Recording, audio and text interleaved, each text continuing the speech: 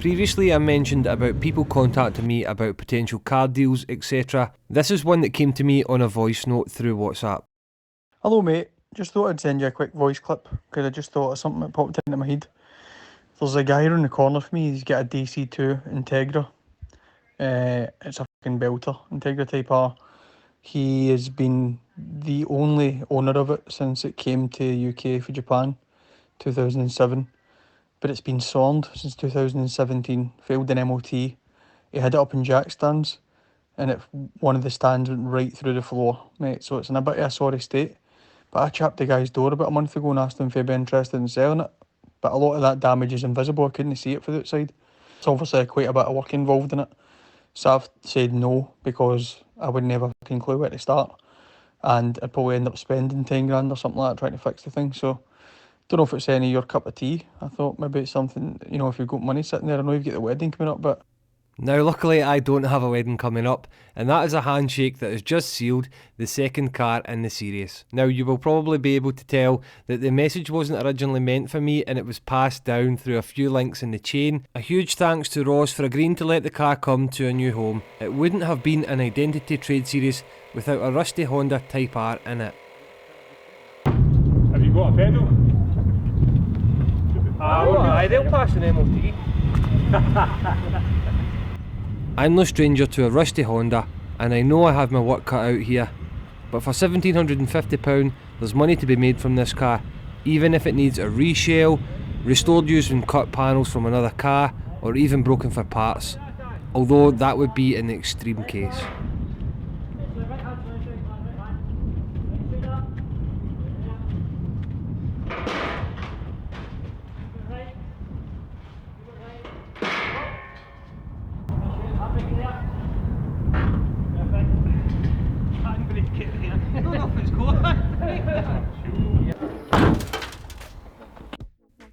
It's time to get the car back to mine before more parts fall off and there's nothing left to bring back.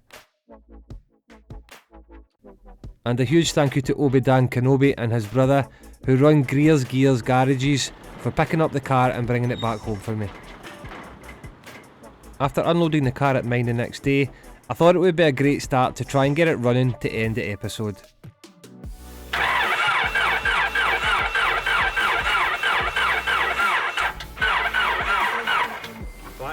Do you want the battery out the Swift? Battery out the Honda would be better. Now I bought this car without knowing if the engine even runs. Ross told me it should, but it has a leak from a corroded fuel line.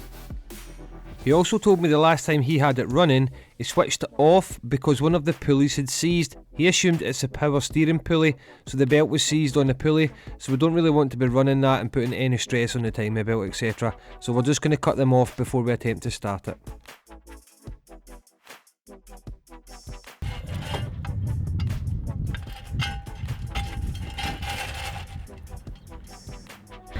Remember that time I built a garage so that I didn't have to do this anymore? It's actually peeing out. Well, it's gone two directions. So we've jacked the car up on the one side to remove the broken fuel line. For now I'm just replacing it with a piece of rubber hose that I have, but I have ordered proper fuel line which we're going to fit in the car until we suss out what we need going forward. Here I'm just removing the power steering belt because this is the one Ross told me he believed was seized, and I'm also just going to remove the aircon pump belt at this time as well, just in case it's also seized.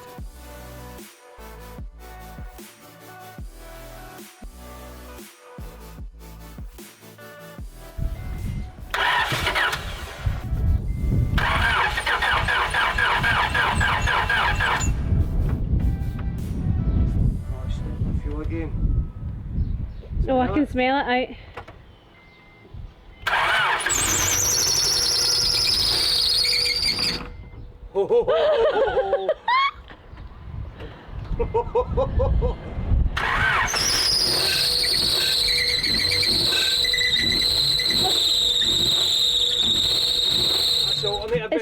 It's smoking, we're on fire, stop! Oh. So we'll give you guys an update about the fire scenario later in the video, but first we're going to speak about the good points and the bad points about this Integra. One of the most important things, which is a good thing about the car, is the condition of the interior. This being a 1996 car, the interior is in really good condition. For a car 28 years old, the condition of the interior really doesn't reflect this. There is some wear on the driver's bolster, but even this is nowhere near as bad as I've seen before. And if you've ever sat in these Recaros, you'll know how comfy they are.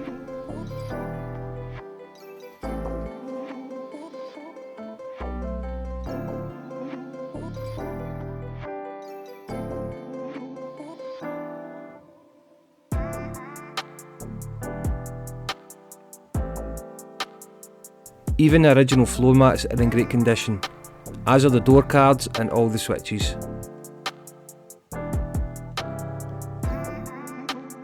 And from my valeting experience, I would say a good clean would bring this interior back to perfect condition.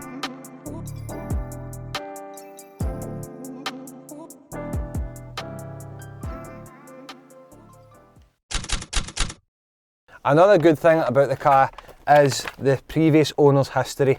Now, Ross was the only owner of the car, technically, I would say, in the UK since it came from Japan. It went to an import company, Tegawa or something like that, he told me. Tegawa Imports, I can see it right there. Since he bought it off Tegawa, he's been the only owner of the car, which is a huge plus point. I've actually not even opened this folder since I bought it. I want to actually say that I was sent the pictures, we went and seen it, and that was pretty much it. We didn't start the engine until that time that it caught fire, and there is so much I didn't really check about the car. We just had to just take it at face value, and I've no checked the MOT history, and I've no looked through the folder. The deal was already done before he gave me this, so I'll have a wee quick peek, but I'm not going to bore you guys. So there's the original bill for the car. So he paid £5,300 for the car in the 3rd of January 2008. There's the original sale of the car, which is quite mad. This is also, oh, that's on Japanese, so quite class. I'm not going to bore you guys just now, but I want to show you something which I have some from the Pulsar as well. It's tax discs. So if you're my age, you'll remember these well. The young generation won't, but you used to have to display your tax disc on the window, and if you didn't have it displayed, so you would get a fine or whatever. And it tells you the price. So in 2014, for 6 months, was £126.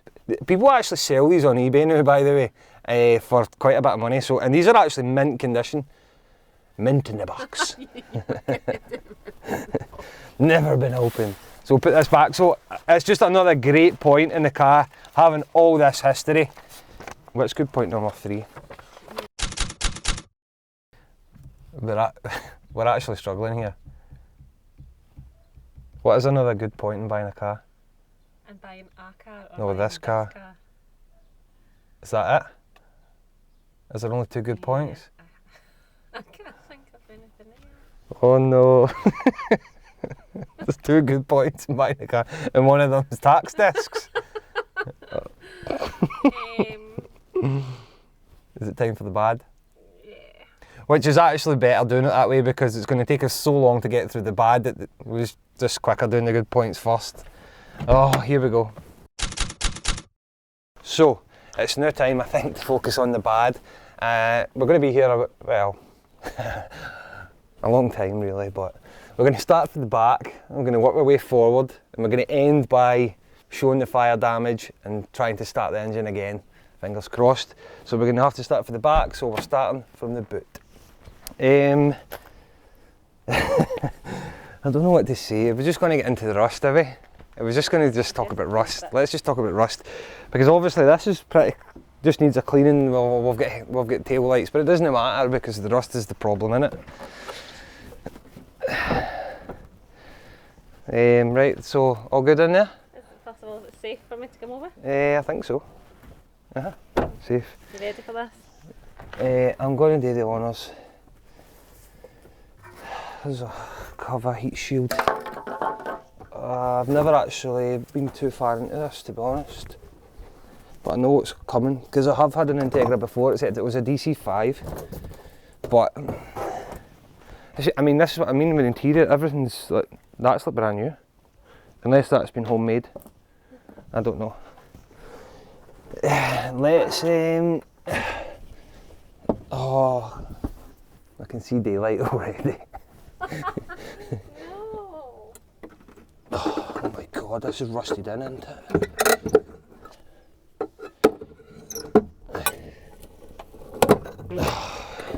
Right, I think I've just broke the boot flare. Oh my god. So, wow. Right, so it snapped the bolt. Oh my god, man. Oh my god. That's like dandruff. Oh, that's worse than I thought, if I'm honest. Does this move it? Oh, it moves. Look how rusty that is.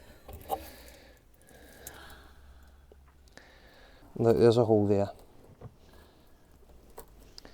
Look. Did you just go through that? I did know it. Let's do the, will it take the weight of a grown man test? I'm really scared at this point.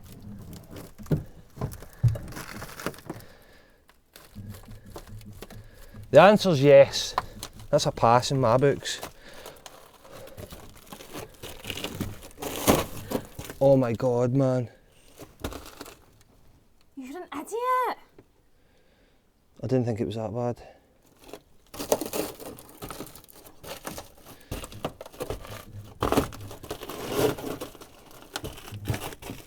Look at the movement in the floor.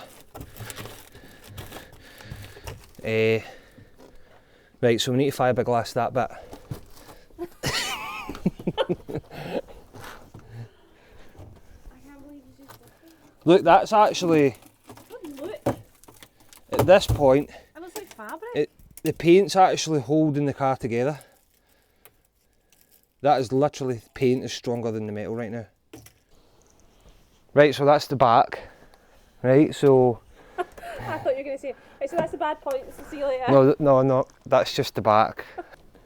Boot turrets. They look okay, One here. which is a plus point.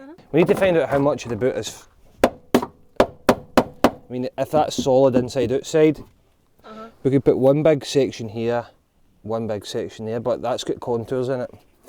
So I shouldn't have punched that through because we kind of want to copy the contours or buy a cut of a boot floor. But we'll check this side as well. I want to point out that this is genuinely a first. I've not done this. So anything I'm seeing right now, you guys are seeing with me for the first time. Right, that looks okay in there as well. I don't know if that's a weak point on these cars though. Right, that's the boot. Right, moving forward, obviously we've got the original wheels on here. Tyres are absolutely destroyed, so we're not going to worry about them. There's still paint on the discs, so those are actually relatively new and would clean up, which is a bit of a plus point, I would say. But then if we come 6 inches forward to the bottom of the quarter and the sill, Is it a cell? so I've not actually ventured into this, but is that, could I put my hand in and touch the carpet is the question. Oh my god. Do you remember the episode where Marcus Rashford crashed his thing and Matt Armstrong bought it? And they signed off a bit of the Mansouri kit? I'll sign this and give it away to a subscriber. Wow. So, I can't see the carpet, right? I can push the plastic door card, go inside. I don't know if you can see it. Oh. Stop that. It's getting worse already. Right, look at the back door card, so put the seat forward.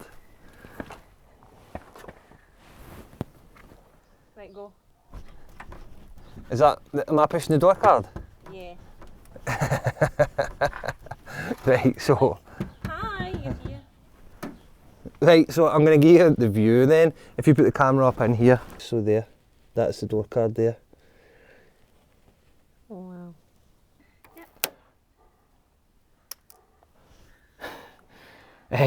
So obviously this full rear quarter is going to need taken off, and then you've got this outer box section sill, and then you've got the lower sill here, probably be an inner sill there somewhere. It could be an inner quarter along with this rear inner arch. So that's like a whole thing on its own in that quarter alone, and that's before we inspect the floor. Which doesn't look great in there either. Aye. Some bits of your car at me. So we're just going to keep going forward. I do have the sill here, like the outer plastic cover for the sill, but obviously it's not going on in that condition. So we've got obviously all the glass, the back glass, the quarter glass, the door glass, it's okay. The front windscreen does have a crack in it. Coming along here, there is some, is this door okay? One of the doors is a wee bit of, I think this door could be okay. This one, right? This wing is starting to bubble here. Starting to bubble. There, so don't know the story with that. It's going to need stripped off. Again, obviously wheels, centre caps, that's a plus point. These are actually bigger brakes, I'm sure Ross told me they're fitted bigger brakes to it, and you can see the clearance isn't much there at all. But those are a bigger brake kit. Going around the front, so we'll talk about the roof briefly as well. So there's a lot of rust across this roof where it meets the glass, so I'm not sure if that needs a cut repair section as well. But if the glass is broken and it needs to come out anyway, so you could do it then, kind of double team. But obviously if you're going to have to weld that, it means all the roof lining and everything needs to come off, so it's not exactly easy either. Coming round the front, the bumpers, dated, they've put stickers on it for, I don't know if that was a joke to cover this up. But it is whole. The lights are obviously needing wet sanded and brought back to life. The bonnet is gone. There's just no saving the bonnet, to be honest. There's no saving that.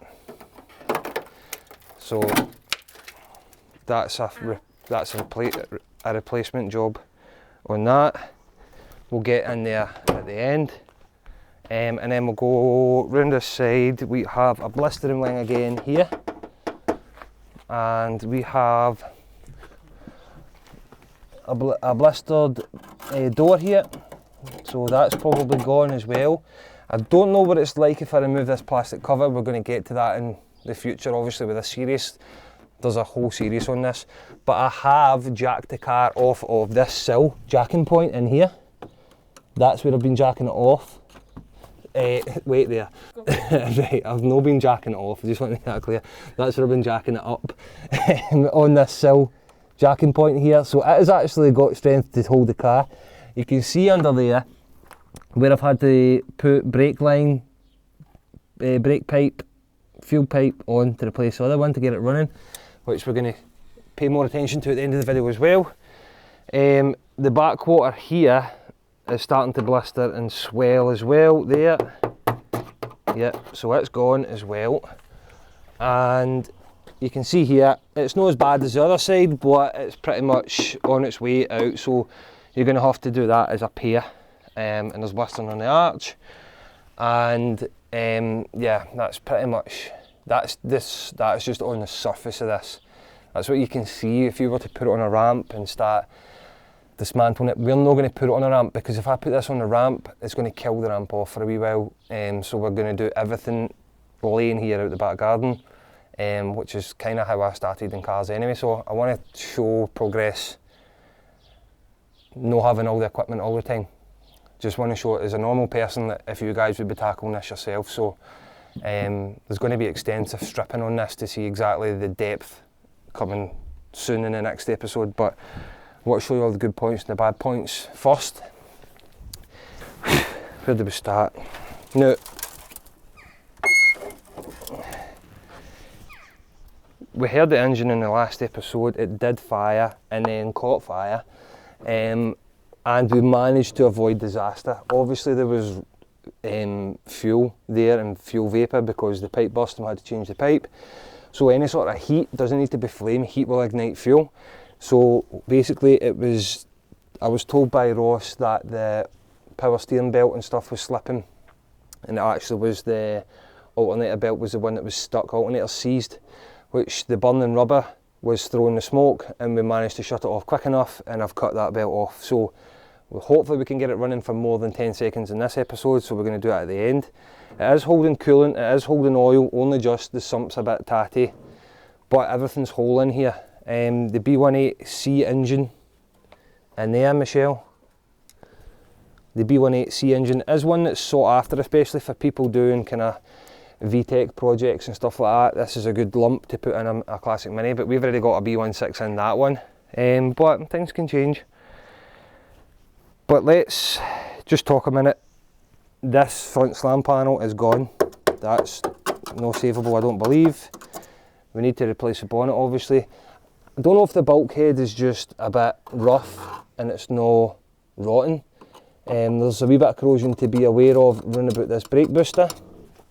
And then we'll go into the actual chassis rails and stuff. The plan would be, obviously this would need to come out and rebuild it all. We've got some sweats happening here, so we've got leaking gaskets in here and some oil sweating out, and obviously it needs brought back to life, especially if we want to get as much out of this so that we can trade it for the next car to get the supercar. So there's extensive work in here, so the plan would be to rip this out. This full engine needs to come out and get a full overhaul and the engine bay done, but first we need to discover A, does it run, because that is a big point, and B, what is going to happen with the shell before we decide what's happening with this. So it's now time, without any more delay, to fire it up, hopefully, and let you guys hear it. We've put the battery on, because I don't want to run it off. Did you hear that? Mm-hmm. If it would just stop falling to bits so that I can start trying to put it back together. Right, let's try, here's hoping. Oh. Fuel pump. Get a couple of primes.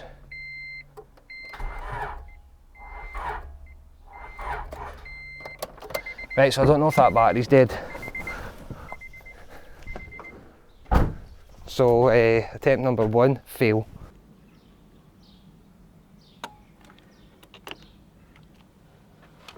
Take 2. Right. If it goes this time, it deserves a subscribe to the channel and like the video if we can get it to go this time. Deal?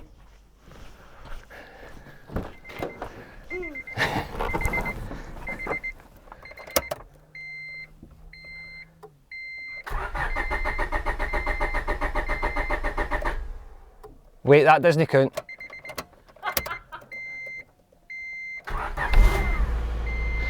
Ah! No squeaking, no flames.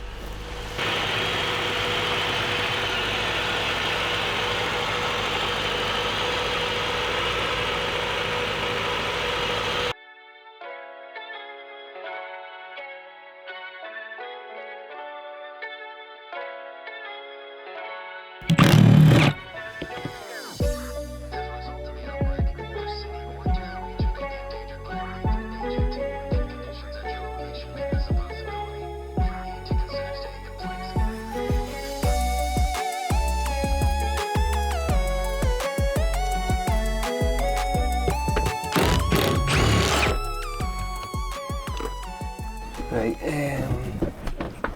are you okay in there? No. What's wrong? Just got pubes in my face. Cards, man. Oh wait. What? I think I heard. I can hear crusty noises in at my knees. Please don't be that bad. Michelle, let me see the camera just now. You're playing a risky game. I'm balanced on the spare wheel and the one bit of the boot floor I that's just not think, rusty. and I know it held me, but I don't know if it's got the same chance of holding you. Oh, bitchy. So my plan is to kind of try and strip up this side and then return down that side. So get all this off, but to get this off I need all the seat bench and stuff out the way so that we can get the carpet out and then explore everything. So that's my plan, use that loosely.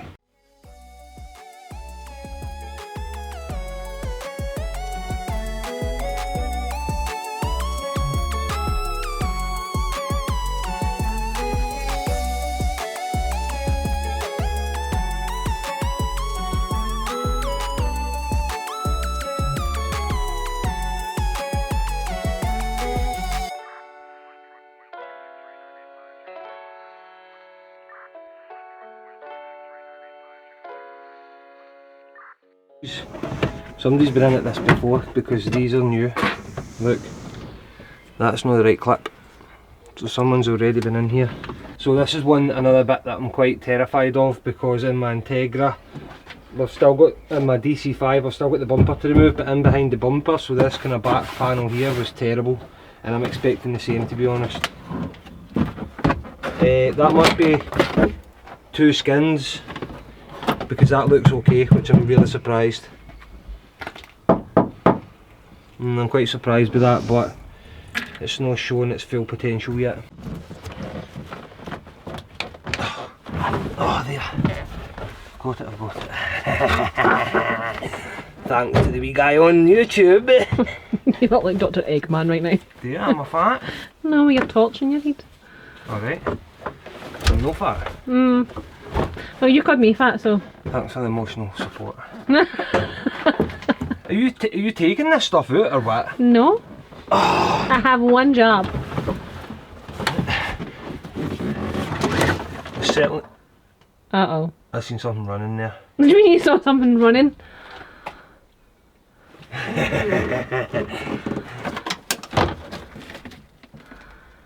am not playing. Can you see it? No, but I think I've seen something running. I guess I'll just pull out one of the holes anyway. Probably.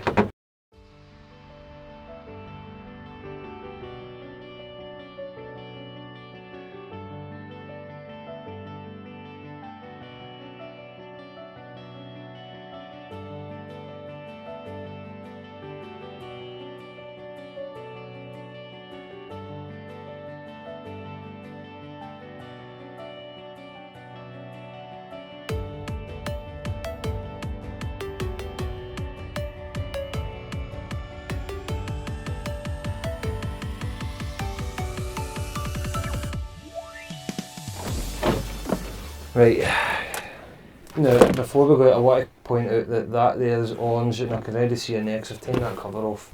That's orange through the carpet because there was a mat there.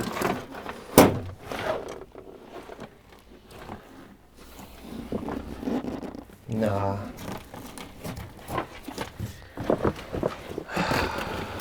Nah. Oh my god, man. It's game over. Listen to this. It's game over. I don't believe it. I'm like so gutted right now. Oh my god, I can't even see it all. Oh, I you've can no just see. idea, man. You've no idea what's about to come out here that I can see that you can't.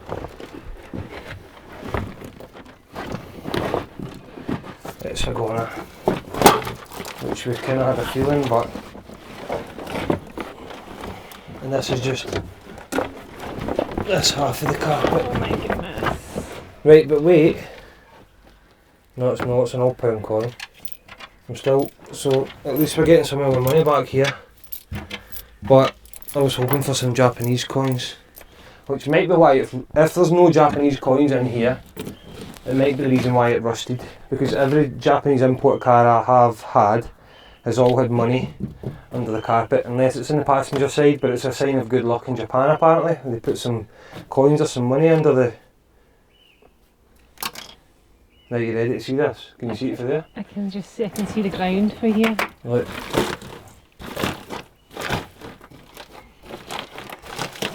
Oh my god. Again, the paint is holding it together.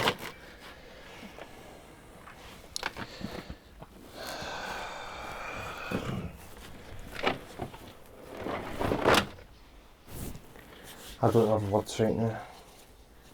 I mean, we knew it, so it's a risk, so I'm not surprised. I'm not surprised, like, I'm not trying to say that I thought I would peel this. Well, I didn't think it was going to be that bad, to be honest, but I'm not saying I bought this like so naive that it wasn't going to need work and it was going to be a £1,000 spray job and back in the road or something. I mean, that was never the case, but it's still absolutely gutting. Because the whole purpose in the channel is to save cars. Every car, doesn't matter how bad they are, but I think this could be the worst I've ever seen in any car that I've welded or owned. And it's okay if it's something relatively modern that you can get whole panels for, like you can buy floor panels or you can buy quarter panels, sills, inner sills, I mean arches, but it's just, that's not the case with this. You're relying on cuts for things like this. There is a fella that makes arch kits and stuff now, which at quarters, which is class obviously, but I mean he's not going to make a whole car, is he? Oh wait, me and money. Hopefully there's £1,000 under the carpet on the other side, that will really help us out. I mean I don't even know what that's meant to be anymore, to be honest. Is that legal tender? So, and that's there, I mean we're fucked here as well. I don't care if I'm swearing now. It's a bad day. So we're humped here. Look, straight through.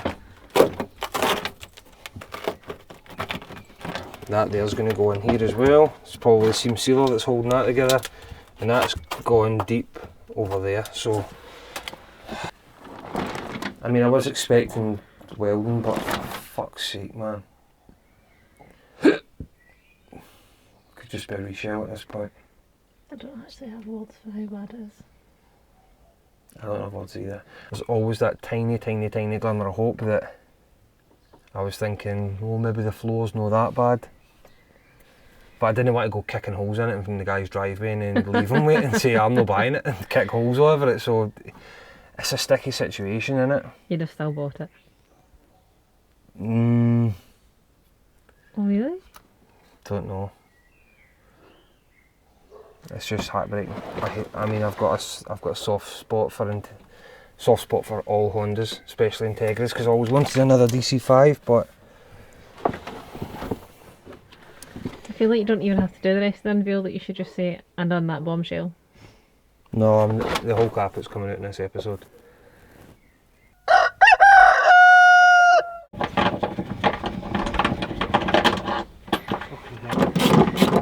you struggling a bit?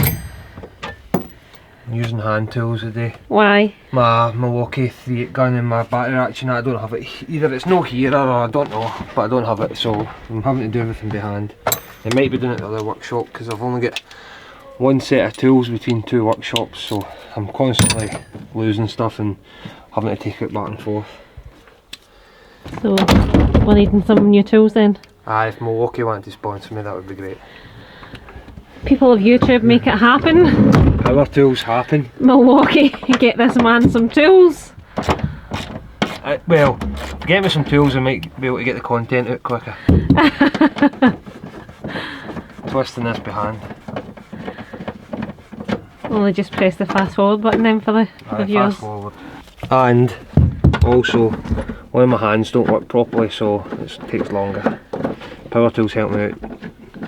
That's actually why I have most of my power tools, because I've got a fused hand because I broke my hand 10 years ago, so I can't lean on it properly, I can't use it properly, so it gets fatigued. So power tools help me out a huge bit, so without them I probably wouldn't be a mechanic, to be honest. So if this was like back before battery ratchets and stuff existed, then I wouldn't be a mechanic.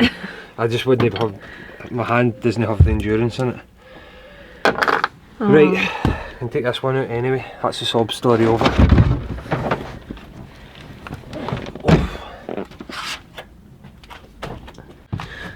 The rain's coming. This is the next problem with Scotland and being outdoors. It's starting to rain, and it's not looking good over there either. But I'm just going to have to get wet because we need the content.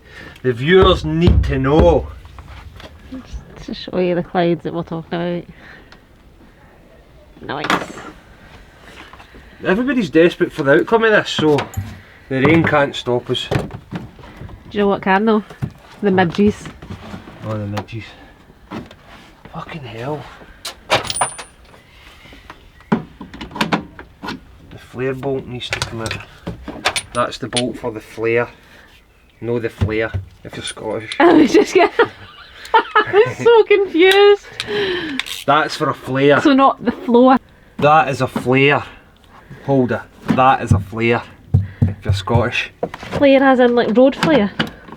As in emergency flare. Right, okay. What's a road flare? Like an aye, that's what I mean, like kind of flare you'd set off in the... Yeah, so what in Scotland we call the flare as well, so don't get confused. I genuinely thought you meant like the floor. The floor bolt. I was wondering why you were being so broad. Oh, ECU boy.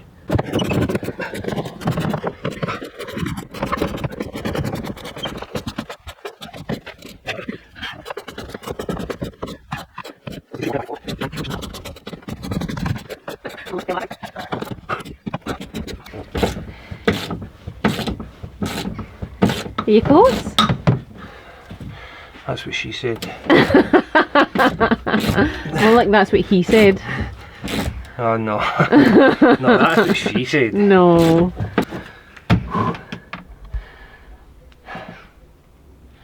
This is also a wee bit like sex. You need to calm down a wee bit. Getting too excited. Or you're running out of stamina.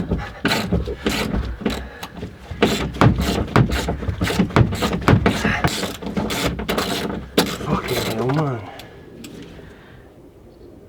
Oh.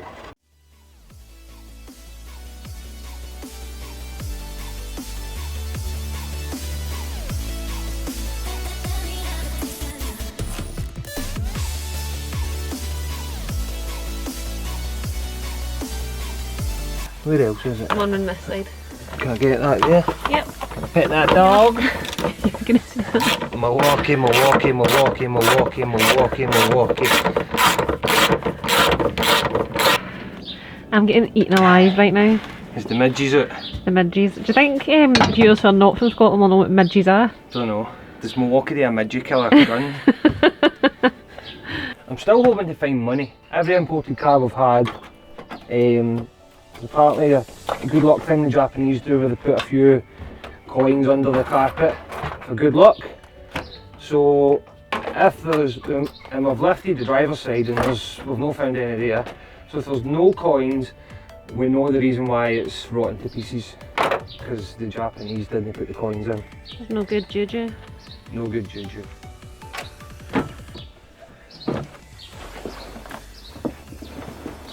I'm not seeing coins.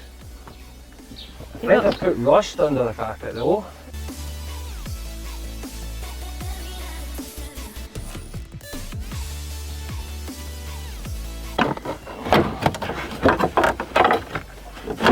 That bracket goes that way. That one goes in there, so we'll leave it with it. Is this you making a how to put it back together? Kinda. So I also still need this off. Now the carpet should come under there, so we could start. I need this one off.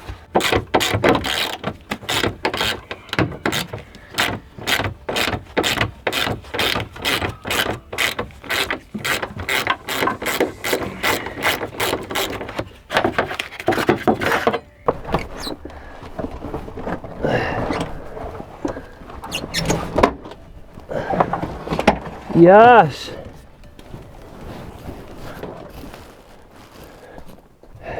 I'm going to end with a bang. I'm going to get the hammer out, right? And we're going to start chopping here and see what's what.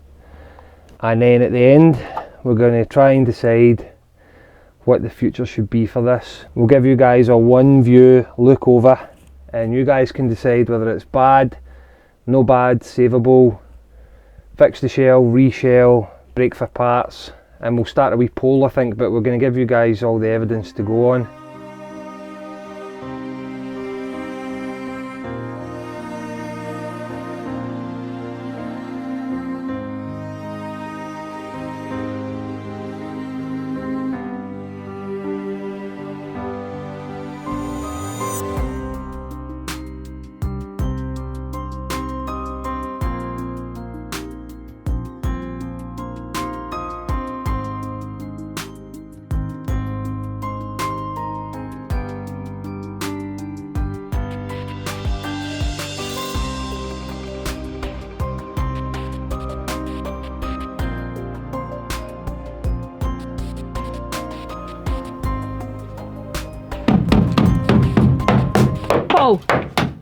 Paul, I've not even finished showing the initial damage and you're making more damage. Curiosity. Curiosity killed the cat. People want to see the hammering, come on, hurry up. This idiot's bloody done now. I suppose it matches. You know, made it match. It's a match it's needing. So my combination of tools is a screwdriver and a wee panel hammer. It's a wee kind of rubbery hammer that an MOT tester would use, so we're going to be a wee bit more aggressive. And I'm just going to tap round everywhere and you can hear, so just in case you're ever doing any of your own work at home or whatever, I'll let you listen to the difference. Some strength there. You hear the tone changing. Hear the difference for there, just how far it comes. So the tones, it's a lot lower a tone when it's soft, higher a tone, no tone.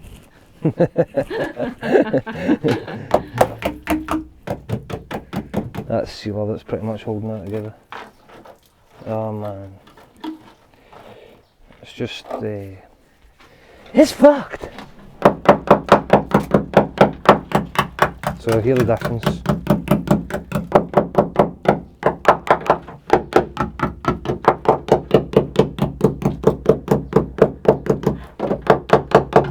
Although that sounds okay, it's not. There you go, screwdrivers through it. Basically this side is going to match the other side. As soon as I take this plastic sill off, I can feel it from the inside. There you go.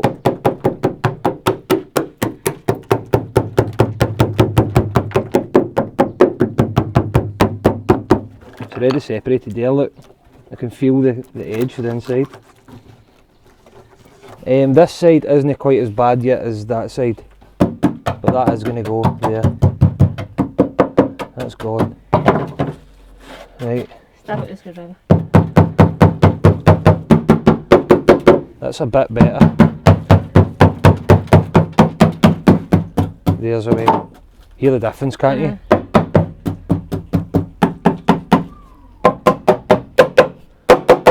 That's the noise that you want there. Right, so there's one test that everyone's dying to know. Can I stick my foot through the floor and move the car Flintstone style? I just slipped and then put my foot through the flare even there. Fucking hell. Fuck.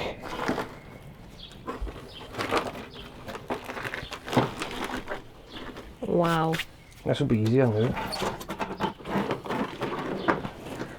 You're bloody rolling other tools. Am I? Yes. It's alright, Milwaukee's sending me there.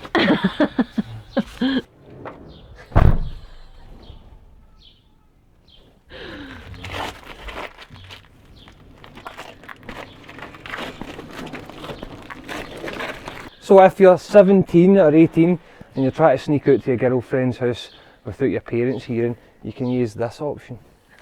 The silent option. Silent option, eh? Now come help me put this floor back. Nah, it's a lost cause. Didn't we get any tape? Yeah, that's mint. So what we're going to do is we're going to run a poll. Michelle showed you run about the car, so we've got 3 options. Repair, option 1, reshell, option 2, and break for parts is option 3. So we're going to use a combination of what it's going to cost to repair, what it's going to cost to reshell, and what profit we'll get out from breaking, and we're going to tie in with you guys and your guys' opinion, and we're going to make a decision based on that. If you could get cuts, you can get cuts, and you can get some smaller bits of panel and that. The rest you're going to have to shape, but we're going to make this decision together.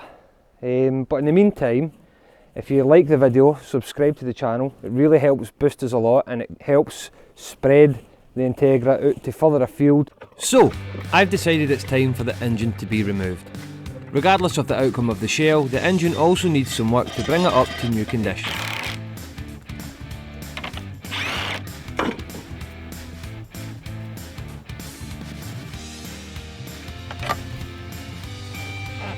Darren's back for his recurring role as trusty helper, and we team up to get this out in jig time. Darren's stripping the top while I'm doing the dirty work down below. And for the dirty minded viewers, it's just cars we're working on.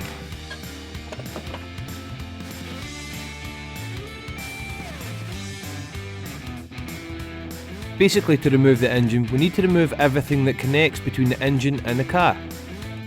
That includes all the fluids as well, apart from engine oil.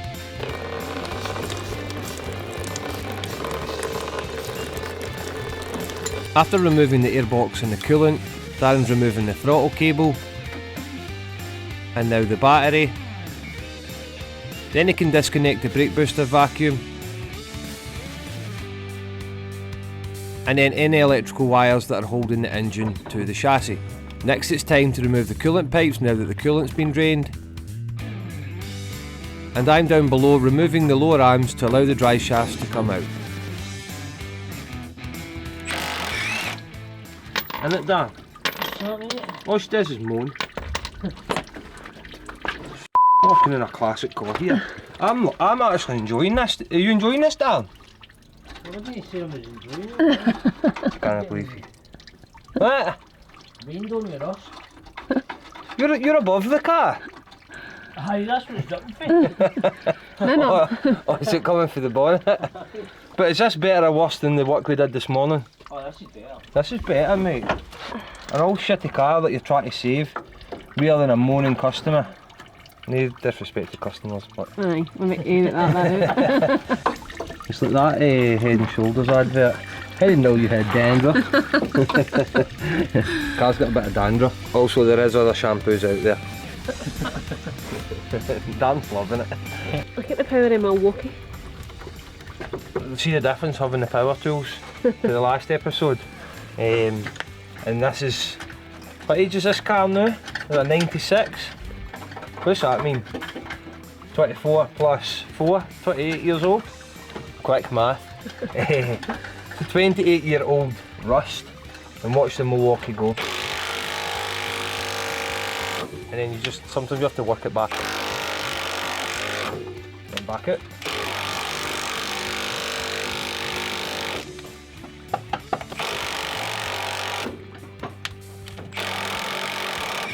Boom! And that's only with two dots of battery. Imagine if it had been fully charged. Just pull this through. So this is disconnecting the fork of the shocker from the bottom arm, and we've disconnected the ball joint bolt. And then if I disconnect the drop link, that allows this kind of lower arm, which apparently splits in two, which I didn't know. It's got a bolt running through there and a bolt running through there, so I think this wishbone actually splits in two. But what we're going to do is take this drop link off, ball joint off, fork off. That will allow this arm to drop down, allow us to get clearance for the drive shaft. We take the 2 drive shafts out, drain the box, and that means that we disconnected these from the gearbox, which allows us to lift the engine up the way. Dan's stripping off the top, and hopefully before long we've got this engine out, and it gives us another look at the Honda in a different aspect. And hopefully by that point we'll either know whether it's panels or a shell. You come and see, look, you do this. Oh, pretty. Don't like the rust. Don't like the rust. Yeah. You want a Honda? You want a Honda?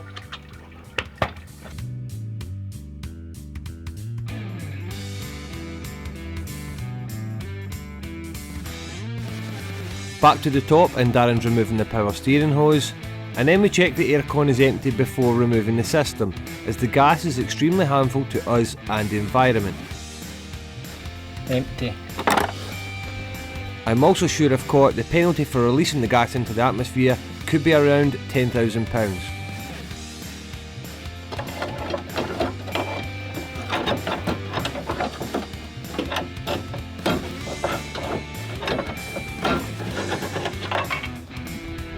I'm now ready to remove the drive shafts and to contain the old fluid, I'm draining the box first.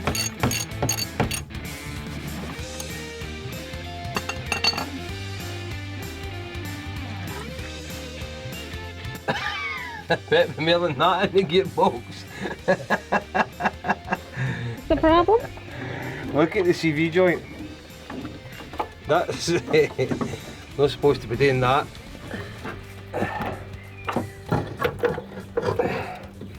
So again, no fluid out the box here, right? And that's the CV joint.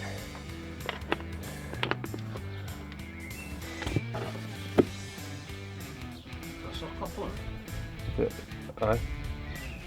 It's broken, I think, though.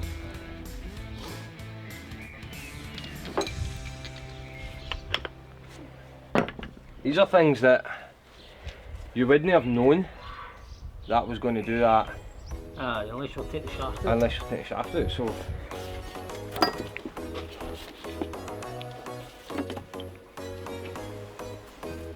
Darren's just removing the few remaining hoses up top, and soon the engine will be ready to lift out.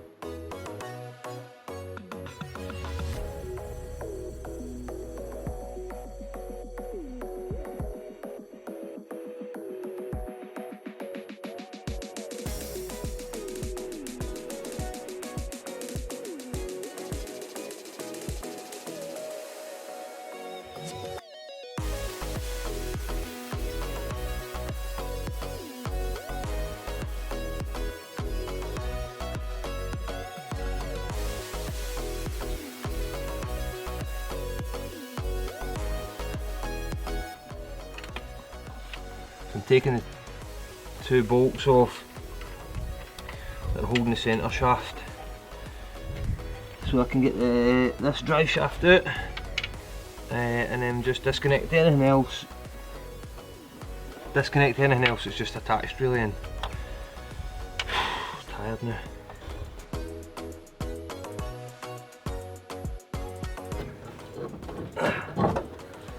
Well, we're pushing a wee bit of fluid there now, but still nothing. Oh, is that you with coolant? Aye. I can't what coolant was coming out the gearbox there? Having Darren strip the engine out with me has been a huge help. But for this last part, I've adopted the Scottish saying, through his own shite a man must wade alone. After disconnecting the engine mounts, the B18 lump lifted nice and freely. I wanted to lift the engine out by myself as a reminder of the time my father helped me remove my first ever engine, which was a B16 from my EK9. Sweet beautiful lump. I am terrified, can we hurry up? And without learning from my father, nothing I do today would ever have been possible, which is why I carry on with cars in his memory.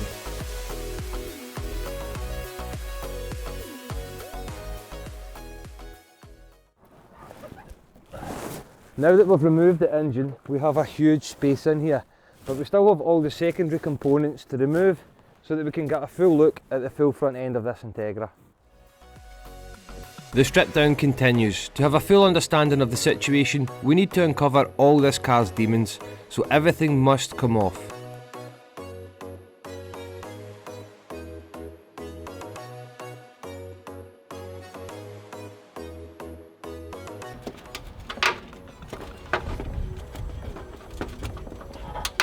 Oh, you fucking that scalped me in the face.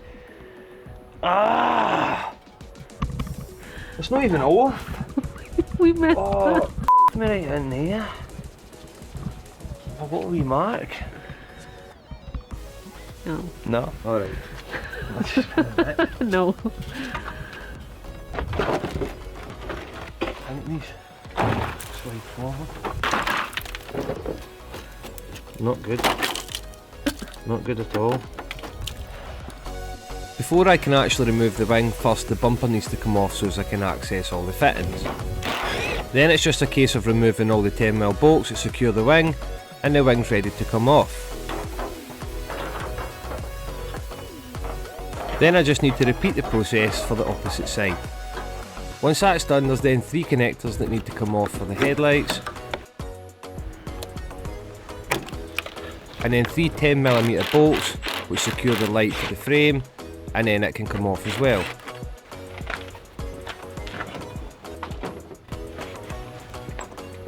I took this short video just as a reference point, but it shows you guys everything else that still needs to be stripped off in the engine bay.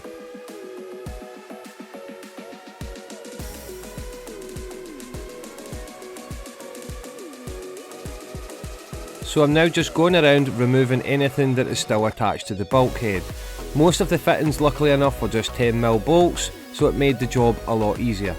I'm removing the aircon pipe, then the bonnet latch and all the cabling, and then I can feed through the loom which is supplied through to the front headlights.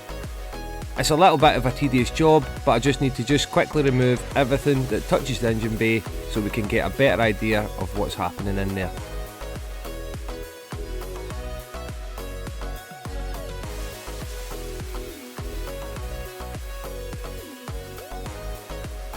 And this is the finished results. As you can see, I've removed as much as I can from the engine bay. There is still a little few things remaining because they were a bit stubborn to remove, including the battery tray, which is going to need some twist sockets on it, but there's more immediate problems to address on the car just now.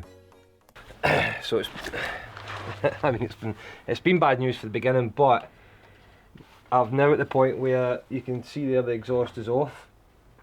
So I've stripped all that. That just gives me a better view. I've dipped the front down and I've raised the back so that we can get in here and start to look at everything. I'm keeping it rolling for the purpose that it can just be moved just now because we still don't know what's about to happen with this car, but I'm about to give you an indication. If you just look here to your right, Michelle, the car is literally, I mean, I'm not joking, it is falling, it's just falling off. That whole thing will come off. It's just falling off. I can't actually believe it. This is a structural part. That's like the jacking point for the back. Now look how thick that is. That is like proper thick, and it is rotting right through it, every single layer. So if you think that this is the thickest part of the car, just imagine what all the thin parts are going to be like. I've honestly never seen anything like this. I've heard about it. I've heard about it on the forums. I've heard stories about it. I've just never seen it. I can't put into words how bad this is. It's genuinely, I think there's cleaner metal on the Titanic, and genuinely I think this has went down with the Titanic and somebody's pulled it back out and stuck a set of discs and pads and a back caliper on it, and then I've bought it. That's genuinely how I feel. I'm going to show you underneath, but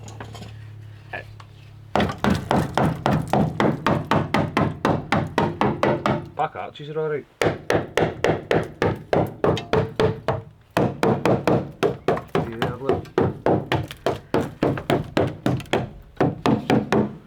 But the thinner bits seem to be doing better than the thicker bits, because see under here, if Michelle can just come under slightly. This here is a suspension mount area, and look how rotten that is. It is absolutely destroyed. And it's okay if you're making new panels, like thin 20 gauge panels, like repairing a back quarter like this thin sheet metal stuff here, but when you're going into this thicker stuff, it's a whole different game, especially when we talk about suspension components and stuff. This chassis rail here doesn't look good either. If you look in there, there's literally bits just peeling off, and I believe if I wiggle this here, look, that is going to fall off. Everything, look, there is. And on the opposite side it's already fell off on the ground there, but you can see the jacking point is still on it, which was the first bit I showed you. It's still on it over there. I was hoping for a plastic fuel tank, but it's actually metal. This beam there there's a hole up through that. That's gone. It's just a stiffener though, so it's not really drastic. But this bit here's a big issue. It sounds okay, but then in here.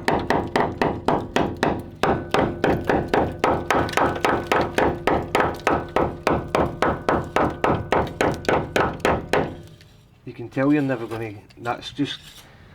You're pissing into the wind with that. Right, back here, Michelle. Right, so here. I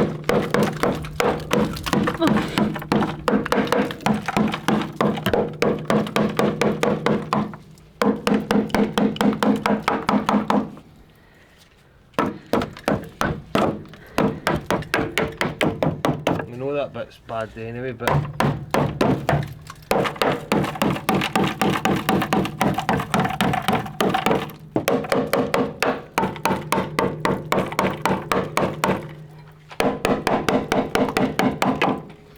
It's actually doing better than I thought, but I don't think it's going to change my mind. I know that sounds okay, but it's pitted deep in there. That would need sandblasted to even have a look. The anti-roll bar, we're not really worried about it because you'll get a replacement anti-roll bar. And these suspension arms, I'm not really worried about that or suspension. We're just looking about structural stuff. But I know that sounded okay, but it's really just. It's going to be rotten inside, isn't it? If you were to blast this, it was just 40 bits. I can't make a decision on whether or not just to bin it. I mean, that sounds okay. Really, I'd have to sandblast that. But I've still got the issue with these bits in here.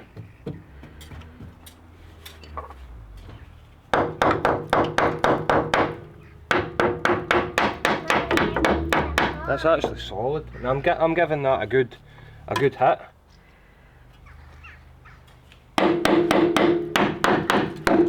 That is solid.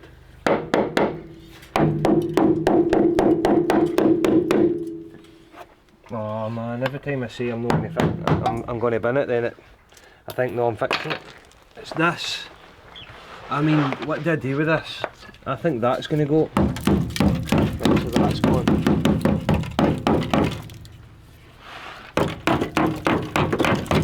There you go, there, that's away.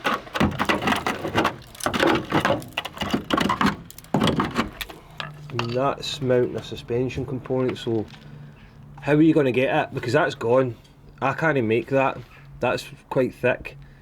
I couldn't make that. I could maybe make a thin sheet metal for like a floor pan of repair sections, but when it comes to structural, and you're no chance you're going to be able to buy that.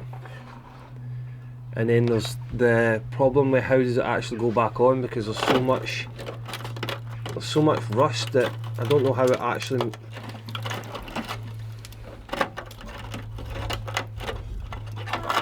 The sequence to fix that isn't easy. It's going to take time and time and time. I think it's dead. We've had 3 options. I think we're down to 2 options now. I think we're down to reshell or break for parts. Let me know your thoughts. Michelle, what's your thought right now? Bin it. Bin it? Bin it. I genuinely was lining everything up here and I was about to pull the trigger on buying panels that were on eBay. Yep. But I wanted to strip the back first. A wee bit more of the back first. I've not even took the fuel tank off. I think you'd lose like 5 years trying to fix this.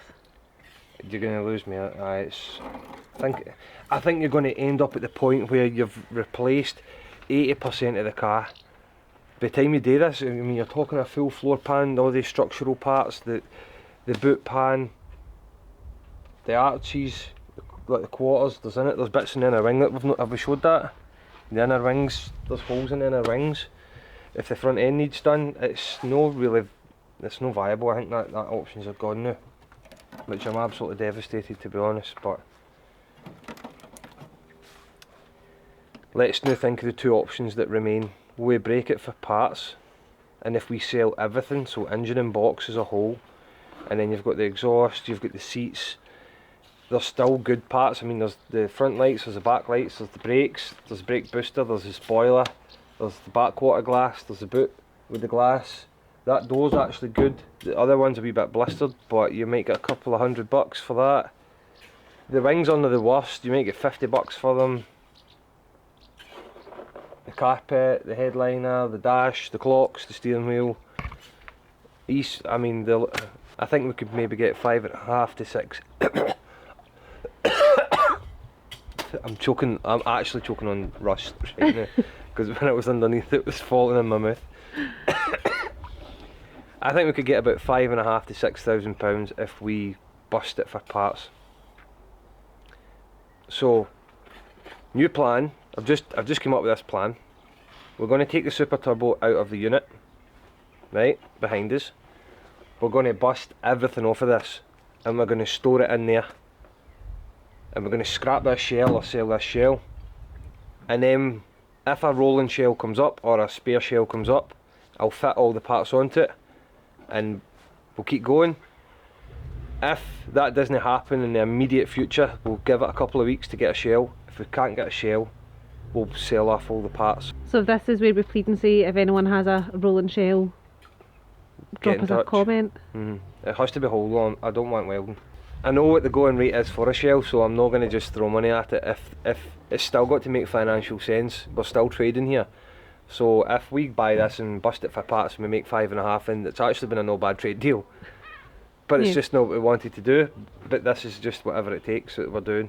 If we get a shell and we fit our parts, and then it's going to take longer to sell probably, and then we're still in profit.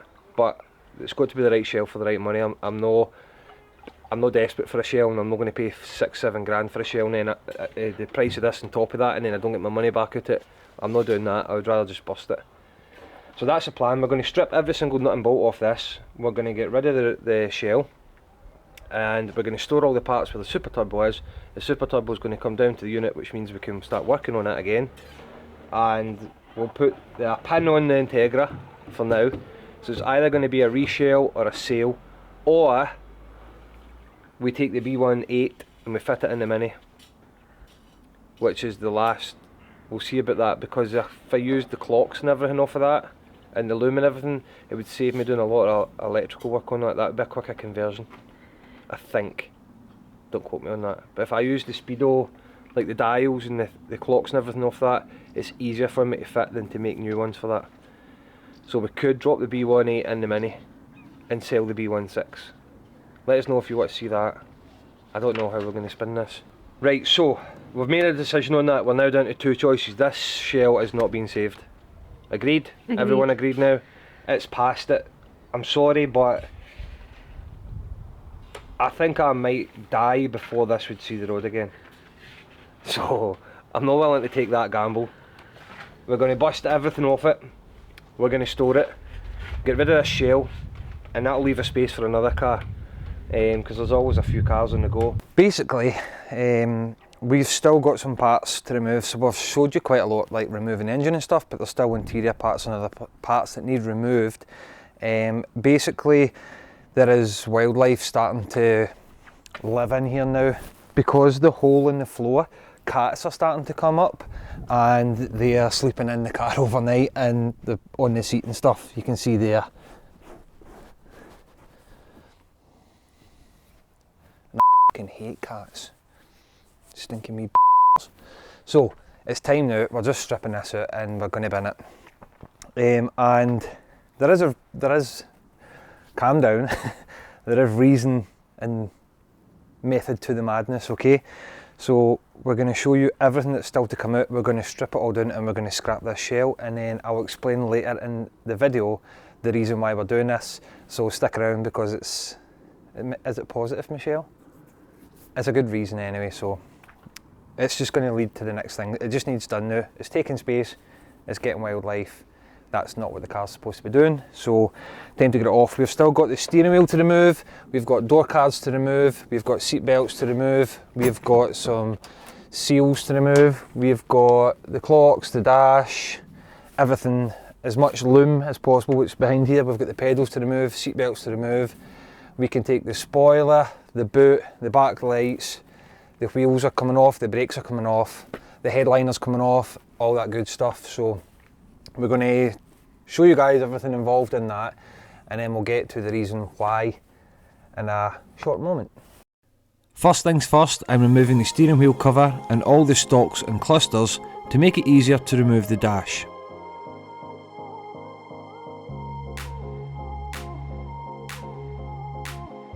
Oh wait. Come. Screws in there.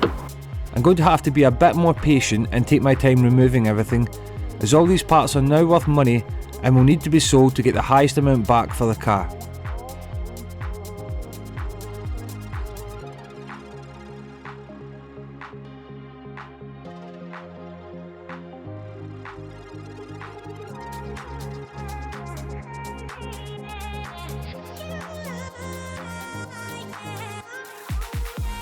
To remove the dash, I'm removing the more obvious bolts and screws and giving it a wiggle to indicate what areas might still have fixings attached.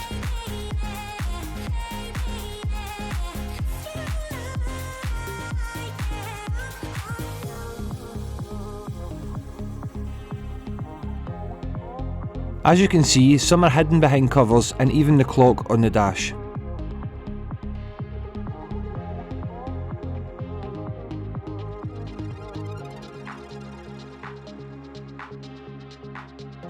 I've removed the dash as whole as possible so any valuable parts don't get lost in the process.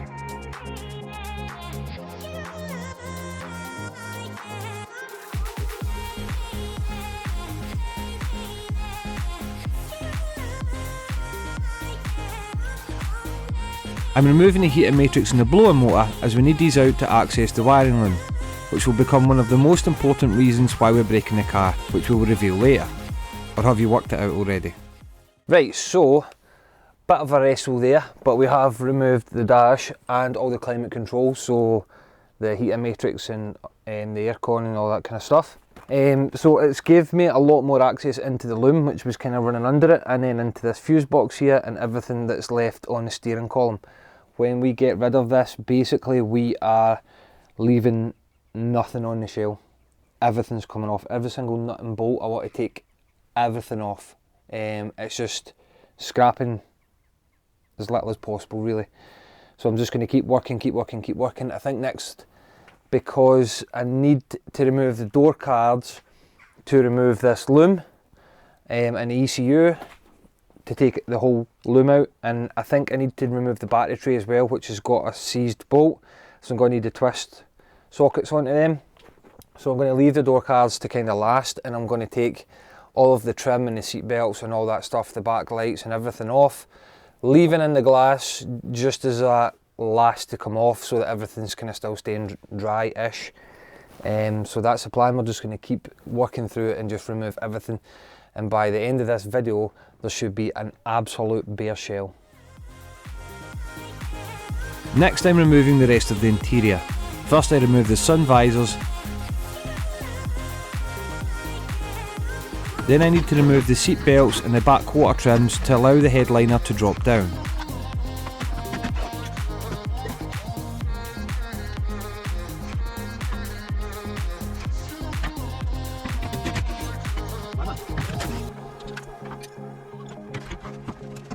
Then my friend Yazik shows up, who tells me he's behind on some of the videos. So don't be like him, subscribe and hit the bell so you don't miss any new video notifications. Everything I've removed on the driver's side now needs repeated on the opposite side.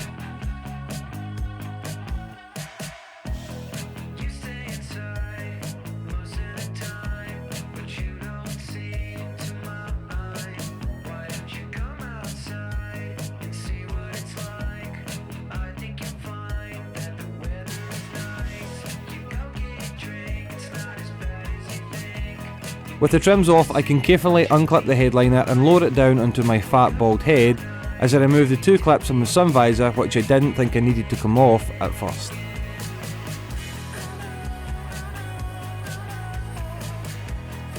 You can see now everything's starting to come off the car really fast.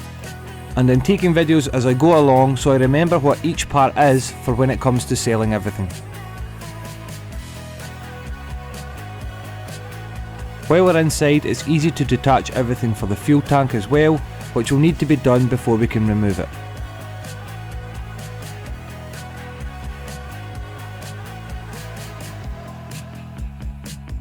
Next I'm just carefully removing all the clips holding the loom in place with my trim tool.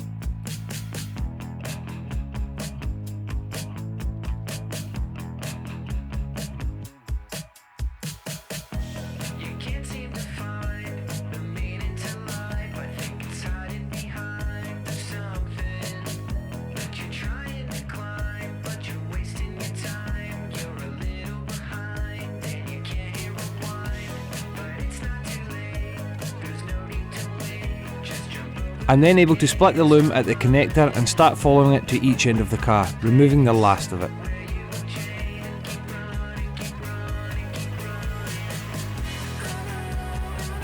And then it's time to remove the wheels so I can remove everything from the underside of the car. I'm going to drop the subframe onto the ground, but first I'm removing the brakes as they are particularly new and I don't want to ruin them.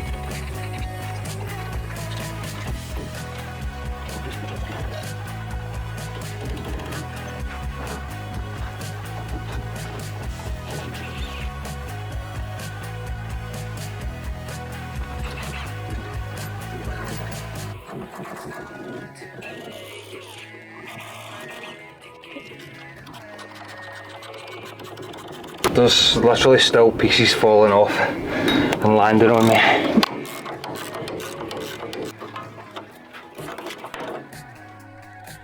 And just like the inside, I need to repeat the process on the opposite side.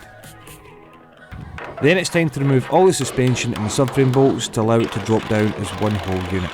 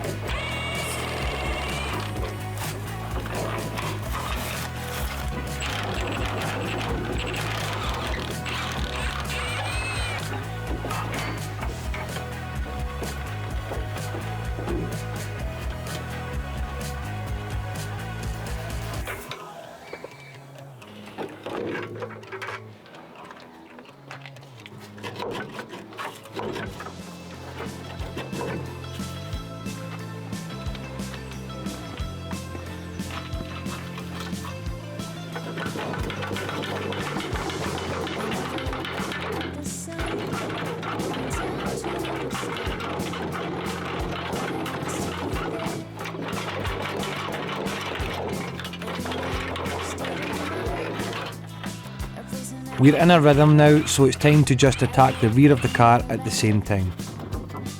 Again, these brakes are like new, so I'm removing them first.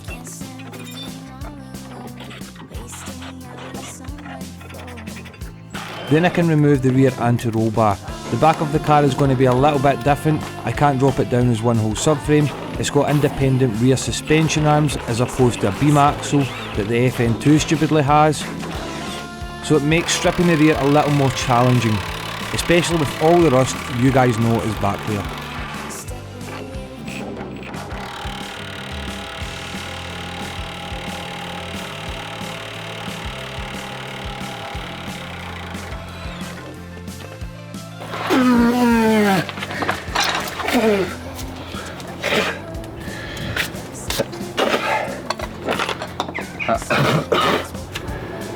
Safety goggles is a must.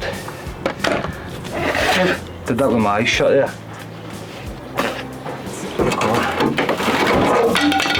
Oh yeah, man.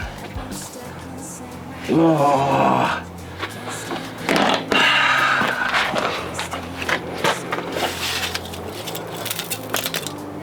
Rush to bait. With the shouting and swearing over, it's time to drain the fuel tank. Which produced zero liquid gold.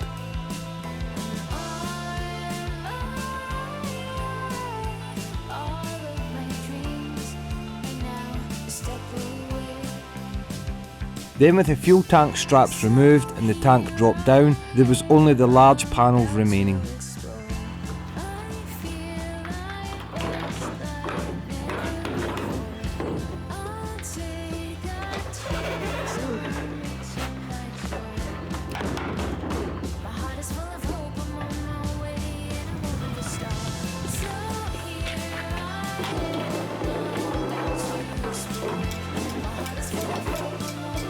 I made an attempt to remove the rear quarter glass, but you'll see how that went.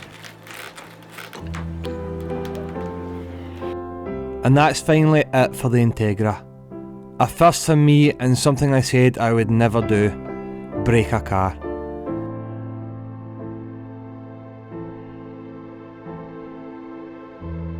We're supposed to be a restoration channel, so trust me when I say it genuinely breaks me up inside to do this.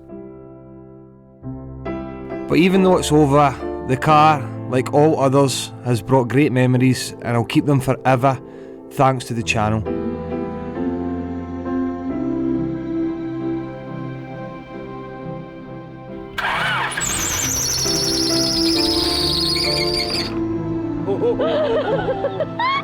Oh no. There's two good points in buying the car, and one of them is tax discs.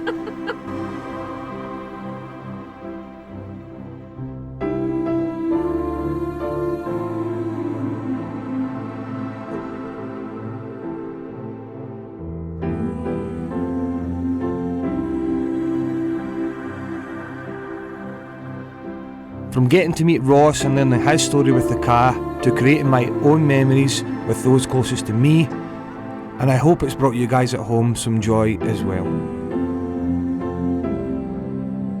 Don't feel too bad about the Integra, as with everything, when one door closes, a new chapter begins, so it's time to reveal our next project on the channel, which is right behind this door.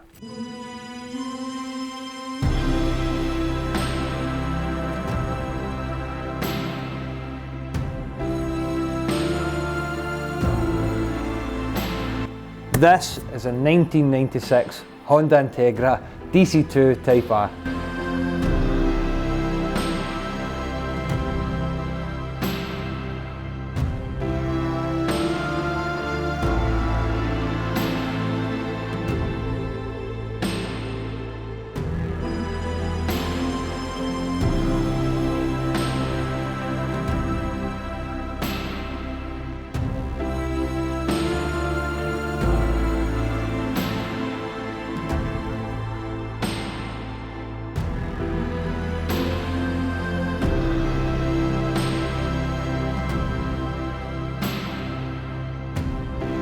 Do you guys really believe I was going to miss an opportunity to have another shitty Honda on the channel? Right, so we're back on the Integra Type R. It's been a long time since we've actually worked on this. I've just realised I haven't even shown you guys this car in depth, which I'll do for a brief minute, but not very long. Basically, we're going to focus on this car for the next little while on the channel and get it built back up. But we're not just bolting everything that we unbolted onto this car. It's actually at a really good stage where we can do some prep work and some restoration work on this shell while it is sitting as a shell. And we've invested heavily in equipment to do that, which we'll show you guys more in depth through the future videos. On this video, we're going to focus on the back end. This is where I want to start first. And there's a reason for that, which I will show you when we get under there. So stick around for that. But first, I'm just going to give you guys a 10-second tour of the car and the equipment that we've got, and then we'll get into this back end. So this is the Integra shell. As you can see here, someone has already been taken off under seal, and there's a little hole, a little bit of damage in this inner wing here, which was similar to mine. So we're going to remove this bit of the wing and repair it. We're going to continue on this theme of removing all the underseal. I don't want it to be black, I want it to be white. So we're going to remove everything while we're at this stage and do that. So that's going to happen at the back first and then through. This is a rolling shell. It's came with some suspension, there's adjustable camber arms there. But I don't know what the suspension setup is. It would be lovely if a few people would help us with the project, so if anyone has any kind of discount or some parts that they could help, we would love to bolt them onto the car. We're quickly going through our reserve cash flow right now. But that's not the Integra's fault. So round the front, it's pretty whole. There's some little bit of, it's not really bubbling, but it's just something under the surface there. So we'll need to strip all that back. Engine bay is bare, but it is rolling with the steering rack. And again, in there they have taken back the paint and the seam sealer, which we will need to address. Going round, it's the same theme on this side where they've kind of started scoring some of that off. We're going to do it, and we've got good equipment to do that. All our panels are good. I purposely bought it with the doors on because my doors had a little bit of blistering, and we want to keep these doors on, I think. This one doesn't open. The back as well is rolling, obviously. It's had new brake lines on it at some point. There is some bolts missing for some of the suspension arms, but when it comes to the suspension, we've got a kit to fully overhaul everything, so I'm not worried about that. Coming around the back, we're going to be reusing our own lights, and we have got the spoiler and the badge and stuff like that, and you can see the difference here in the condition of the shell compared to the way mine was. But again, that's all black and I want it to be white, so all that needs to be removed. And then we're back around here, so I'll drop it down and then we'll show you guys the interior. Right, so if we come round here, we do have some goodies in the interior. He's actually so I want to explain that the shell came up and the price was dependent on what I wanted with the shell. Now, I didn't really want to start picking and dealing with one singular items to knock the price down, so I just negotiated on the price for the whole thing, the whole shebang. Give me everything you've got, and we negotiated on the price. So we do have duplicate items like the lights and the dash. So we've got duplicates, we've got a duplicate carpet there, we've got clocks as well. All the seat belts are still in this, the headliner's in, rear view mirror, all that kind of stuff. So we do have a few duplicates that we can sell on, and later in the video I will reveal to you guys the cost of this shell. But first it's time to show you the equipment we've bought in restoring this car. The biggest item first we will go with, and then when I show you this item, which some of you's probably seen in the background of some of the other episodes, but it will immediately show you what we're planning to do. It is this. It is an oven. So that oven we can use to dry and cure parts for paint. So we can paint or powder coat. So the next thing I'm going to show you guys is the powder coating. So it's not finished yet because there's been so much happening on the channel. This is the powder coat machine. What one did I buy again, Michelle? I know, it's a Gemma one. A Gema. Is it a Gema? It's a Gema. And then in here we have the blasting cabinet, so we can blast everything. So I take it you guys have just guessed, we're going to remove as much as possible suspension, blast it, powder coat it, cure it in the oven, and then we've got brand new kits and everything to rebuild all the bushings, and then it will be reassembled onto the car, so it is as close to new as we can possibly get it. Now this is stuff that I've never really worked with before. I do have experience in powder coating because I used to powder coat for stuff for the Navy ships, but briefly, so my experience is small. So I'm going to have to use whatever I can remember long time ago and get the parts to look as new as possible, and then this Integra should look awesome. So now that we've shown all that briefly, first episode we're going to have to focus on the back side of the car. So all the suspension components are coming off, and all this black underseal needs to be removed back to bare metal so that we can treat it and get it back to this colour rather than this colour. And we're going to show you obviously that part later. First thing, we need to get it to bare metal. Before the work can start on this shell, we need to remove all the current suspension that came with the car to keep it a rolling shell for transport.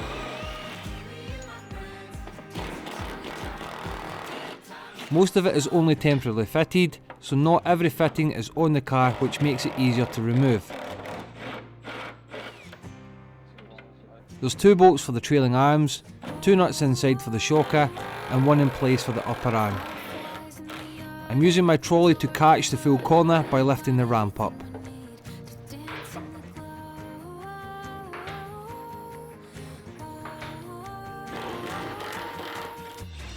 Next is a rear brace held on with 4 bolts, which you'll need to keep because mine was rotten.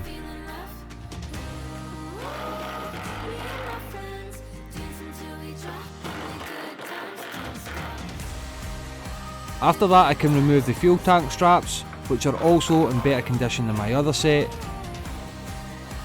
Oh no, we flipped doing something. Can you see? Oh, camera it is. Ah shit. What? You need to stop that now, it's still connected. And then lower the tank, which took me 3 attempts to remove because I hadn't detached first the fuel filler neck, or the fuel pump loom, and lastly the evap hoses.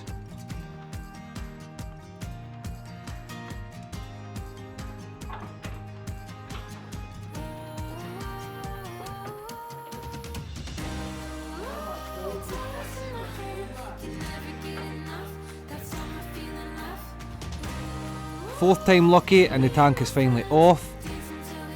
Then it's on to the real hard task, removing all the underseal with a wire wheel.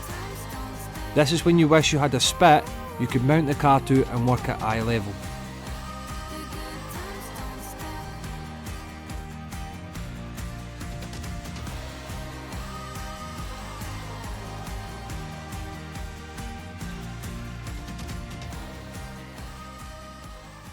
So a few seconds have went by in the time lapse and we've made it all look so good, but it's actually a wee bit more involved than just that short snippet in the time lapse, but I didn't want to bore you guys too much, so I'll show you the progress underneath and what we're going to do next to get to the final result.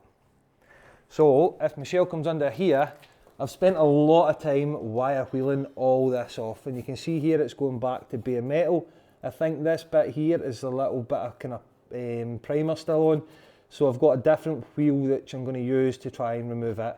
So we're taking as much back to bare metal as possible, so it will reveal any welding that's going to need done and any concerning patches, and it will show some previous repairs as well. So we've done all the wheel arches, all this side here, and what I'm going to do is I'm basically taking it to this body line here where the floor pan starts, and what I want to do is complete the whole back end and then rebuild the suspension, and then we'll swap round and I'll jig it in a way that I can focus on the floor pan forward and then get everything back to the way it should be. So like I said earlier, it shows some previous repairs which are in there, which we knew about, and there's a little bit of attention needing in there, so we'll need to get that sorted. Now you can see that's all spot welded, so you should actually be taking them off and then repairing the bit beneath it, but that's going to be big work, and I probably would need a jig for that, so I'm going to do a local repair instead. And then we've got some concerning area in here, but you can see this is all still black, but we knew about that area as well when I had it on the ramp. So I had it on the ramp when I viewed the shell, and again it's a bit soft in there, so it will need addressed as well, but we knew about that. Still a huge improvement compared to what we had. Now you've noticed some of it isn't completely taken back to bare metal, there's still some black underseal and stuff on there, like in there, and then an easier one for Michelle to focus on would be in here and up in here. Now that's a bit awkward for the wire wheel to get in to most of it, so the next step to achieve all of this is to blast it. Now what I wanted to do first was to use the wire wheel to take off the most of it, because blasting is extensive and the media isn't the cheapest, so the wire wheel is it's a little bit more labour intensive, but it'll get us 90% of the way, and then we'll rely on the blaster to get us the extra 10%. And also there's any little pitting or anything in the metal, the wire wheel doesn't really get into the pores, but the blast media will, so it gives a better finish as well.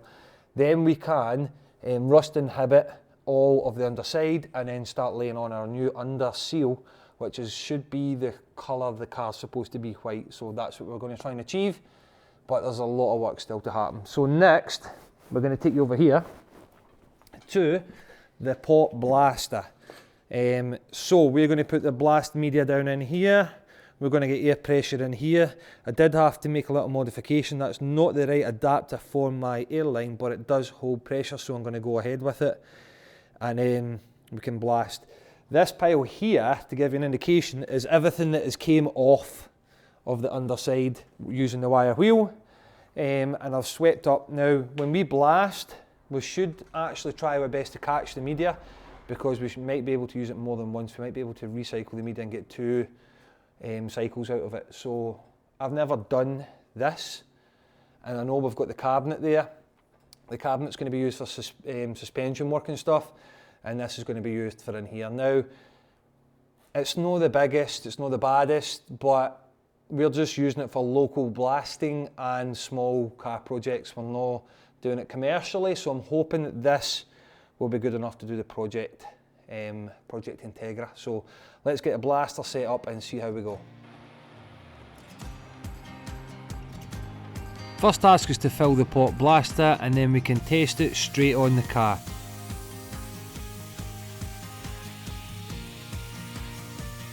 There's something therapeutic about blasting, but it's kinda just the opposite of colouring in, I suppose.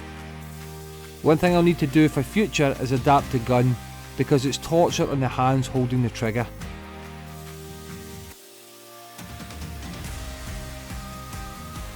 But for the first time, I'm doing quite well, I think. I've made a makeshift tent to contain all the media and the dust.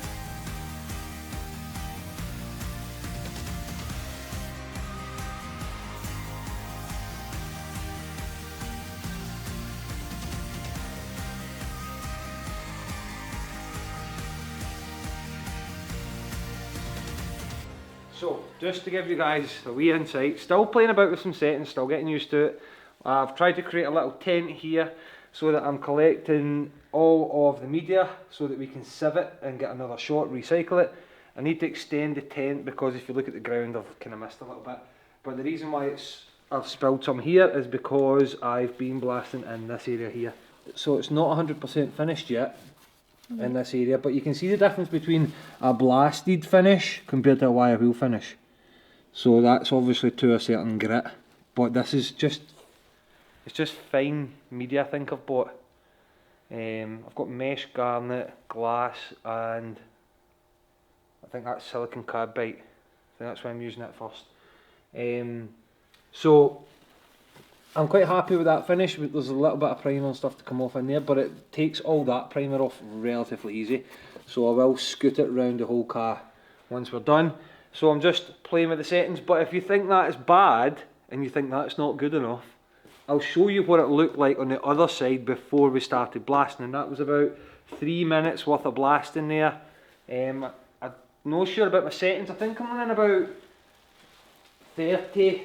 So I've adjusted it up to about 30, I take it that's PSI, and then I've just fine tweaked my blast nozzle for how much media comes through my little media nozzle, so that I'm getting something out, but it's not just on the ground, because that's what happens when I... Do that impression again? No.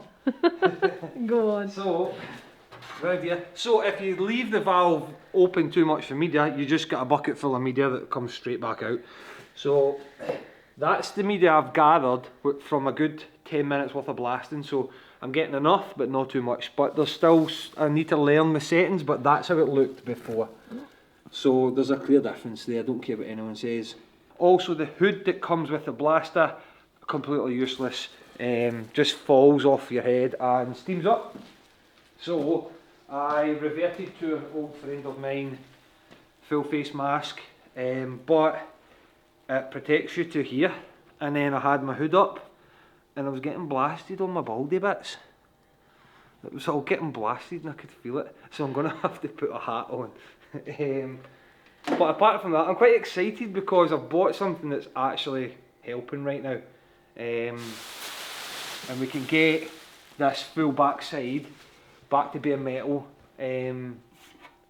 Yeah, so what I'm going to do is I'm going to hit all the black parts that I've still got under seal and stuff, and then I'm going to run over the rest just relatively quickly just to lift any leftover primer, and then we can cut and repair the sections that need done, and then rust inhibit the whole thing, and then under seal with the new stuff which will be coloured. I'm really excited because this is the first time I've ever used blasting equipment, so trying to get something back to bare metal and build my Mona Lisa. Michelle will be able to tell you something I always dreamed. It was not to have an S15, but in Tokyo Drift, the S15 was Hans' Mona Lisa. He built it from the ground up, and we are trying to build this from the ground up as good as we can. Not everything's going to be brand new, but this will be my Mona Lisa, and then we'll need to sell it because we need the supercar. No, I think this one will stay if we put all this effort in, but I'm excited to see how clean we can make this Integra, and if anyone is able to chip in or help out, if you've got, I don't know, a company and you want to help sponsor or donate parts or anything, then it would be really much appreciated to bring this one to as good as it can get. So I'm just going to keep blasting away here on the time lapse, and then we can start throwing on the, well, we'll be cutting and welding next. But remember, this is all new to me. To an extent, I'm not a repair specialist, I'm not a restoration specialist, I'm a fat guy who's trying to live a dream out, right? So please get on board with that, and now's the perfect time. If you like seeing the fat guy try and fulfill his dream, like the video and don't forget to subscribe to the channel so that you can see more of the fat man trying to achieve his dream. Right, back to the show. It's my turn to chip in, and I'm terrible on camera, so Paul wrote me a voiceover. A task Paul says I'm more than capable to do is apply the rust inhibitor by brush. We're using Built Hamber Hydrate 80, which will require 2 coats. First coat I'm applying vertically, then the second coat will get applied later horizontally.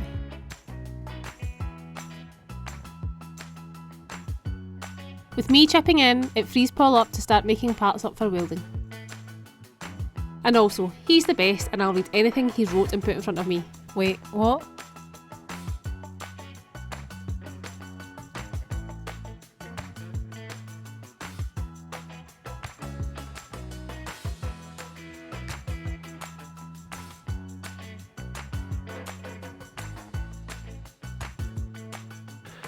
Those rusty bits underneath, I'm making these cups up, and what I've realised is this here, next switch, this is my template here. So basically what I've been doing is I've put my fold lines as the dotted ones, and I've had to mess about with my markings a wee bit, and that then makes a cup there.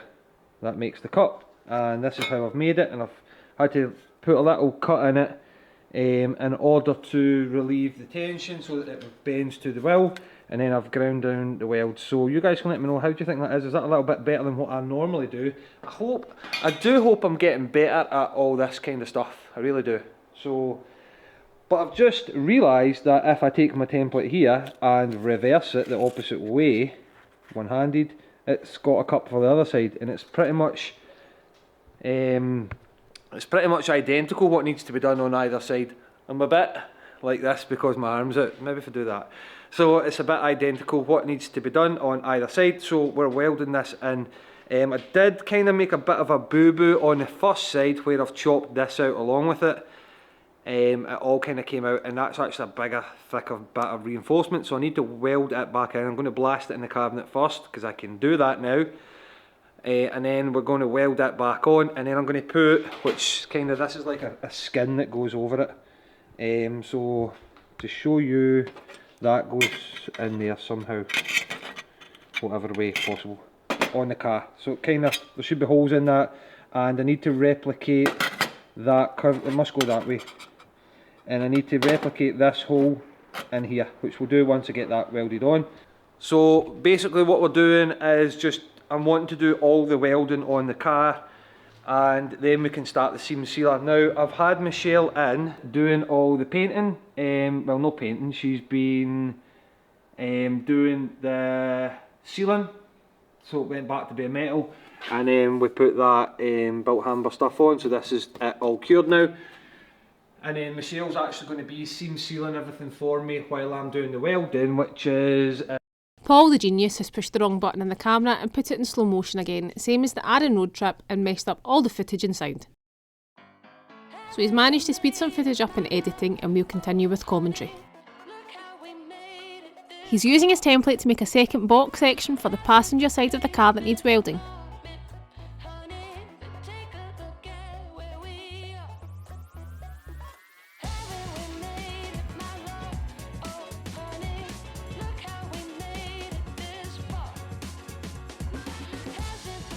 With the section made, he holds him up to the camera, dead proud. I've tried to speed up Michelle's footage, but it turns out this is already her top speed. She's masking up all the seams that require sealing again. She then pauses to address my comments about speed. She then gives a thumbs up that she's happy to continue. She's really enjoying life and loves shitbox rusty Hondas.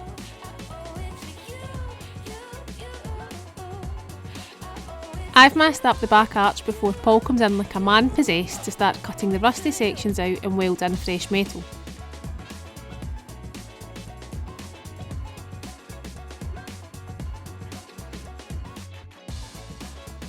He's welding a support plate that he showed needing attention earlier and dressing back any proud welds before putting the outer plate on the back sill.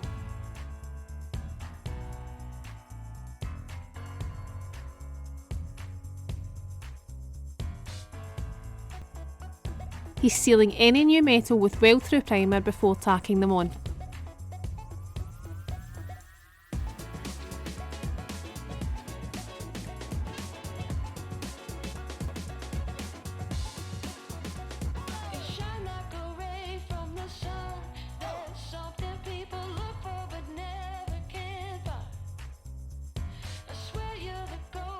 You'll notice he's only using goggles instead of a full face mask because his head's so big it doesn't fit in large spaces. Wait until you see his sunburn as a result of this later in the video.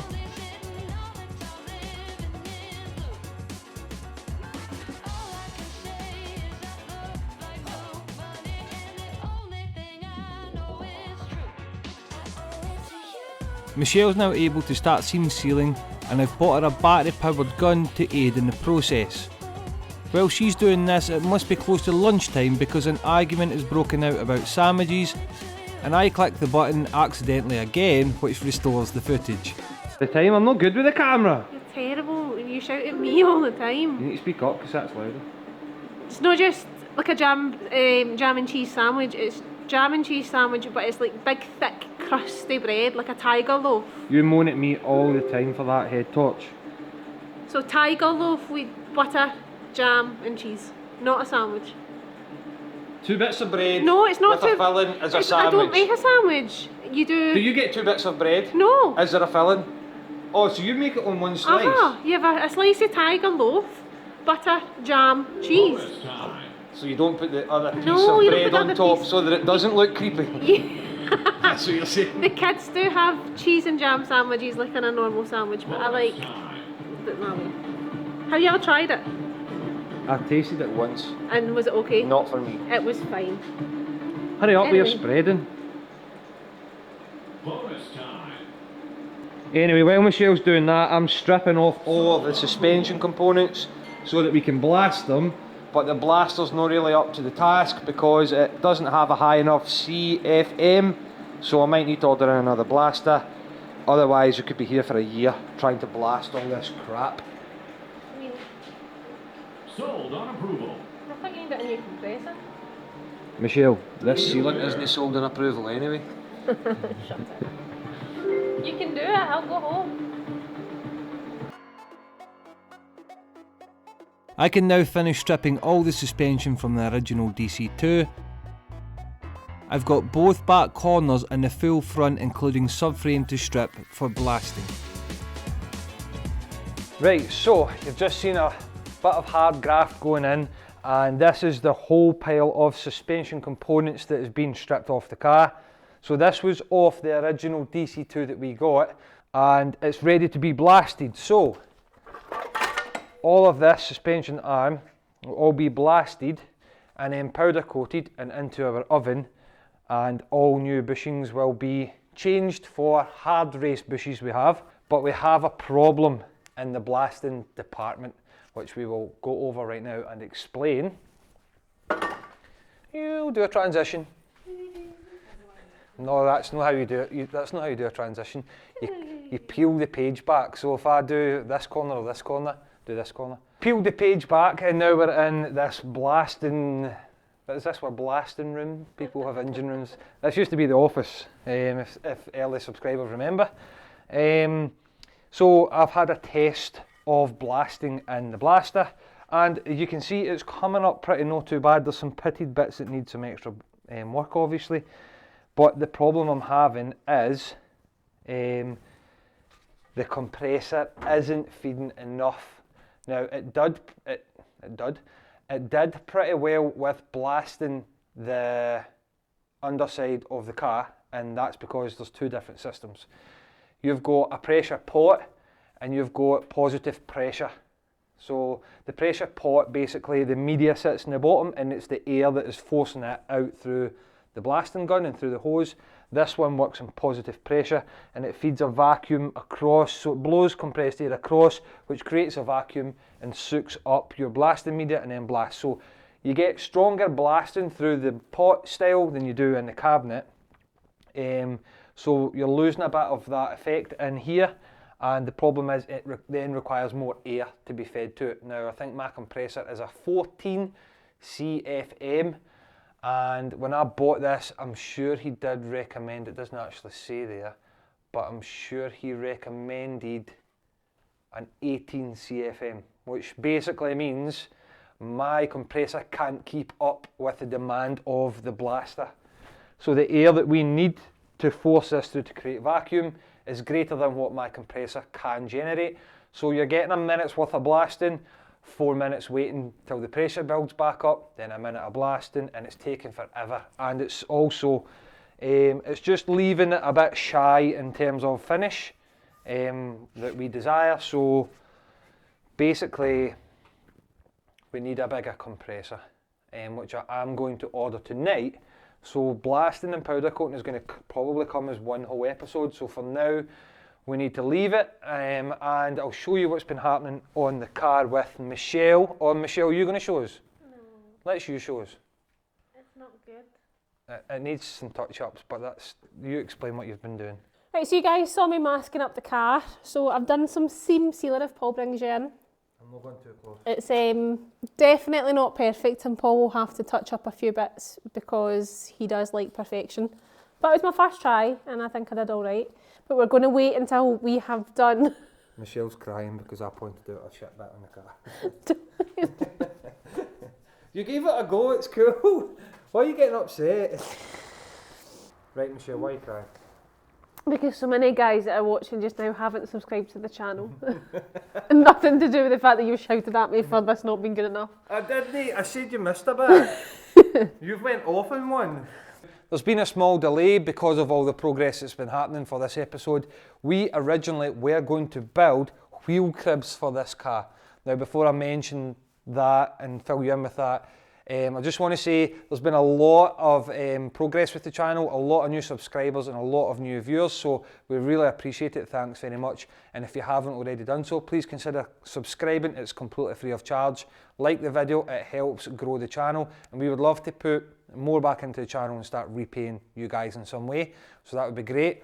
Next, another thing to touch on, the new compressor has arrived and has been rewired in, and we've got a new main box wired in because there was a few faults with some of the stuff in here, so that's all been tidied up and this will be coming soon. That's got more than enough to run the blaster, but we'll touch on that when the blasting episode comes.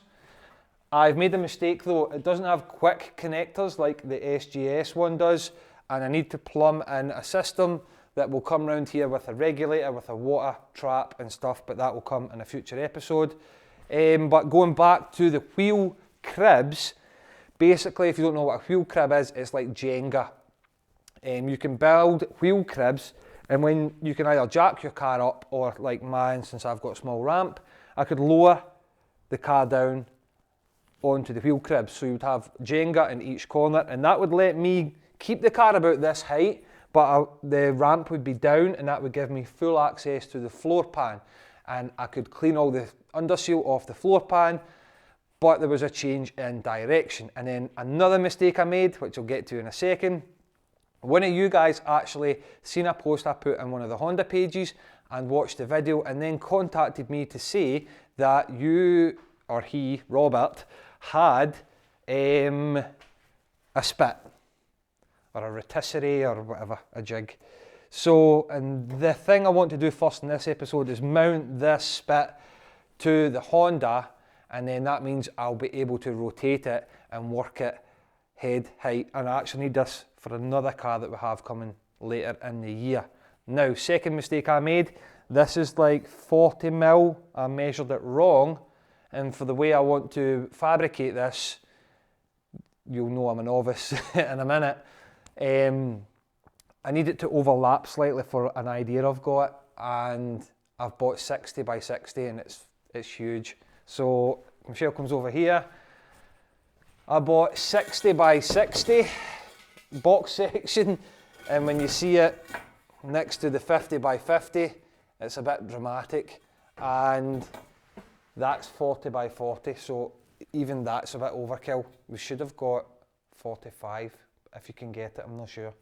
But anyway, first thing we're going to do in this video is mock up, if we come around here, Michelle, we need to mock up a jig for the Integra to mount it to the spit. So what I've done over here is I've taken the liberty, because we did actually start this episode a couple of days ago and then realised that the box section was too big. I've also got a sheet or 3mm steel plate, and I have drilled holes in it, and I'm going to use these crash bar points to mount our jig to the front, and in the back where the chassis legs are, the rails, we're going to slide, make this something similar from the front, and they're going to slide in, and then we'll bolt it so that it can't run away. So that's what we're going to do in this episode. Now, I am a complete amateur. Two things here. I need to make sure I can measure this up and kind of do it the way I've got it in my head, because I'm not working off a drawing. And I need to make sure it's strong enough that the Integra doesn't collapse off of the spit. So, bit anxious, bit amateurish, which you guys will see in a second. So first thing we're going to do is we're just going to start cutting and welding and make up whatever I've got in my head, and you guys can let me know in the comments what I'm doing wrong, please, because I would like to get better for the next time, because this is going to be specific to the Integra only, really, because of the mounting points, and I don't want to weld onto the jig, because if I then change it for the next car, I'd have to cut the jig. So I want to make a separate thing up for here, so let's get started. Stop. Before I start cutting, Michelle's keeping on top of me with health and safety, something we all should take seriously when working on our projects, and you'll see why in a second.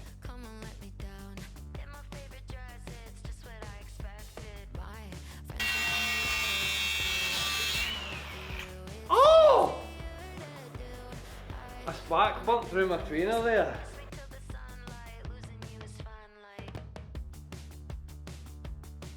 This is going to weld onto there, then a beam from here to the other one, and then another leg coming out from the beam and onto the jig. But I want to do it in a way, but that's quite thick. Did you say it's 3mm? Yeah. So because we need to put a couple of slits in it, and then I might need to drill a hole through it so that I can bolt it on to the jig so that it's universal. Right, so that's one down, and then all of a sudden I throw one up and two falls in my hands. Ready? I've not got two yet, I can't do that. Right, let's try that again.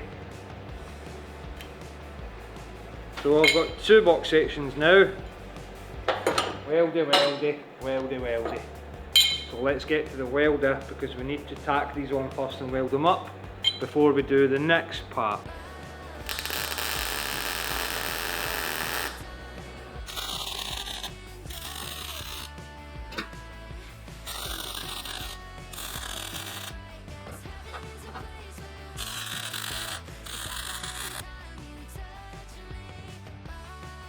Before I measure my beam length, I've cut two pieces I'll need for bolting points later, and then I measure the beam length. 106.5. Measure once, cut twice. No. Let's do it. With the length cut, I then weld my feet to the beam length, my feet for the jig that is, not my actual feet. I think my settings are better there.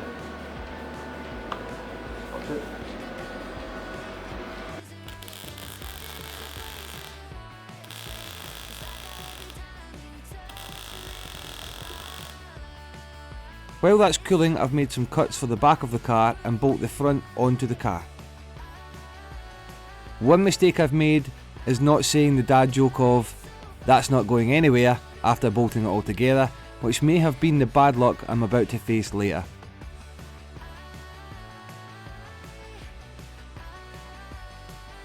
I then split pinned both ends of the spit, and that's the front and the back finished. From what you guys see here, I did actually add an extra brace on the back into the chassis rails because I wasn't too confident that it wouldn't bend the metal.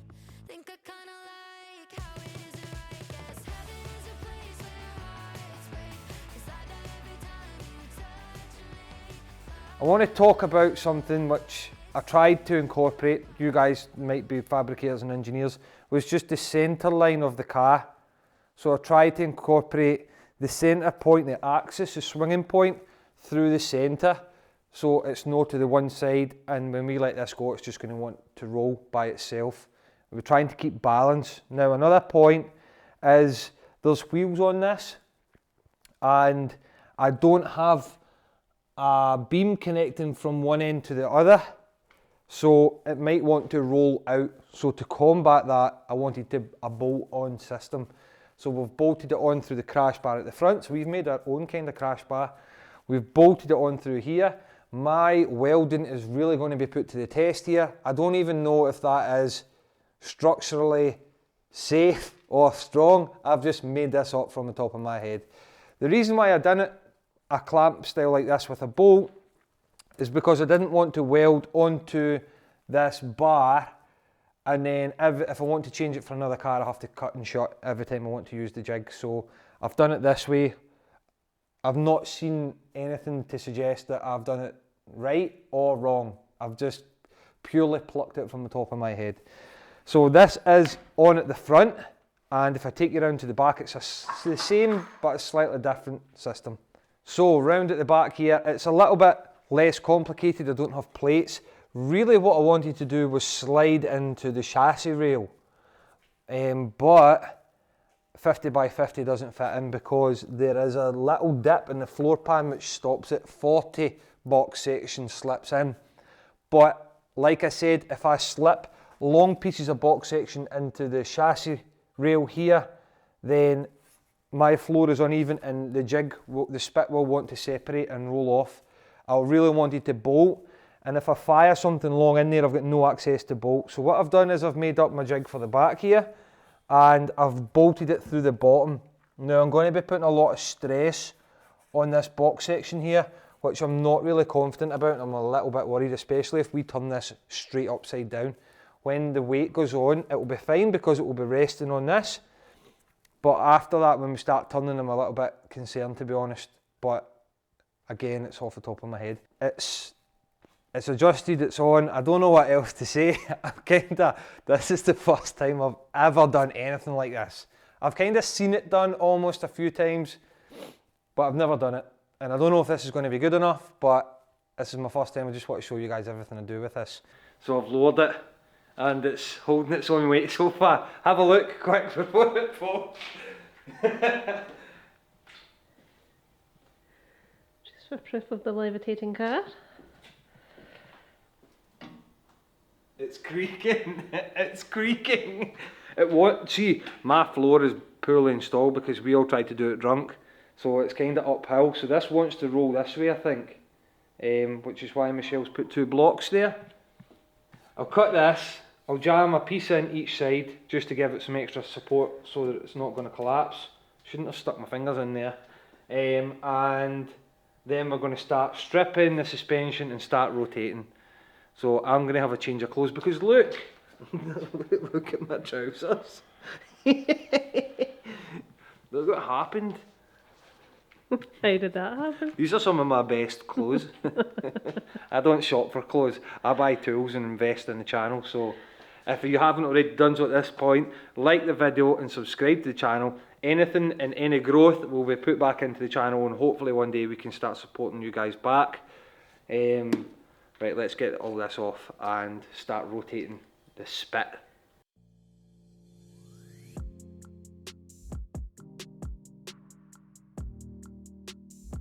This is where things started going wrong.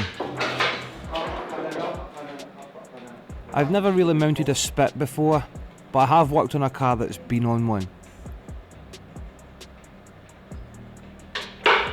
These are all new depths, but I want to get better and improve, so to do that we have to challenge ourselves.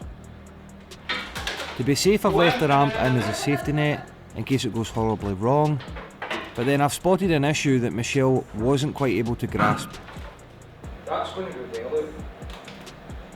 We've done something major with that. Mine's just still on the numbers, isn't it? No, but think about this. It's going to tip the jig. That way. The centre there has to be through the centre there. So we've done it wrong. Understand? No. Think about this now. Think of that, all the weight that's this side of that. If we keep turning it to the car's on its side, the floor is going to be on this side of the jig. Whereas the centre of the car needs to be through the centre of that. So we're miles out here. Think about it. See if you're rotating something on a spit, say like a hog, the shaft needs to be straight through the middle. We don't have that right now. If you think your centre line straight through the middle of the car, your centre line is this side of the car, not through the middle of the car. So the mounting points are mental, and I think that's why yours wants to go further. We're struggling here. Basically what I think is happening is the balance of the car on the spit isn't straight through the middle, and I've fixed it to the crash point here and then to the bottom rail there, so I think there's a bit of a difference. And then because we're on the chassis rail, all the weight is above that point and not through the middle. If we picture this like a hog on a spit, it's not straight through the middle. This is we're pointing, we've got too much weight to the one side, we've not got it balanced. So it's wanting to over rotate at the back, and it's really, really heavy, and it's really, really sketchy. But if it helps me just to rotate it, and I'm using the ramp there still to catch the side to lower it gently, if that's going to be my safety net, and I can get it on my side good enough that I can wire wheel that side, because I've got half decent exposure right now, then it might be a good enough job. But in terms of balance points and fixing points and everything, I've clearly made a mistake. Some of you guys can let me know in the comments how I'm supposed to actually do this, but we're going to gamble and go a little bit more rotation. Now after seeing all that, I've got no idea why I continued, knowing we essentially had a pendulum and not a hog. And looking at the car through the camera, I'm now screaming like all you at home not to go any further. But I did.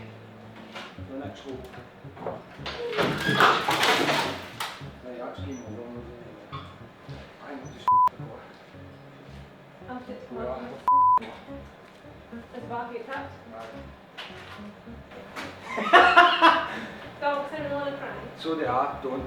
Now the next issue I have is the car is essentially laying on its side on the ramp, and it's on a knife edge. Any wrong movement and it's going to roll over onto its roof, and that's game over. What snap? So I had to call for backup, and the worst thing you can do is feed ammo for future slaggings to your older brother, but I had no other choice. I've secured the ratchet strap to the office again like the Corsa video to stop it from rolling, and we've used the 60x60 box section that I ordered earlier as levers to rotate the car back up. 3, 2, 1, go. Once it's back on the jig again, Gary's spidey sense kicked in and made him cling to the car and refuse to let go. Are you ready? It's coming up, just keep going. Oh, right. That's me, one. Right. Michelle, no. Gary, is that alright down there? Aye. Michelle, take it back out, we're going all the way up. Right, go. I can't go any further. Right, Oh, by the way. Yeah, The full cover, right? Can I let go? Right, can that put something in the Aye, it's in, Gary. It's in, it'll swivel now. I think I have to walk the floor. Gary, listen, we're going to go to the end here. I can't feel underneath at that point. No, just come in here. Correct. Correct, it's done. Michelle, you ready? There we go. Other side? Aye, correct. It's got again.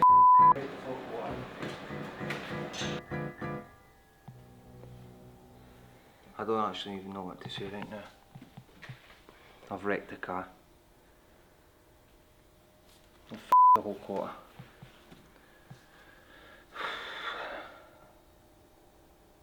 It looks a bit like the Corsa. I think, see when it touched the ramp and it's the block, I think the block has nipped it. Oh, I don't have words, man. I think I fitted the jig wrong, which, to be honest, I'm not an engineer, I'm just trying to make this shit up, man. I honestly don't have words. This isn't scripted, obviously. I'm supposed to be fixing this and now I've wrecked it. I don't even, Michelle stuck a camera in my face like Joe Rogan. It's quite nasty. And see the worst bit about it, Michelle, I didn't want to paint the quarters. I wanted to leave it. And now I've lost 4 days. A day to go and get the spit. A day to fabricate it. And then it was wrong material, so I lost a day. And then the day. And today it's went from bad to worse. The only positive is that my welding's obviously class, because that's not the problem here. The problem's my, is it a physics issue? It's to do with 50-50 weight distribution, let's put it that way. So let me show you what I think I've done wrong so that hopefully I'll learn from it. So what I've done here, and the reason why I've done it, which I think everybody will agree, is that it's shaped like a crucifix here, right? I've adjusted this during the process to be like this. It was nowhere near that. So when you picture my jig to the beginning, you guys are probably screaming don't roll it, because the weight through it needs to be through the centre line and my weight was too high. Now I could have adjusted this down to bring the pivot point closer to the bar that I welded on, and we never done that. But then I think I've realised that this should be completely round the other way. But then if I'd done that, I don't think this spit is big enough for clearance. But if you, Gary, see if you put it down the other way, then you just wind it all the way up. That would then make it higher, would it not? Maybe. But the footprint on it is tiny as well. The wheels are so close to the inside that once it's fully loaded with weight, it's going to want to roll away. It's not got a massive footprint. And it's a heavy chassis, by the way. It's not light. No, it's not. As you just witnessed and Gary experienced. But this is the problem why I took chemistry. No, I didn't. I took biology at school and no physics. You took days off at school? I never took days off. Only Michelle benefited for that because you learn about lady parts in biology. If you work then as badly as you work that, then I feel sorry for it. I don't have words. I was actually, my biggest concern was glass smashing, to be honest, and it's wrecked a quarter. At least at that, it's just, oh my god man, it's completely creased that. Who's got Danny's phone number? Phone Danny, let's phone Danny. Will we phone Danny?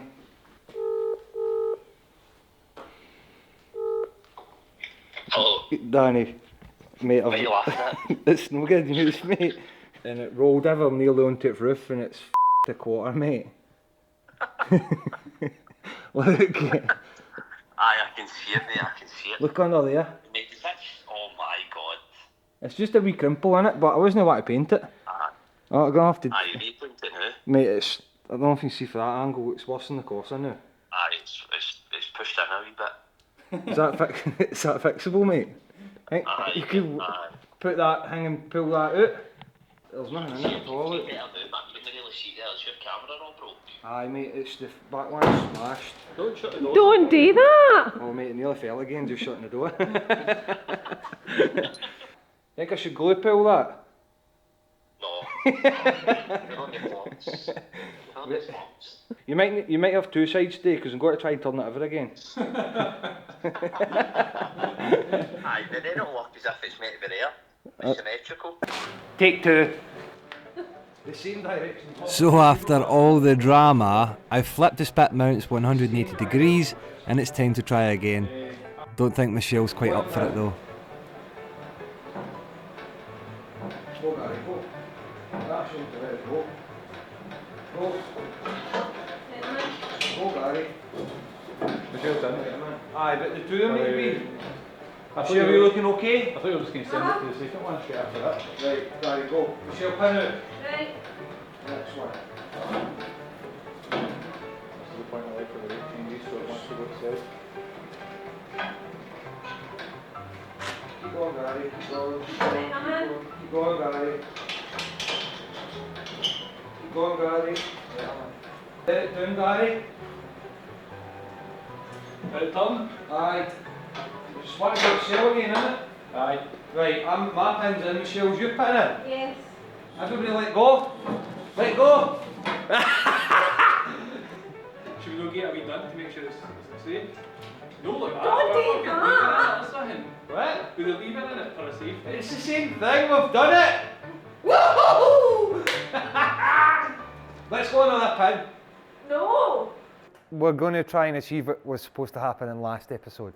So as you can see, we have the spit.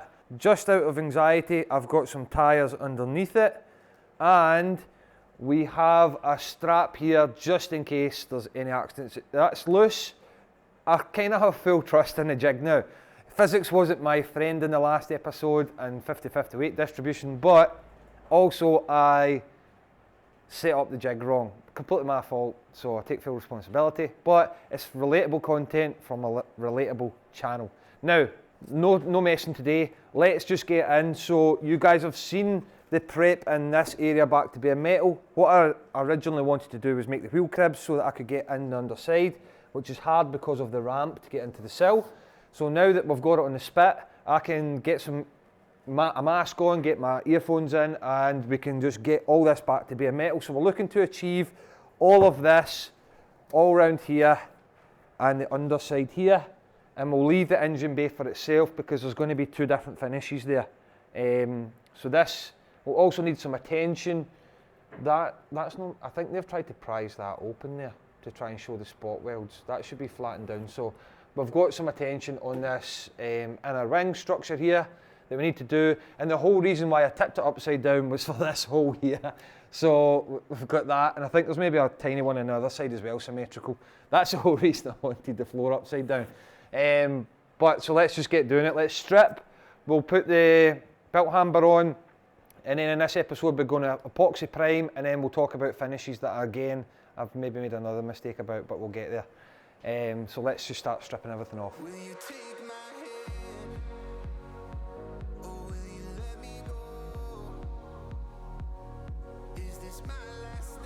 Michelle's up, let's go Michelle!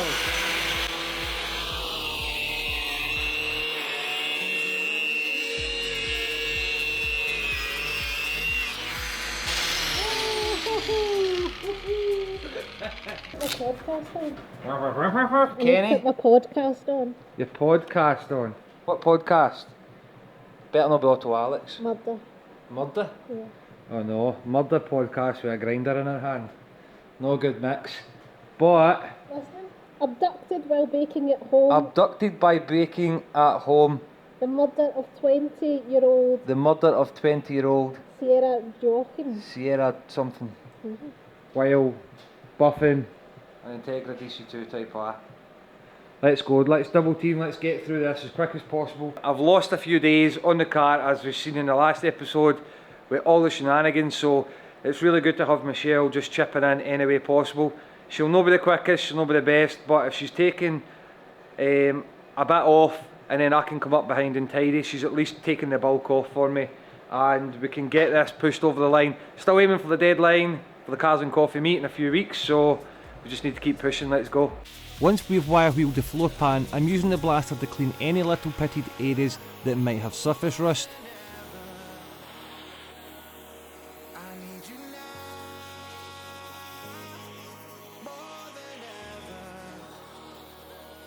One side finished, I can now rotate the spit and get access to the other inner wing section. Right guys, Michelle's back on the tools. Are we update Michelle, what's been happening? So you have been welding, so you've completed a wee patch at that side and you're doing a wee patch at this side here. While you've been doing that, I've been putting that, what's it called again? Rust inhibitor. That rust inhibitor on. So I've done the bottom, we've flipped the car, I've done this part here and left you this wee space. Final wee bits that we've missed in the tunnel, so I'm buffing them off, I'll clean it and then we'll get the tunnel with its first coat on as well. Just a wee note to mention, so this is my repair here.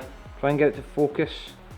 It's like Michelle said, they were symmetrical. I had a little tiny, it was just really a pinhole, but there was a little bit of suspected metal, so I've just chopped it out and done the same on the other side. Someone's already been here for a little previous repair, and there's a little previous repair on the back as well. So it's good to know that someone's kind of been keeping on top of it, and that's maybe why it didn't get to the extent that the other shell did.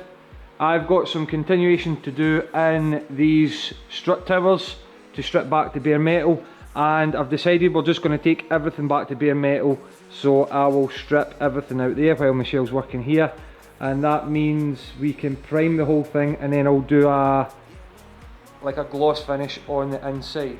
But that's what's happening right now. We'll just keep going and plodding away. I've made a checklist for the Integra, so we need to kind of work our way through it. I think that's the best way. It means Michelle can pick something off the list while I'm doing something else. Keeps both of us busy on the project because we've lost a few days due to the spit incident and we really want to make up time and make that Cars and Coffee meet in March. So it's just full steam ahead, so let's just keep going. Blasting the engine bay while I'm here will put an end to a very messy period in this restoration.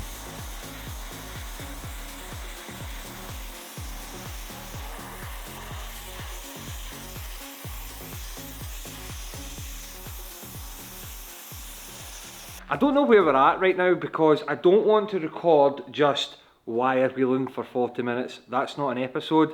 So I kind of show you a little bit and then I show you the end result. So whilst Michelle's kind of been doing that stuff for me, I've been doing some of the fabricating. Now if you look behind me, I've kind of cut a corner here because I wanted to use this one as a dummy run, and then Michelle recorded me doing the whole other side to show you guys, but so I want to show it just now.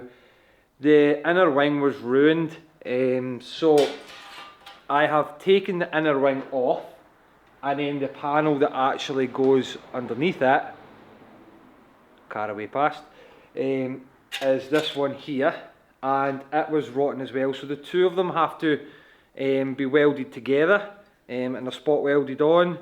You can see all the kind of rivets here, and this was the section here that was completely ruined, but when you look at it inside outside, it is rotten. What I've done is make up, I always forget how this goes, that way, that way, that way, it goes there, it goes that way. I've been dissecting it and then tracing each part and then welding it to mock up, so I've had to make a full new inner wing and repair just the inner wing, so I'm going to show you that just now. So I've done a lot of spot weld drilling there. I'll show you guys more in depth on the other side, but I'm not proud, but it's came out not too bad I think, so I want to show you guys. This is my inner section that I've made up. So I traced the outline of this one and kind of rolled it over and traced a line, and that gave me a fold. And when we picked up the jig, I got a metal folder from Robert as well. So I put this fold in here, and then I mocked it up and welded these two kind of pieces here. This is a little bit more to be desired, and I don't know what I've done there, but I think I've actually made this edge here, this flange, too big anyway, so it might get chopped off. Now this is going to go in there like that, and spot weld along in there, and there's some spot welds here and spot welds there and kind of stuff, and then the inner wing goes over the top. Now this was my inner wing here that I've taken off, and the problem was this edge here was completely rotten, and it was this edge on the both panels where the two of them meet together that was completely gone. And someone's previously, you guys will have seen before, had a screwdriver or whatever and tried to take it off to repair it, and it's been a bit of a mess. And this had a repair patch in it already, and it wasn't very good, to be honest. That's it there. So that was their repair patch there. So I just decided to chop it out. Again, not in the best condition, and I've made a repair patch with a new lip. So I've done that inside, outside, and these two now will go, they'll meet together there, and I've got some holes to put in, and they'll be spot welded together. So the shape doesn't look too bad, to be honest.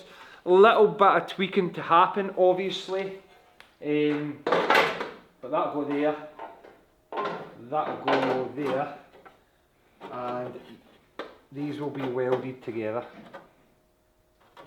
You can see there I've overdone this lip, so I'm not sure how I'm going to do it yet, but I might just trim it and weld these together or whatever happens. But that's the way it's kind of going to go, and this will be repaired, and then I'll put some primer on this side, and then we'll tackle the other side, and I'll show you every single step along the way on that side. So let's get into that. And then before I weld these on, this is what I mean with someone's had a screwdriver in before and they've kind of took bits out this here. So I'm actually going to repair that. So I'm going to chop a little bit here and then repair in behind, and then put a new bit on the back or whatever. I need to tidy this up first and then weld everything back together. But I'll show you guys an in-depth on the other side. So step by step, let's go. First job I did was mark the centre of each spot weld with a Sharpie, just to highlight where I need to drill.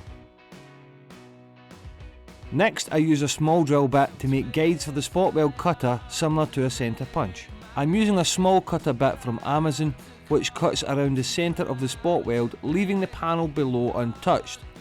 It gives me a small pre-made hole I can use later to plug weld the wings back on. Then the paddle should come free without too much force. The passenger inner side isn't as bad as the driver's side, so I'm repairing the lip in position. First I cut the old lip off, trace around it onto a new sheet metal, cut it and tack weld it in place.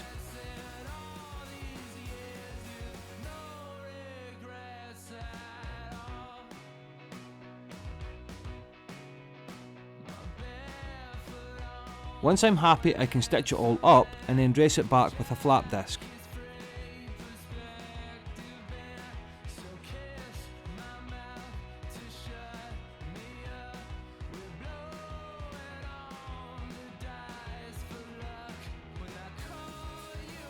Now the attention is on the outer part of the inner wing.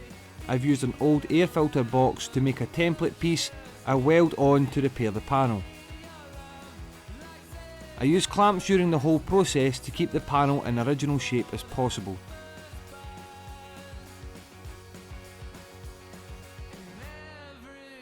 Then I make a new lip in the same fashion I did for the inner wing piece before.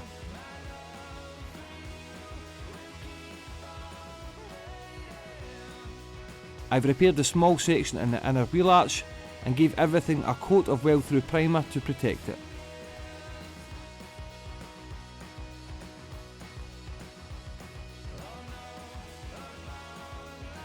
Next I plug weld the first side back on and trimmed that piece down I mentioned earlier.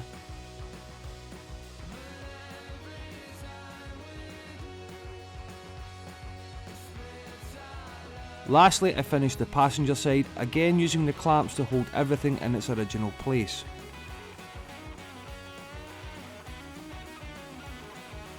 Michelle's finished giving the underside 2 coats of the Hydrate 80, so now I can spray the whole underside with an epoxy primer.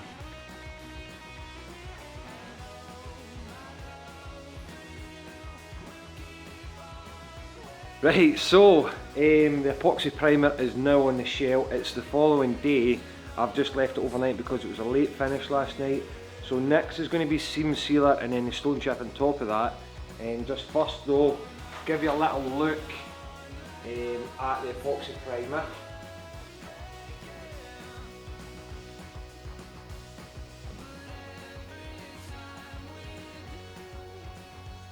Overall, I'm quite happy with the outcome. So we have sprayed it with the epoxy primer. Now, if you remember, we had the 2 coats of the Hydrate 80 on first. So it's had 2 coats of this and then a generous coat of epoxy primer. I was struggling with the gun, to be honest. So I did have paint guns that I bought when I bought loads of paint equipment to do the classic Mini, which has been abandoned. And people used them and then they all got ruined, and I don't actually know what guns are mine anymore and what guns were just lying at the workshop where the car was. So I've got these cheap guns. This one's split and cracked, so it was no good. This one, they left the stuff in it and it's clogged the whole gun, so I actually had to remove that from the pot, so it was dead. Then this gun, you can see, has been sprayed with yellow. I don't know if this one's even mine, and then it was never cleaned, so nope. And it's just they're no like fancy guns, but I spent a bit of money on equipment and it all got ruined.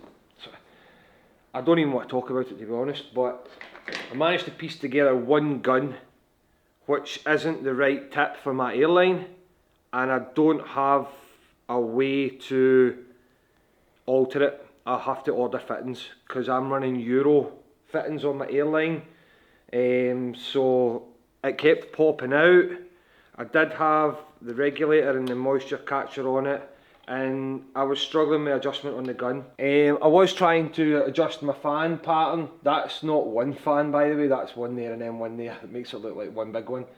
I was trying to adjust it, but then it was becoming an issue. The airline was blowing off, so I really just decided I can make do, just try and manage the distance between myself and the substrate that I'm painting, and I gave it a generous covering.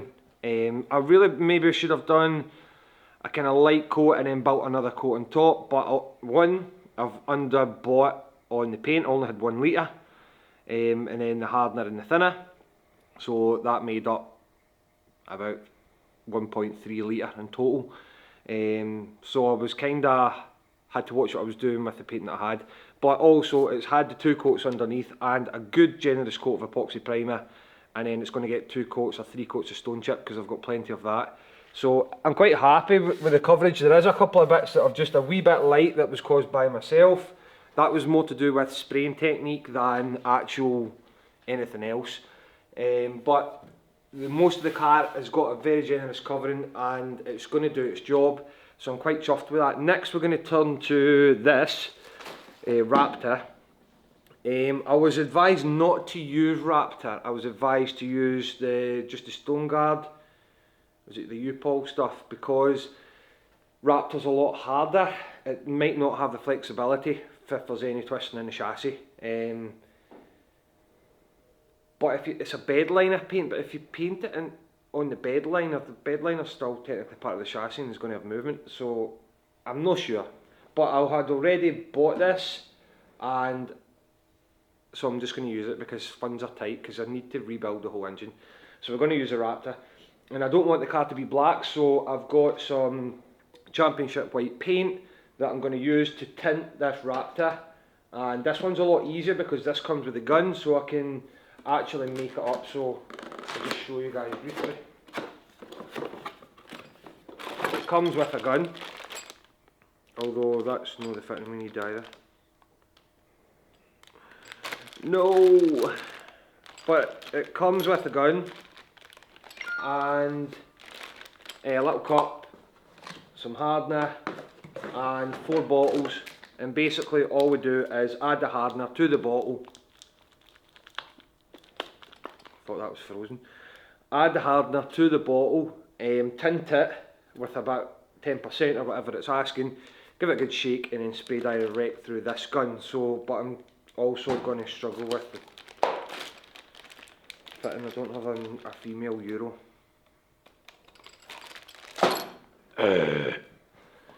We'll just need to make do. Let's go.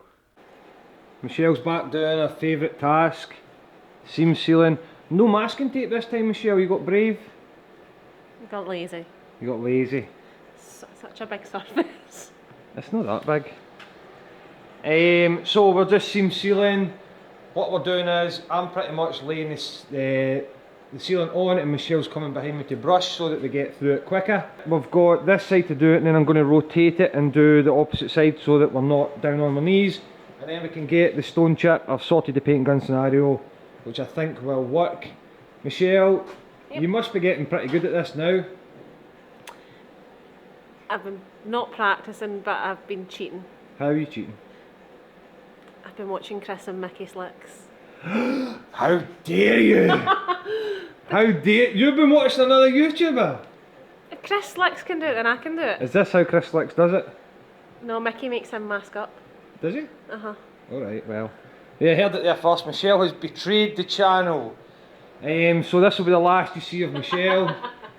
Does Mickey let Chris spray?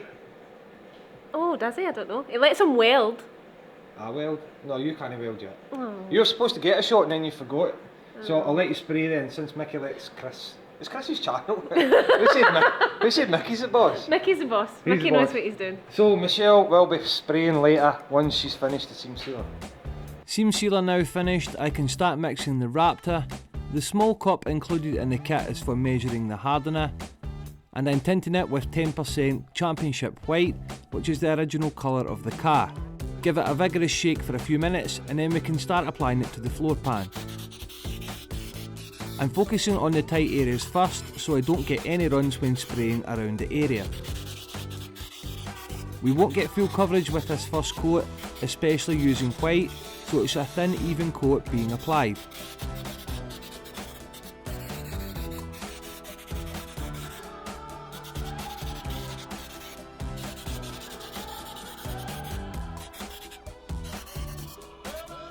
Some of the return edges on the opposite side will be easier to reach from this side, and it will help when I turn the spit later to do the opposite wheel arch.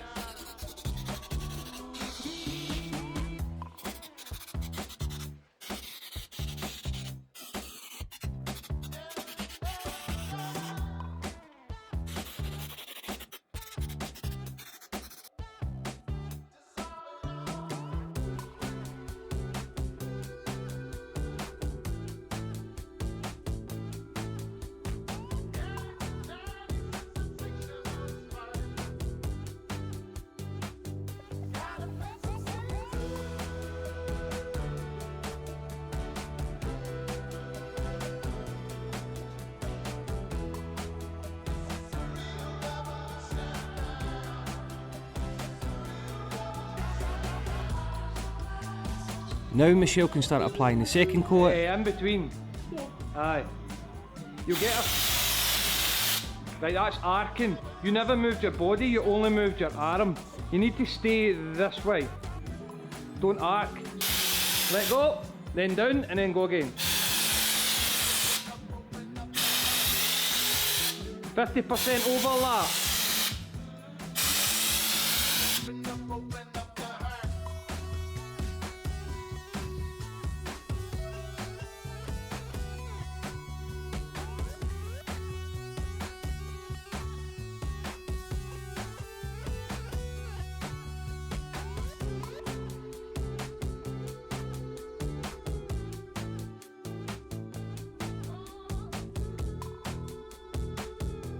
You can see here the difference between the first coat and the second coat building up the full colour.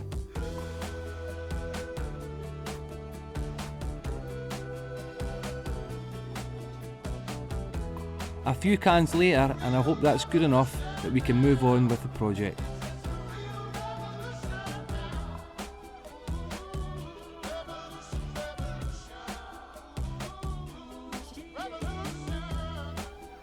There we have it. We have painted the underside of the Integra DC2. There is a couple of questions I want to ask you guys, because This is kind of a first for me. I have used Raptor a couple of times. I used it on the Transit Camper project, but I rolled it, and I actually quite liked rolling it because I could roll it, wait until it was right tacky, and then put another coat on, and I built it up thick, really thick, and I really liked it. This has been the spraying. Now I did use it before on my Integra DC5 way back when, before I really learned cars properly. I will say, I think it was in my I'm still developing. Early child, I don't know, what's that, like premature stage, I don't know. But anyway, so we're getting a bit more experience and we're trying to rebuild these cars, as you guys seen, so I'm still learning a lot. Now, I thought my paint got an issue from the primer, was resolved with a better fitting, but it just kept blowing off. You guys will have seen that. So to answer a question, if I was doing this again, make sure you've 100% got everything sitting in front of you, because holding the airline on and it kept blowing off, it's maybe affected some of the results, I'm not going to lie, but I'm quite happy with it, but it just, a lot of interruptions, so definitely would do that. Now, we're getting better in the channel. This is really going to be a test subject for a car that's coming, you guys will see later in the year, but I'm pretty pleased with it. We ended up using 6 bottles as well. I had 2 bottles spare up in my garage at home, which we had to bring down, or I wouldn't have lasted, to be honest. We would have fell short. Now on coating number 1, I just wanted to get like a light coat on there and then wait until it started going off and getting really sticky, and then you can apply the second coat. So when I've done that, so it's just shy, it's like still sticky, it's not dry, and then I put the second coat on, sorry. And then on the second coat is when I really try to build up a bit of thickness and let the colour build up, because white, as we all know, isn't the best coverage colour, and it's going over the top of grey.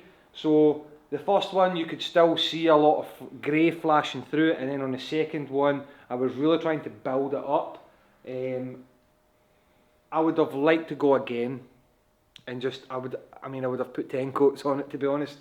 I don't know, what do you guys think? I mean that's ever so slightly light there, but I don't have no stuff left. I might touch up a few places, order more and touch up a few places before we finalise like everything on. Or what should I do next? Should we lacquer? I don't know, should you lacquer this to try and protect it? But stone chip is supposed to be I don't know. If those with more experience has done loads of these, it would be nice to know how you guys do it, so that when we learn in the future we can get better all the time. So there's a couple of points that I want to make. Point number 1 is, what do you guys think of the colour with my tinting? Does it look like championship white? I think it does, but it also looks a shade, what's that colour? Creamy. But when you see the two of them through the kind of plastic there, they're not a million miles away, I don't think. But the Raptor itself is a creamy colour, and then I don't know if the two of them's kind of mixed, but it says don't dilute it more than 10%, so I've really went on the 10%, to be honest. So the second question is, I've used Raptor, which is a bed liner. It's not really a stone chip or an underseal, but I know a lot of people are using it for that. That's how I discovered it, basically. But when I bought the spit off of Robert, he showed me the U-Paul's Gravity stuff, and he said it's got more flex in it. And you think of a chassis, there's going to be a little bit of flex in that when you're driving, and if the Raptor is such a tough coat, could it be susceptible to cracking? I don't know, because I've not got enough experience, but I would like you guys to chip in with that in the comment section below. We're nearly done. Well, we're not nearly done. I would love this phase to be over now, to be honest, because there's been a lot of hard work to make this. However long this episode is, it's been days and days and days. The welding, the primer, the underseal, it's been a bit involved. The reconstruction of the inner wings, which look pretty good now when you see everything covered up. Don't go too close, Michelle. But I'm enjoying it, to be honest. I'm really enjoying it. Now, you might be wondering about the engine bay. If you look there, I've kind of spat on the engine bay. I did mean to mask it off, to be honest, and I got lazy. But I'm not really bothered, because there's going to be a lot of prep in the engine bay. The engine bay is also going to be sprayed championship white. but it's going to be high build primered. So there's going to be a lot of high build primer in there. It's all going to get rubbed down, and it's going to be base coat lacquer, or however we decide to do it. But we're going to be building up the engine bay, so it's not stone chip. So yeah, you guys can let me know if you would do anything different or what your experiences are in this kind of work. And in the next episode, I'm hoping we can flip it back round and get the interior back in. We're going to be rebuilding the engine. Wait, before we go, something I want to do together. We can start putting some stuff off the list. I think there's some to go on the list, to be honest, but seam seal the whole car. Oh, it's not a good pen, Michelle. Done. Epoxy prime. Done. Apart from the engine bay, obviously. Raptor the underside. Done. Blast the engine bay. Done. Prime the engine bay. No. Blast all suspension, no done. Fibers kit fit interior, refresh engine, no done. Tyres, fuel lines, brake lines. Fit bumpers. Fix the inner wings, done. And the hoover the blast dust is done. So there's a few things coming off, although my pen's not good enough to show it. This is the B16. No, it's not. It's a B18C6, I think. It tells you down there somewhere. There. It's a B18C, okay? So it's a B18C engine that's found in the Integra Type Rs. The B16 is found in the EK9 Type Rs, but it's a B16B because it's an import. And the B16A is like a European domestic, but still has the VTEC and stuff, but there is differences there. Now, I do have a little bit of experience because the only engine I've ever rebuilt was that B16B from my EK9. It had a lot of blue smoke issues, and I think I'd done a leak down test on it, and it's shown that it needed piston rings. So this is the only engine I have any experience of building. So you guys are going to have to bear with me here as I try and recall all the memories of rebuilding one of these. Plus, I'm a mechanic, but being an engine builder and being a mechanic is two different things, trust me. So this is very much a novice guide. Don't even use it as a guide.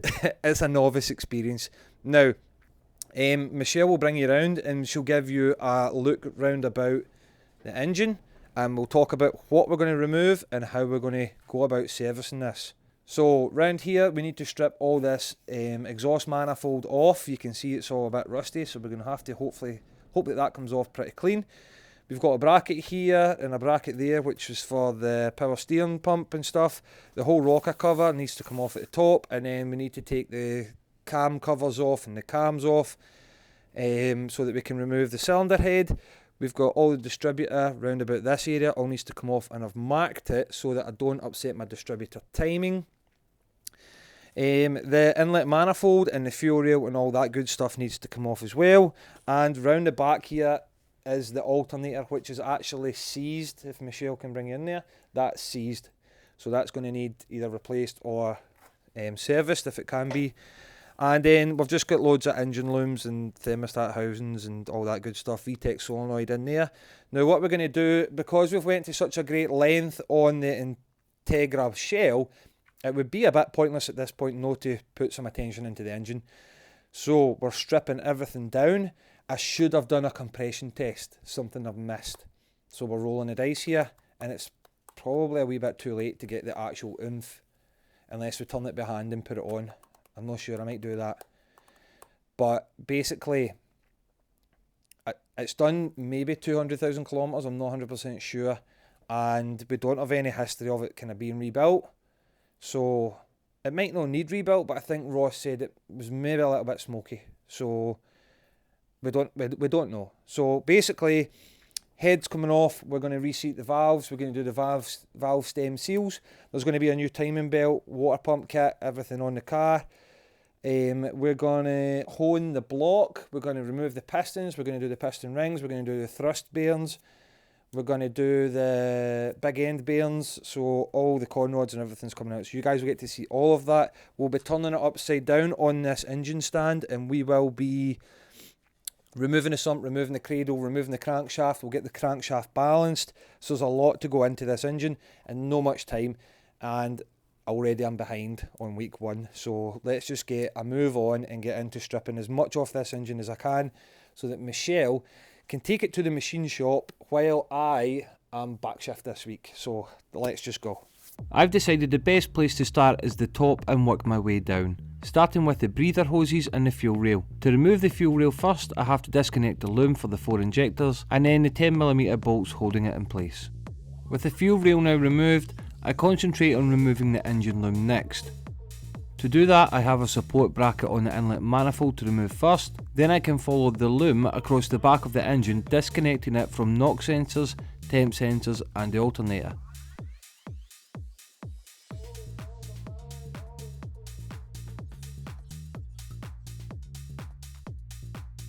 Having done this, the access is now clear to remove the inlet manifold nuts and remove the unit, making sure I don't break the positive crank ventilation box in the process.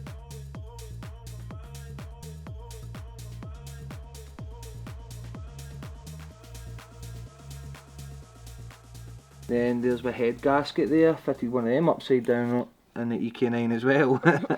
Do you remember that, Michelle? Do you not remember that? So basically I built the EK9 and my friend Callum Baird, who's like a really good mechanic, engineer, fitter, builds a lot of, he's got a really high spec Ford Focus build as well with a Cosworth engine and stuff.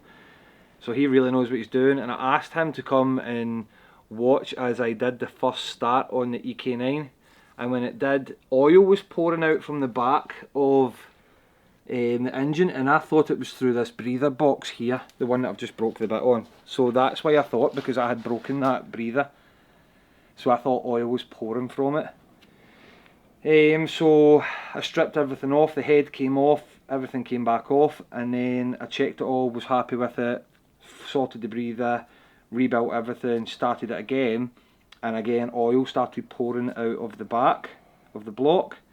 So I stripped it all down again, and then I took a photo, and I'll try and find it and I'll insert it here. I put a post on the EK9 forum and I said, does anyone know what's wrong here? And the reply was, your head gasket's upside down. So so I stripped it again, flipped it, well I put a new one round the right way, and then that was it, done. So that's my head gasket there, and I have put one of those upside down before. So it's coming apart quite quick. Next we're going to take the alternator bracket and get it off, and then we'll get the breather off, which I should have done. We'll get the coolant pipe off and the thermostat housing off. Then, is that a thermostat? Ah, it must be, because that's got the, just looks like that's a different, no that's not a thermostat. There's a thermostat there, I can see it. Should probably order a new one of them as well, if I didn't already. I think I maybe did. And I might have ordered coolant temp sensors, just while we're here, renew everything. So then we'll get distributor off. Yeah, I'm quite enjoying this, to be honest, but just need to keep going, so let's get them off. Next item on the removal process is the alternator. This one is seized, and the belt slipping on the pulley was the cause of our smoke issues at the start of this project series.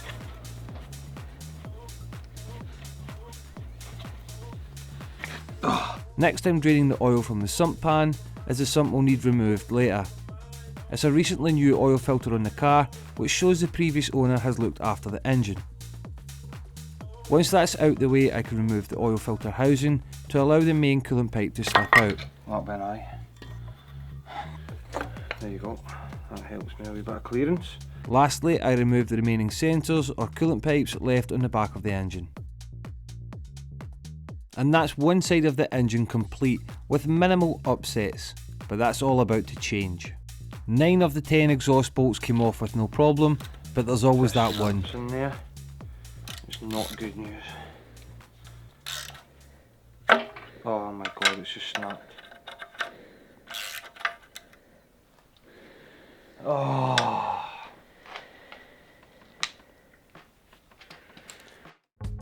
We have to get over the disappointment of the broken bolt quickly, because we still have a lot to strip and a short time frame to do it.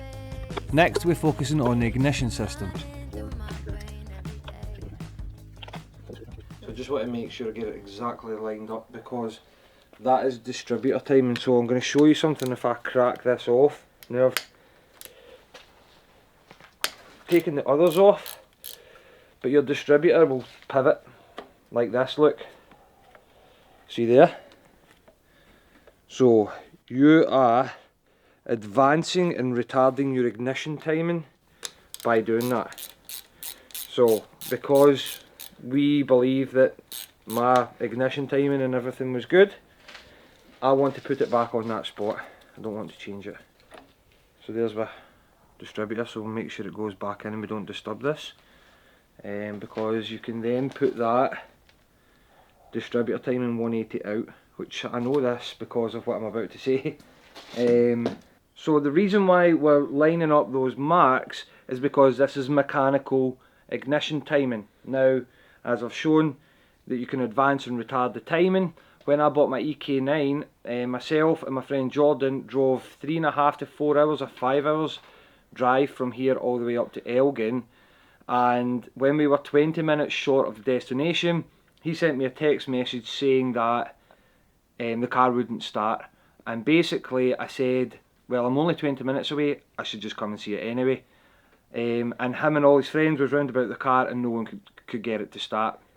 We travelled back down home and then we renegotiated on the car. I said I still wanted it and we've done a negotiation deal. From there, me and Michelle got 5 trains from here all the way up to Elgin, and then his girlfriend picked us up, dropped us off at the car, we done the deal, and then I called the AA, pretended I was my brother because I didn't have any cover, and they recovered me home for free in the car. Now, I didn't know much about cars at that point, I was really just getting started in it, and we towed the car. My dad towed me in the EK9 to Triple H Tuning, which is Henry Roy, some of you may have heard him, and we left the car with him, and the ignition timing was 180 degrees out. So basically it's firing at bottom dead centre instead of top dead centre. And if you've got coils and coil packs, it's electronically controlled, so it sends a signal, fire, fire, fire. This one is mechanical. So they must have swapped the distributor or the arm inside the distributor, because Henry told me he removed the distributor and he had a spare arm there, fitted it, retimed it with the user timing light, and then that was it, it ran. But then I had the blue smoke and everything. So very important that we keep our ignition timing where we want it right now. Next we're going to remove the VTEC solenoid. This is what makes all big huge slam you in your seat power, and then we're going to strip from the top down. So Before we can remove the real engine internals, the tired valve cover needs to come off. this is where the magic happens. Michelle, are you ready? We're taking suggestions in the comments section for what colour we should paint it while it's off.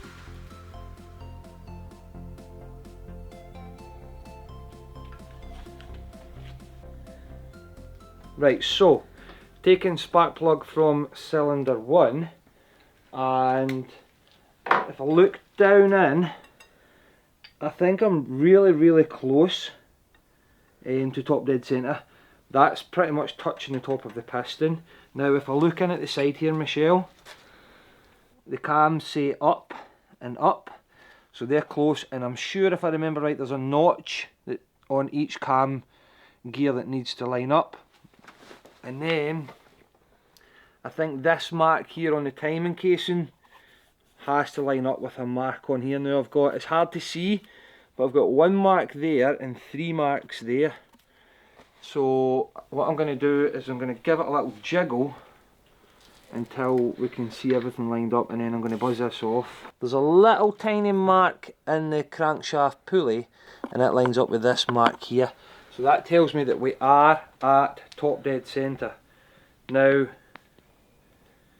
this is where we want to start stripping the timing belt and stuff off when it's at TDC, so that none of the valves are going to be, well, I'm not sure, some of them might be on the rocks slightly, and then when you let it go you don't want the valve and the pistons or anything touching, so we want to strip it down at TDC and then rebuild it at TDC.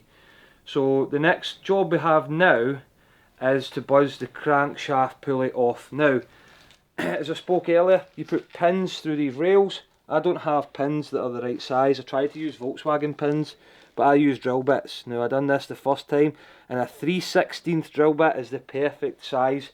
And what it's doing is it's coming down and it's locking into the camshaft there. So we've got one there and we've got one there. So that's another indication that when our pins go in, that we are in the right place for TDC. So we've got 2 pins in and my markings are there.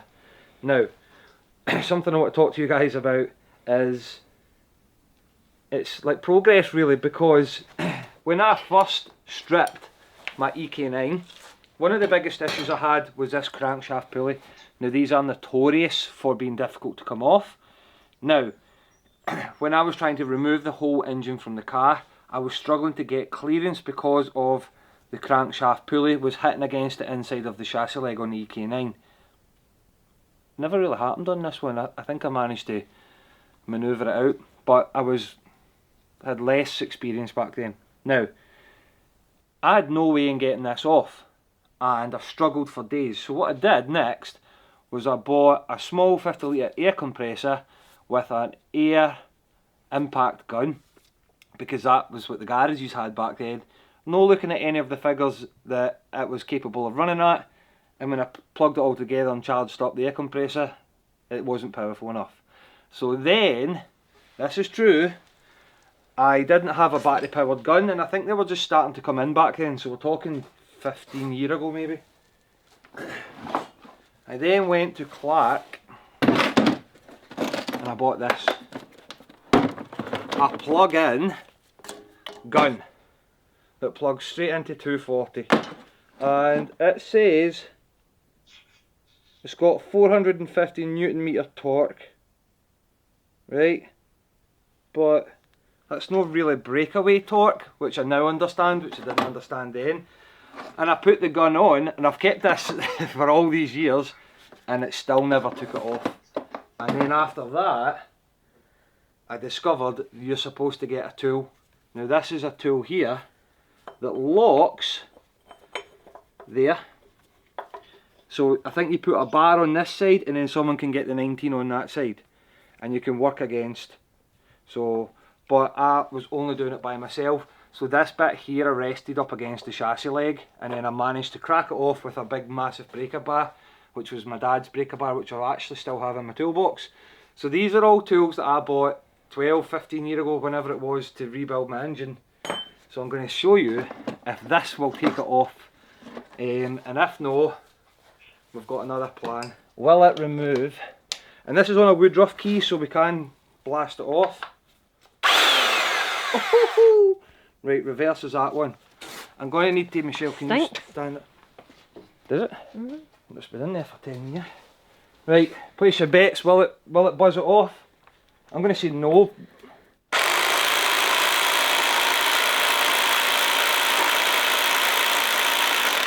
It's like a jackhammer. So the answer to that is no. So, what a waste of money this venture was.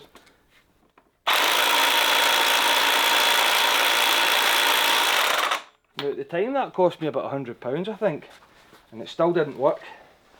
So, rubbish. Now, let's see if progress throughout the years is true. And put the Milwaukee to the test. Right, so I had another battery full charge, but it's only the 4 amp battery. I'm not making excuses, I still believe this should do it. Ready?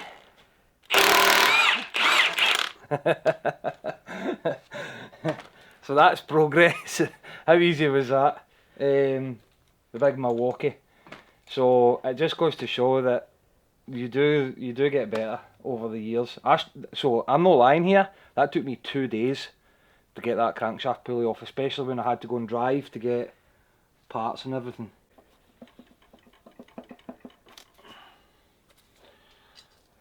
So there's our woodruff key, which slots in there, and it slots in there, and that locates it. So a 2-day job was 5 minutes. Now we can get the timing cover off.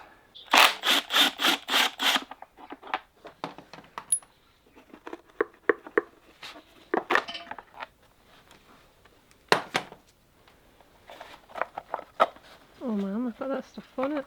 Oh wow. Wow. So the water pump has failed. Can you bring us some light in just to see how bad that is? Ew. So Nice. this is why it's a good job we broke this engine down, because otherwise you've really no idea. That there is the water pump. So you've got your oil pump here and here, then we have our tensioner which run off a spring, but I thought it was run the other way. I thought the spring was that way on the B16.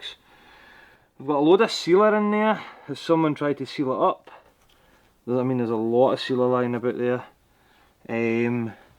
That's obviously an engine mount there, and then my cam gear. So it's not really complicated, but oh man, this is why it's a good job that we ripped this down, because we'd no history. That could have easily blown an engine. So now, with our timing marks all timed up, so there's our 2 marks there, as I was speaking about earlier. We've got our pins in here, and there'll be a mark down here somewhere, but I don't know if it's going to be on there. But I mean, oh my god man, that is bad. A close call perhaps with the Integra engine. We just have to hope when it all comes apart we don't have a lemon in our hands. Once the timing belt's been removed, the teardown should progress quickly.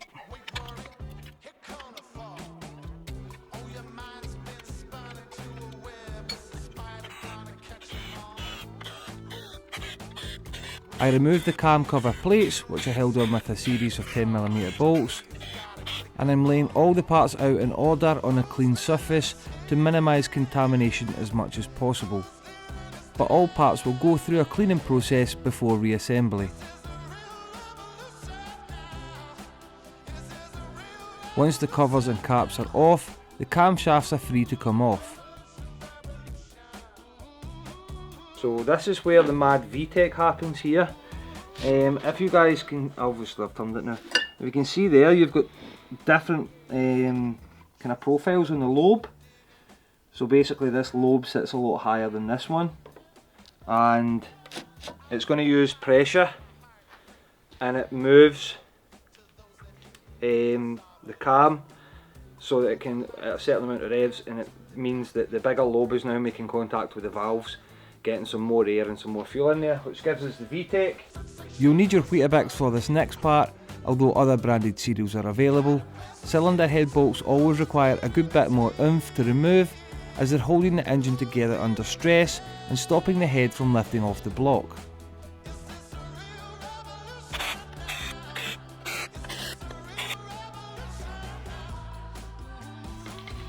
It's going to come.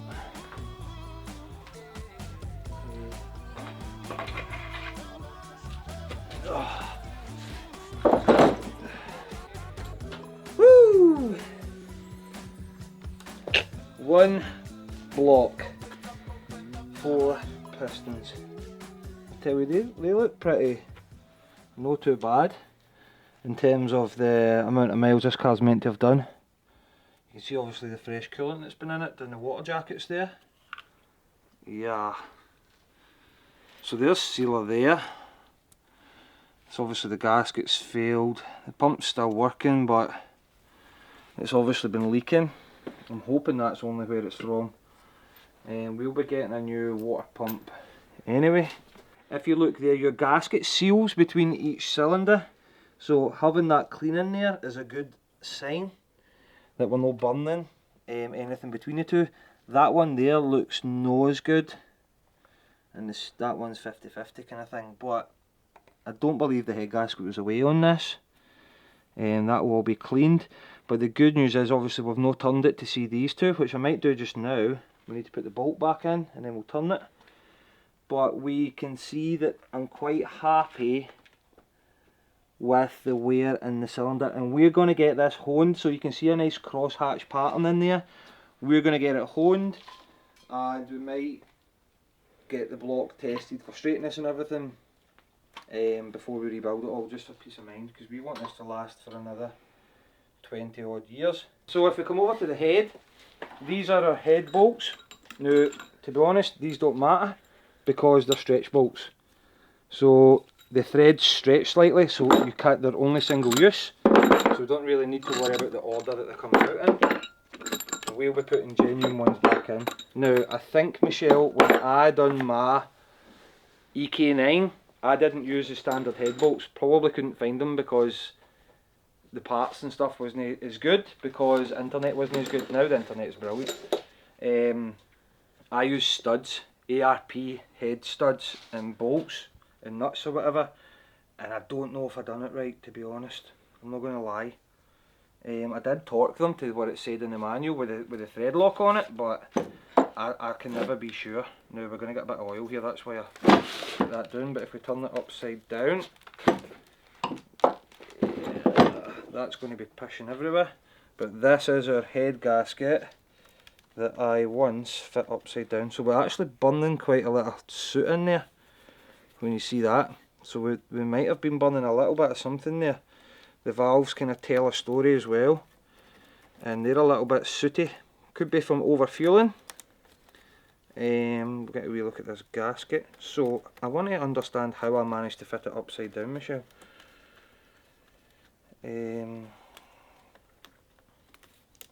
So these will be like is it MLS gaskets, multi-layer steel. So there's different layers to the gasket. I don't know how I managed to fit this upside down. I think it looks impossible, unless the head on the B180 is slightly different. So obviously that's oil for me there. But again, the sealing looks relatively good for the age around about the cylinders and the gasket as well. So it should say up. There it's there. Look, it says up, and I never seen that, right? So this is upside down, so that's up, so it goes that way. So how did I manage to put it any other way? That way. I did that. Look, I must have did that, because those holes line up, line up, line up. That dowel lines up. That dowel lines up. That hole lines up. That hole lines up. So these holes all line up. That's why it's happened. That one, that dowel, this dowel, that hole, that hole, that hole, that hole. Albeit the thing that I've obviously missed out is that there is actually a groove in there. That's what I've missed. So that goes that way. But you can see why I made the mistake. I think someone else said they done it as well, to be honest. But it says up on the gasket. That's how they noticed it. Someone must have looked and said they couldn't see the up, so there, up. So I fitted the gasket wrong, and that's stuck with me ever since. To strip the bottom end of the engine, first we need to remove the oil pan. I've got a gearbox bracket in the way to remove first. Look, there's some pubes in here, look. Don't say pubes. Some pubes in the sump. That's so horrible. Maybe they've ran over somebody. Something. Someone's pubes. That's minging. Then, all pubes aside, there's a few 10mm bolts holding the oil pan on, which didn't seem to be very tight at all. I think we're going to need a parts cleaner, I'm sure. So you ready? Ta-da! After removing the sump, the first thing that came to mind was that the oil strainer looks like it's seen a few horrors in its time.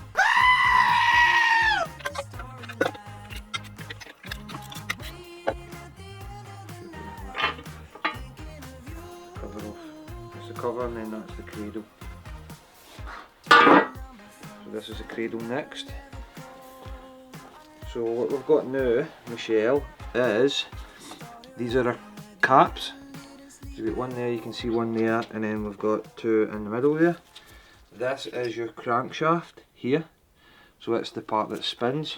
Flywheel side here, timing side here. So do you want a demonstration? Yeah, if you can, yeah. So what happens here, Michelle, is on your timing side here, right? And you'll know. I'm coming in, I was watching you. This is your crankshaft rotating, right? Okay. So we're going to have to rotate it to get in. So these are your end caps here. So we're going to have to mark these because there's something interesting that I'll tell you about these. They are actually marked for us by the looks of it, which means we can't install them in the wrong way. So we'll take the cradle off next, and you can see here, if you look down in, you can see the crown of the piston. Might be hard to see. And that's your connecting rod, so the big rod there is your con rod, connecting rod. Can't they see that? And where, if you're wondering, Michelle, your big end bearings are in here, so underneath the cap. So one half is on this side and one half is on this other side of the connecting rod. And the other thing we need to note, Michelle, is the direction of these. Everything needs to go back on in the same place, and there's a reason why that I'll tell you when we take these off.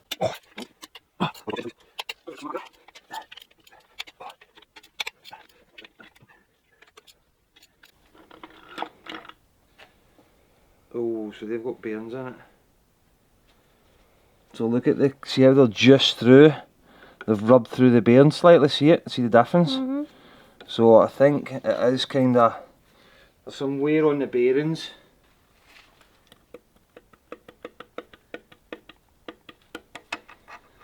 So here is a big end bearing.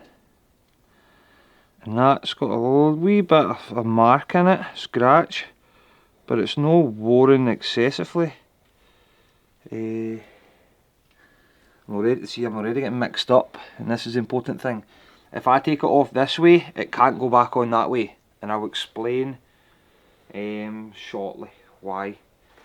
Now what we're going to see is, will this piston drop out the bottom? Michelle, does this remind you of childbirth? We've got a head. We've got a head. You're disturbed. Tell you she's tight. Right, there we go.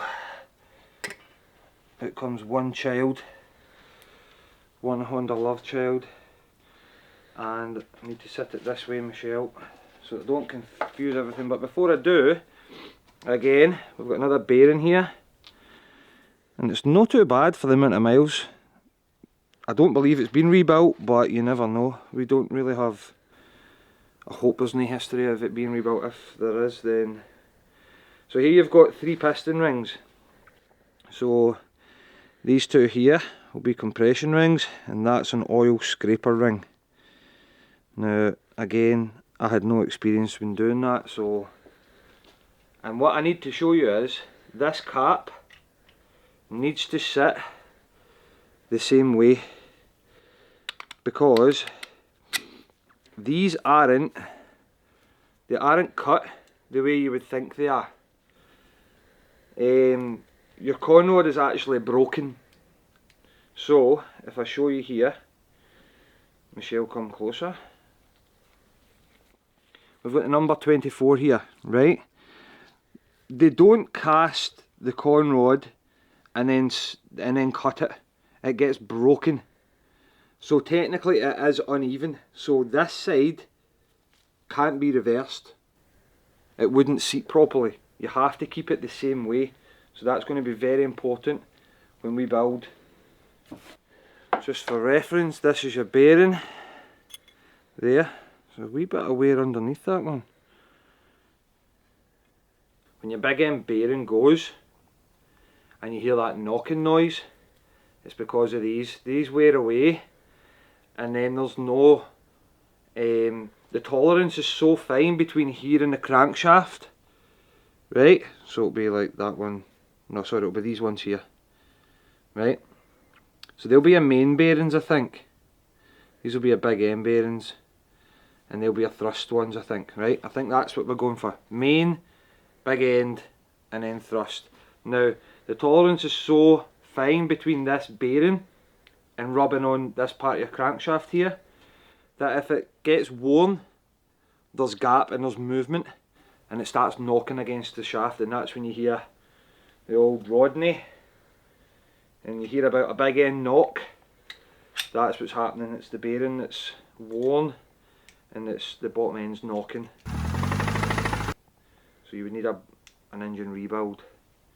So if you're looking at a car and it says it's got a bottom end knock, the big end bearings need done. So these are your con rod going into your piston crown, and there's like a gudgeon pin that you put in there to hold them. Last part is to remove the crankshaft. We have the two main end caps to remove first, which again, the main bearing seems to show signs of wear, which should be normal for this amount of mileage. After that I remove the oil pump, which probably should have been off already, and then it's time for the big finale. This is, crankshafts are like porn in engine build scenarios. There's so much you can do with them. You can balance them, you can lighten them, you can get aftermarket ones. Oh, here we go. Is that a, what's, oh, that's a thrust washer, Michelle. Come here now. See that there? That's a thrust washer there. And there. So we've got two there. So just remember that. Those are thrust washers, I'm sure. Now again, I can't remember that on my other engine. They were there, I just don't know if I done them. Oh, it's heavy. Woo! There you go. And now these are the opposite ends of our bearings here, right? And then those are the oil jets that we'll take off next, and you can see they're pointing right up the cylinder to scoot some oil up in there to keep it all lubricated. And then the scraper ring removes all the excess. What else have we got here? Those, right, the thrust washers, where did they go? There. So why are they only on there? So what they do is they stop. You can get float in your crankshaft. You guys can correct me, right? Because I'm not an engine builder, but there's a little bit of float in your crankshaft from this way. So I think the thrust washers are there to control that motion this way. So this is the block stripped. I'm going to take the oil jets off. You guys don't really need to see that. And the next time you guys see it, it'll be back from the machine shop. Now I want to emphasise that the machine shop we're using is West of Scotland Engineering. The same, so because obviously we know there's a very popular machine shop called The Machine Shop. So ours is going to West of Scotland Engineering, and I'm going to get them to clean it, hone it, check it, balance the crankshaft. We'll do the bearings ourselves. They will, I'm going to get them to reseat the valves, clean all the head, service the head, and we'll give them the valve stem seals to do that as well. And then we should be doing assembly work when it all comes back in maybe 2 weeks time. And I've got some looking into to do with the oil pump and some sealing and stuff. And we'll try and get this all cleaned so that and painted so that when it comes back it looks brand new. You guys can let us know what colour scheme you want us to go with. So we had a little thing on Facebook. Michelle's saying that the rocker cover or the valve cover is not allowed to be wrinkle red. Just not wrinkle. Right, okay. So no wrinkle. I don't mind gloss, but wrinkle just looks... I've done wrinkle a couple of times before. Looks crap. Does it? Uh-huh. It's maybe just me looks though. Cheap. So I'm leaning towards spoon. I'm leaning towards going yellow. Although I can't afford spoon parts. I quite like maybe the white and the yellow to go together. So I'm kind of thinking spoon yellow, and we can do the calipers and stuff as well. But in the meantime, Michelle, give them some food for thought. This is our engine.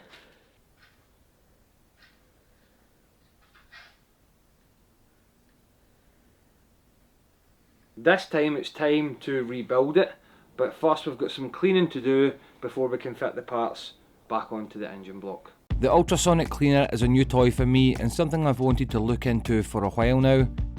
It's safe for the parts and doesn't require aggressive cleaning techniques. It also means I can leave the machine to do its work while I stay hands-on with the engine work. Now we have the engine back from the machine shop, the first job is to look into what bearings we'll be using for the build. I ordered ACL race bearings, but we're about to find out if or not it is possible to use these in the build. I found markings on the old bearings in the con rods which will come into play later. One of the things between the genuine ones and the ACL ones come as a one size fits all. So we are particularly going to have to double check our clearances before we fit them on. And this is pretty much a preventative measure instead of assembling the engine without checking them and then something's wrong with the engine and the first question we get asked will be, what was your oil clearances?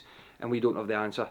So there's a couple of ways to measure them that we're going to do during the build, but we are going to measure them, and then that way if we measure one and one is so far out of the service tolerance, then we'll know not to use the bearing, or we've got an issue with the crankshaft, or indeed one of the con rods, or indeed the block, and then we're going to have to check things out there. So it's preventative. Now, I've bored you guys for long enough, trust me, I've been down a wormhole for days on this. First thing we're going to do is we're going to roll it round, we're going to get the main bearings in, we're going to torque down our crankshaft with plastic gauge, and we're going to measure our clearances. But first I'm just going to make sure everything's clean with a lint free rag as we go along. So let's just kind of dive in here. So the first job is to make sure we keep all the surfaces as clean as possible during the assembly. I'm placing the lower crankshaft journal bearings to the block and then carefully placing the crankshaft in.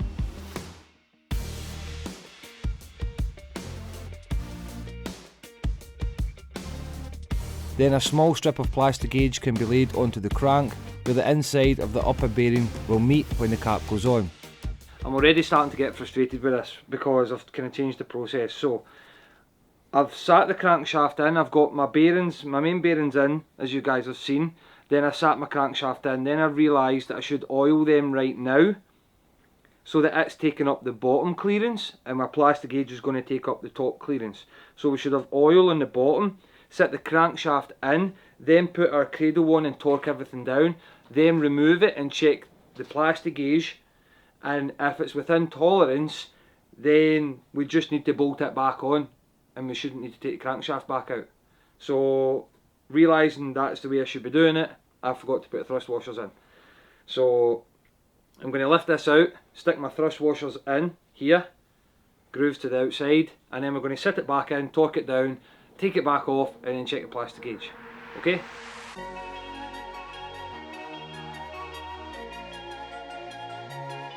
So now, having done that, we are ready to install the crankshaft once more. I applied oil to the bolt threads and washers as instructed by the manual, and torqued the cradle and end caps down in sequence, giving our plastic gauge the crush it needs to give us an accurate reading.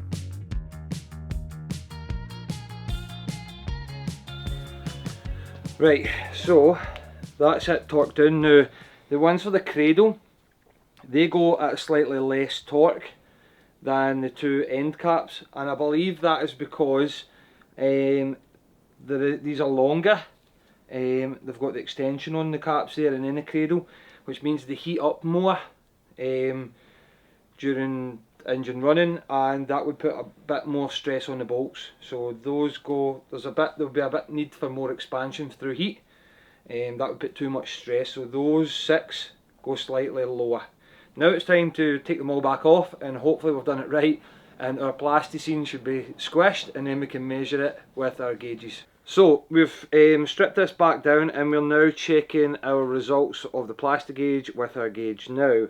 So what we have here is 0025. Would you agree?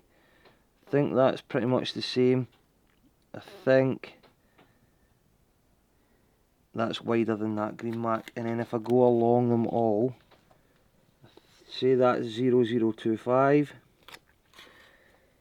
and I would say that's 0025, and maybe just wider than 0025, and then again maybe just under 0025.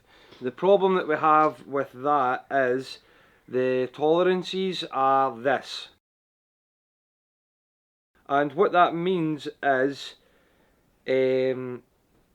the service limit, so we're looking for 0009 to 0015 or 17 or whatever it is, and then the service limit for a worn engine would be 0024. Now we're at 0025, and that's pretty much right up, just past the limit really, so we're not within the range that we want to be. Ideally I want it to be at the 002, I think that would just be a bit more healthy for our engine. Not that we're going to be doing hard mileage or turboing or anything, Now the problem is that if your clearances are too tight, then you're going to get wear, you're going to get metal to metal contact, and if they're too loose, you're going to lose oil pressure. And our oil comes through the mains and then is supplied down to the con rods, which means if there's too much bleeding out of the main bearings, it's not going to reach the con rods. So I'm a little bit concerned with the results that we have here, which means engine could be very bad. Now, this might be a combination of things, that it's the bearings and we should actually change the bearings, and this is why the Honda ones probably would have been better, because you're getting the colour coded and they're exactly tailored to this crankshaft and this block. So we might need to revisit that. What we're going to do first is, because Plastigauge isn't exactly, it's good and it's better than nothing, but I did buy the precision measuring tools and I think we should try using them just to get an exact figure. We've used a reputable machine shop and one that I've used before, but you shouldn't technically always trust them. So what we're going to have to do is remove the crankshaft. We're going to have to measure our main journals, make sure they're uniform and they are within tolerance to make sure the crankshaft is good. And then what we're going to have to do is take the diameter of our mains, set it on a dial bore gauge, and then we're going to have to assemble the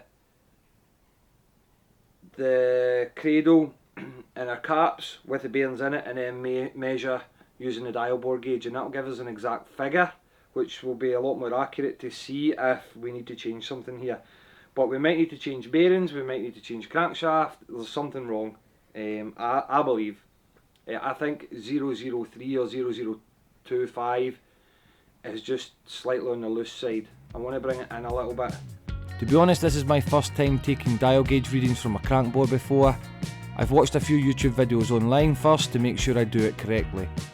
I ordered a digital gauge thinking it would make life easier and be more accurate, but all the videos online were using analog.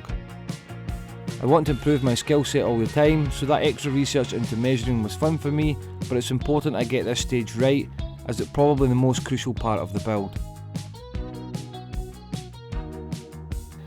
So it was a bit math for the insane there, but I think Somebody's offered physics for the insane and then maths for the insane. I should change the channel name to Cars for the Insane.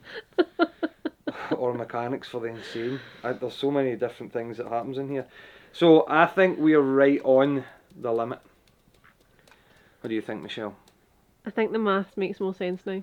Well, obviously you're getting an actual figure you can see compared to the Plastigauge.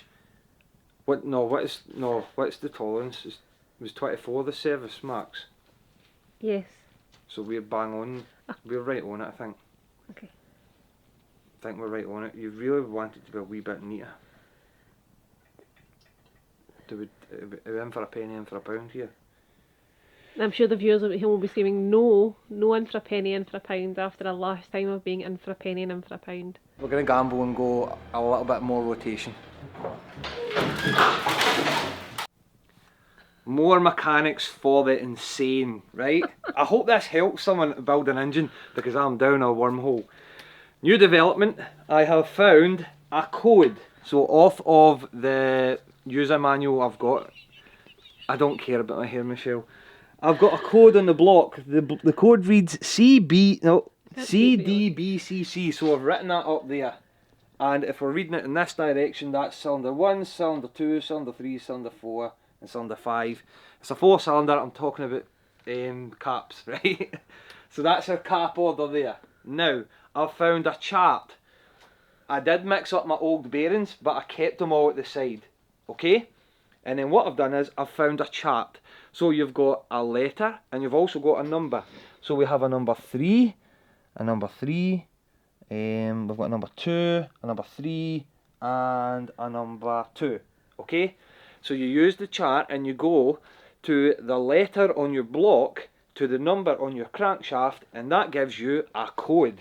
And by doing that, we have actually managed to sort out what set of bearings goes where. Now originally, I wasn't sure if you could mix a yellow and a brown, and we thought some of them are red, but that must be a brown, that's a yellow, that's a black, and that's a green, and we have sorted it out. So we now know what original bearings we should have for the crankshaft.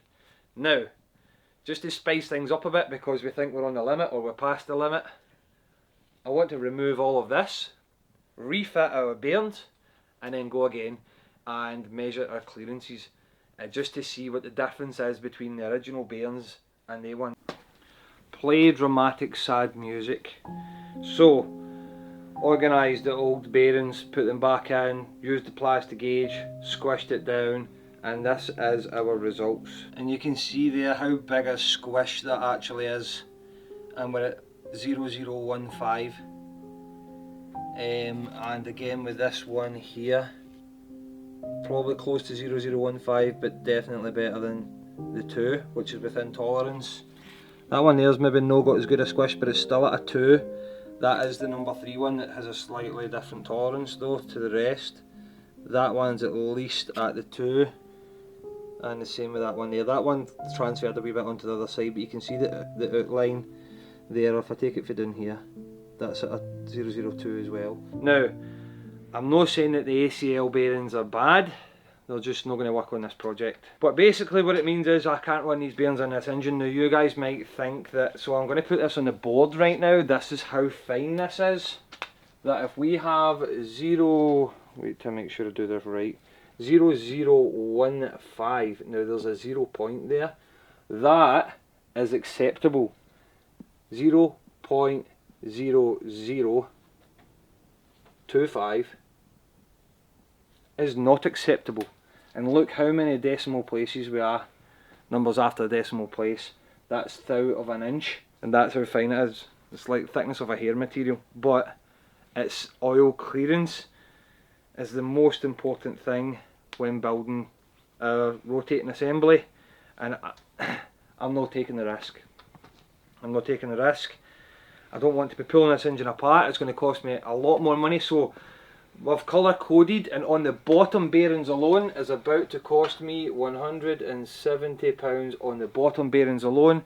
And then if we switch to the conrod, because we've done the same calculation with our codes, which I'll show you guys in a minute, that gives me, it's 132, so well, 300 quid for bearings, when I paid 140 for the ones that's in it. So double the price, plus I've lost 140, so that's the way the cookie crumbles. There's nothing I can do, which delays this, which means we're not going to Jackfest because they don't have the brown bearing for the conrod in stock, or enough of them, unless we can find it from a different retailer. But engine very bad, not looking good. This is the tip of the iceberg. We've still got the piston rings to do as well, and yeah, this is frustrating. But let's jump to the next stage where I have the bearings. While I wait for the genuine Honda bearings to be delivered, there's still much more measuring to be done on the engine. We need to set our piston ring gaps for the new rings that's been installed. I'm using the crown of the piston to push the ring down into the cylinder and then check the distance is equal with a steel rule before measuring the gap of my piston rings with a feeler gauge. I need to repeat the process for each ring for all 4 cylinders. Thankfully, the rings I ordered were all within spec, and there's no grinding needing done on this occasion. What's wrong? I've done it wrong. I forgot to order 2 times the brown.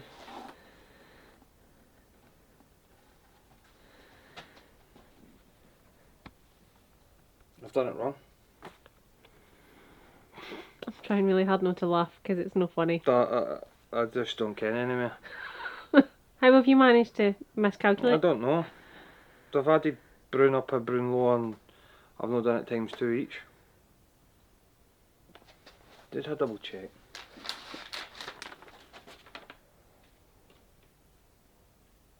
You would think they would email you and say, by the way, you've ordered 8 bearings and the engine needs 10.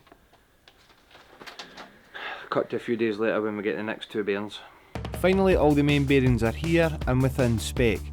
So I oiled everything up, torqued the caps down and spun the crankshaft with one finger to check it was spinning freely and smoothly. Next problem I'm facing is the stretch measurements for the conrod bolts. Basically, you use the tool in the holes at each end of the rod bolt and measure the stretch. There's no torque involved.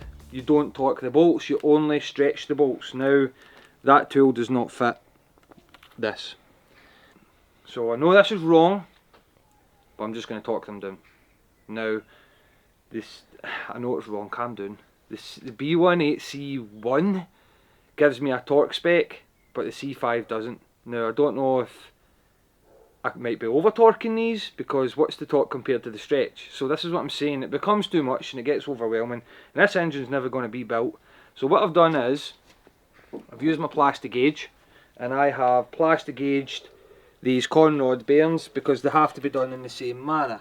I've used the ACL conrod bearings and measured my oil clearance using the plastic gauge in the same way I carried out on the main bearings. Thankfully this time the clearances are very close to the new tolerances and won't cause any more delays. Next thing is to install our piston rings. I marked each set so they go into the cylinders they were measured against earlier. It's important to get them in the correct order. Ring number 2 is slightly thicker and shouldn't fit into the gap for ring number 1. Each ring is marked with the letter R and is installed with the marking facing upwards. I'm oiling all the moving parts, especially since they were in the ultrasonic cleaner earlier. Then first I install the oil scraper rings with the spacer ring sandwiched between them. It's crucial that the spacer ring doesn't overlap itself, which is something that's easily done. I'm using ring pliers to make the installation of the compressing rings easier. Again, it's crucial that we don't twist or bend the rings out of shape. Before installing the pistons, the all important rod bearings need to be placed in. I clean the inside of the caps, place the inner bearings in and oil the surface where it runs on the crankshaft. The other side will be left clean to check the clearances before torquing the caps down. Before installing the pistons into the cylinders, I apply some oil to both the piston skirt and the cylinder lining to help the rings slip past. The last thing before installation is to clock the rings using the position from the service manual, which sets the rings avoiding any ring gaps being in line with the thrust areas of the piston. Once that's done, the compressor tool is used to compress the rings so they're able to slip into the cylinders. I use the skirt of the piston to line everything up, and then it's a simple push with my fingers to slip it down into place.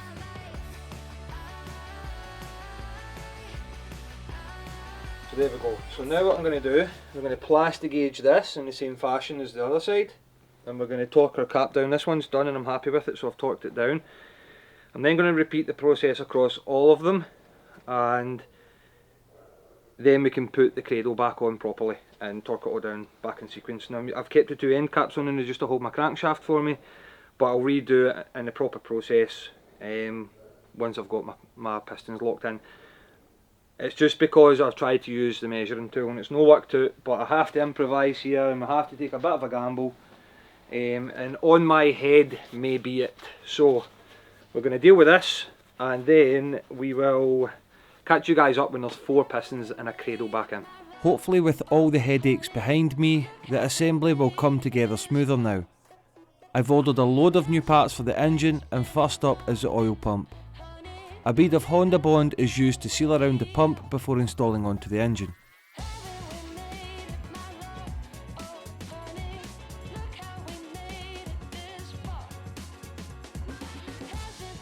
The same is carried out on the end cap for the transmission side of the engine.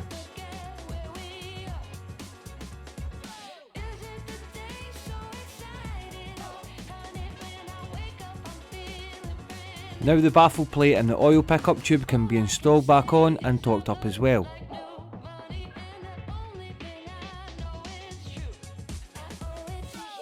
The last time I built a B-Series engine, I fitted the head gasket upside down. This time I nearly fitted it back to front. A huge milestone was getting to refit the cylinder head, and it's starting to feel like there's light at the end of the tunnel. I coat the new head bolt threads in oil and torque the head down in sequence. By the looks of this image, I think a new engine stand is going to be required for any future builds on the channel.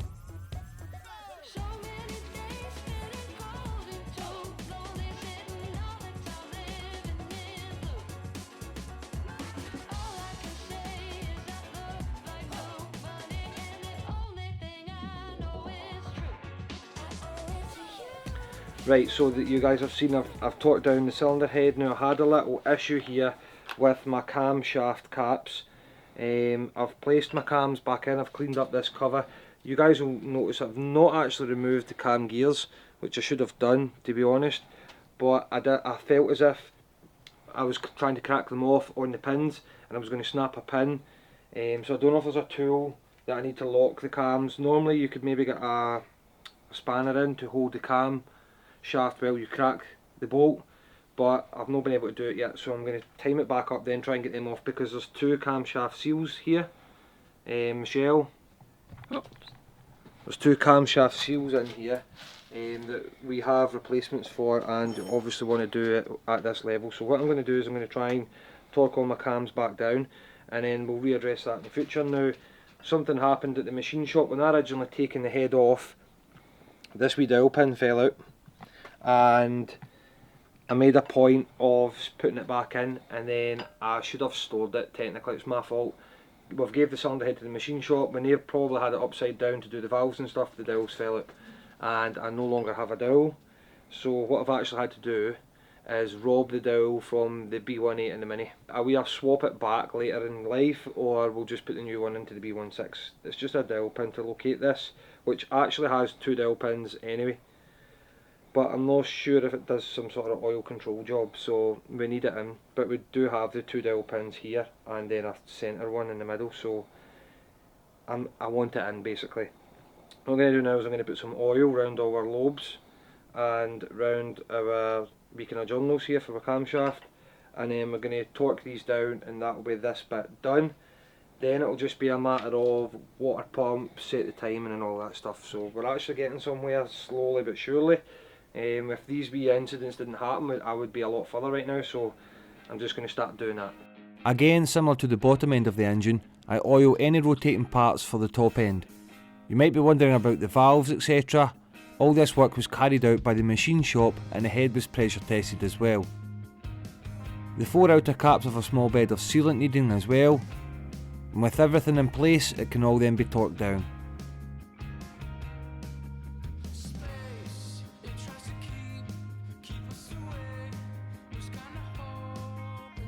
The next problem we have is with the oil sump pan. Brings you in here, you can see if I just press there ever so slightly, there's residue coming through and it's porous.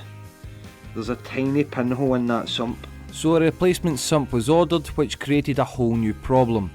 The listing was for a B18 engine, and to the eye they both look very similar, but there's one major difference between them. That's deeper.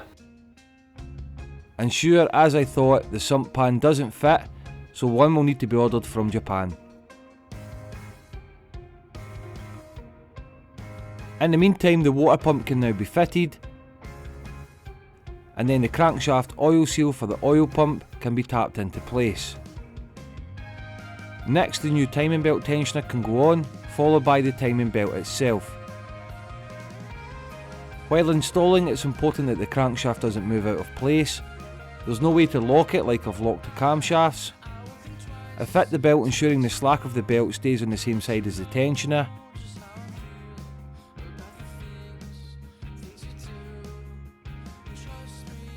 There's a bit of play at the top of the belt, but there's an adjustment sequence to be done which resolves this as shown. After a few rotations of the engine, I return it to top dead centre and make sure all my markings line up again and the pins go back in the cams freely. So the pins go in easily and they're not tight to go in, with the top dead centre. I've adjusted it the way it wants to be adjusted. No good engine build could be completed with this old scabby valve cover, so it's best we give it some love as well. First job is to strip any fittings and seals off the cover and apply a generous coating of paint stripper.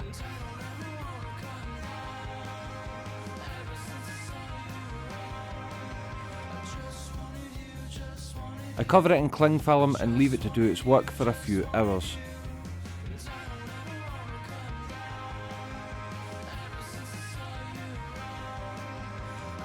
The now loose paint can be easily scraped off the cover before it gets hosed down and then fully cleaned in the parts washer.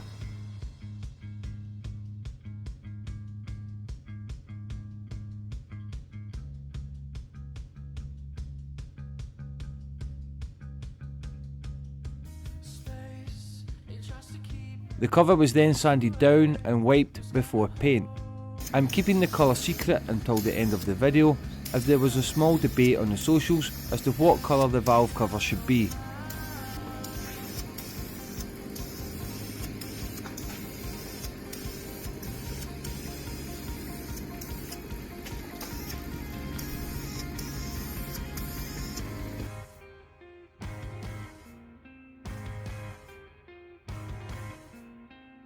So you guys might know that I asked a question on social media, what colour you guys wanted to see the valve cover being painted.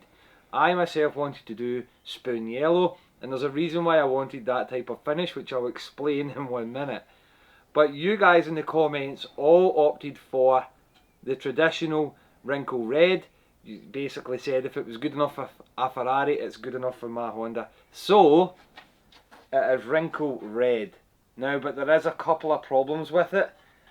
I done this different to any other time that I've done a wrinkle red valve cover. And the main difference is I baked this one in heat, which gives you the tighter wrinkle like an OEM finish. Now the problem was that when I lay my paint on nice and thick and then I let it cure outside naturally, you get loose wrinkles.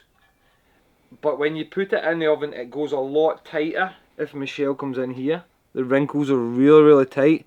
The problem is, I think it needs to have more paint for a better finish. So I've got a couple of bits that are kind of transparent, and there's a couple of bits that round the edges where any kind of seam is, where it looks as if it's shrunk too much because there's not been enough paint on it. And that's the reason why I haven't scribed or shaved off the lettered areas here to give it the perfect finish, because I'm probably going to redo it. We need to focus on this section and the interior of the car. Now there's one big reason why I don't want any of this stuff which has been left behind, which I'll explain to you guys later in the video. But first we just need to remove everything out of here and then we'll show you what's next. So first step is to remove all the current interior. If you're wondering, this is all the parts I bought with the rolling shell, as it was easier to negotiate on the whole lot, and any parts I don't use I'll be able to sell later on and recoup some of the money. First I remove the steering wheel and the column, and then the mounting brackets for the dash. Since I stripped the whole rotten shell, I've got a good idea of what order everything comes off in, and it makes it a whole lot quicker.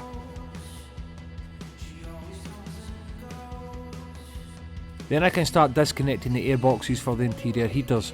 I'm actually going to keep the aircon delete section of this to install back on my own part, as I don't want to reinstall the aircon system to my car. The whole reason I have to remove all this, as I mentioned earlier, is because all the air boxes block the wiring loom, which we have to remove. This one's been chopped in places, so I plan to swap the whole loom out for my own, which is pretty much what I plan to do with the whole car. I want to keep mine as original to the first car as possible. Once all that's removed, it's time to feed my original loom into the car through the main hole in the bulkhead. It's a job I have to be careful with, as we don't want to break any wires and cause problems later, as you can see how difficult it is to access the wires.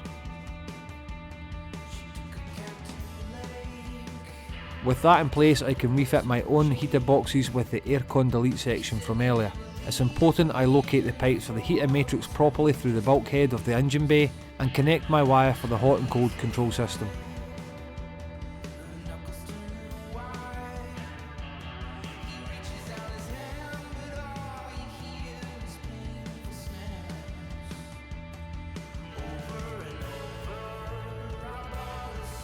I've also fitted the pedals at this point because it was hard to get the camera in there to record it. Now with the loom all in place, I can secure the ECU in place, followed by the support brackets for the dash.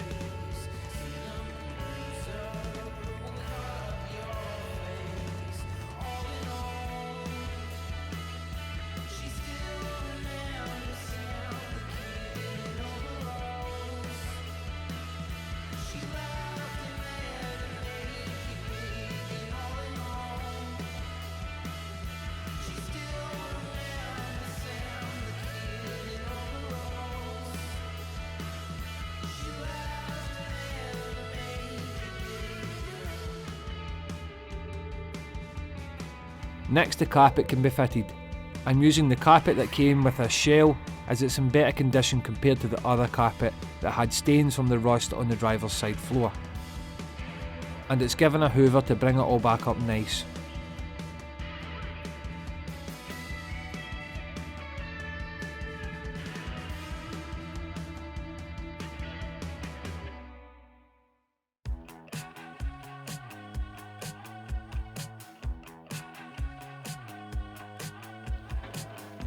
Now it's time to fit the dash. I removed it from the old car as whole as possible, and this is the reason why.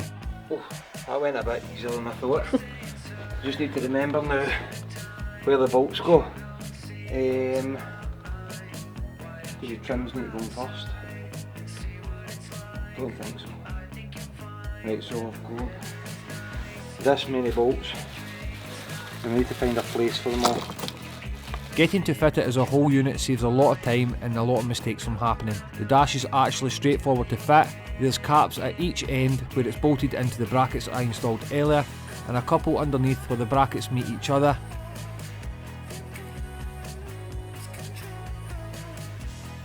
Then I'm able to fit the interior wing mirror covers which need fitting before the door cards.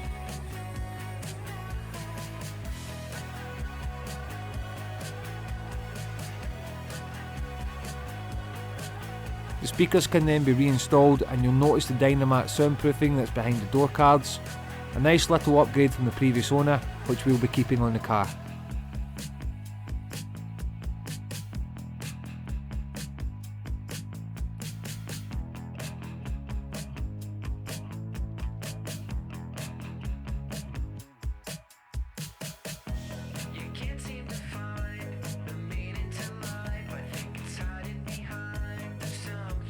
Then it's finally on with the door card. A footery little job at times, but that's another big part ticked off the list.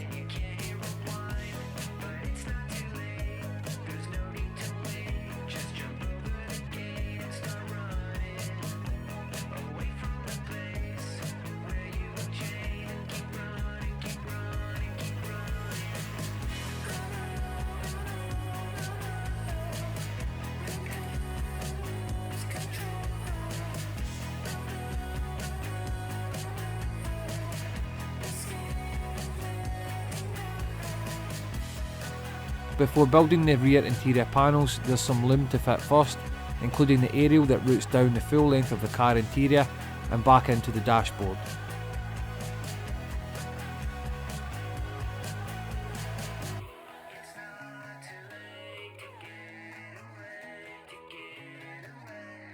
Once that's done, I'm continuing with the rear end of the car. There's a little repair to be done on the tail light wires, which I'm using these insulated heat shrink crimps to do.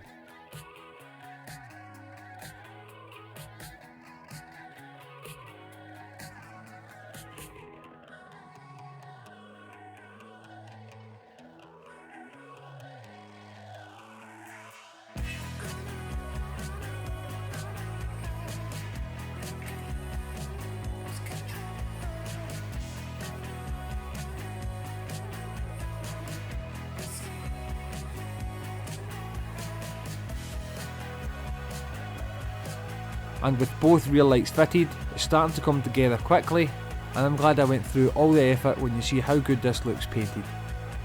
There's a vent that's held on with a couple of screws to finish off the rear for now, before it's time to fit the back interior quarter panels. They clip into place, and then there's a few bolts that hold them on. It's tricky to bolt the seat belts back in the order I've done it, but I managed in the end.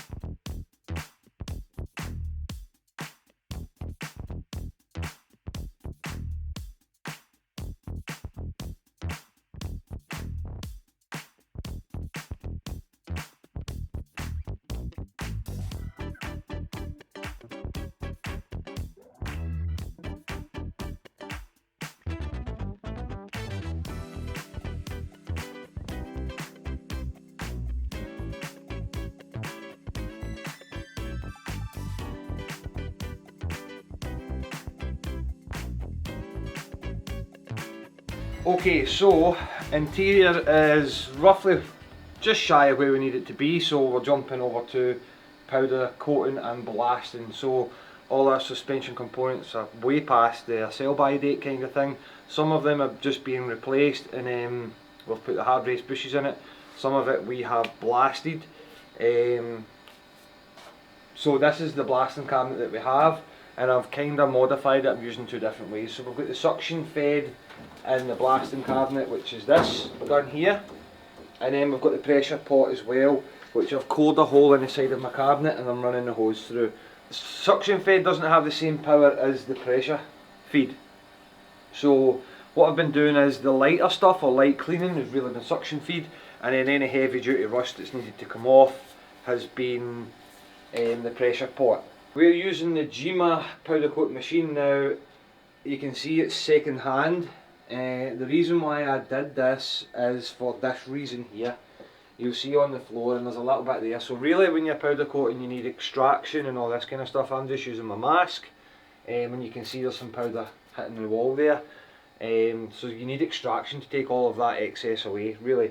But I've seen a lot of people using the kind of cheap Chinese guns, or the eBay guns, or whatever you want to call it.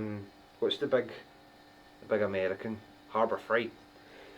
Using the guns, and then I see a demonstration and most of the powder's on the floor and not on the product. So I decided I would spend the extra. I think you can get those type of guns for maybe 150, 200 pounds, and I jumped away up to 800-900 for this second hand unit. But this is the reason why. The settings is the reason why. The better finish is the reason why, and then just not having powder all over the floor, to be honest. So powder coating machine, if you've never seen one before, we take this fine powder here and we apply it through, it's electrically charged, so there is an earth that clips onto my little holder here, my hook, and there's a charge comes through the powder. So the gun puts a charge on the powder, and then when it's earthed, it attracts and then wraps around the product, and it's charged and it's sticking onto your substrate or your item, whatever. And if you rub it off with your finger, you can't just throw some back on, it needs to go back on through the gun. So let's just get fired in, and then when you guys see all of these components, they'll all be black, gloss black, and ready to bolt onto the car, or sorry, ready for bushes to be pressed in, and then ready to bolt on the car.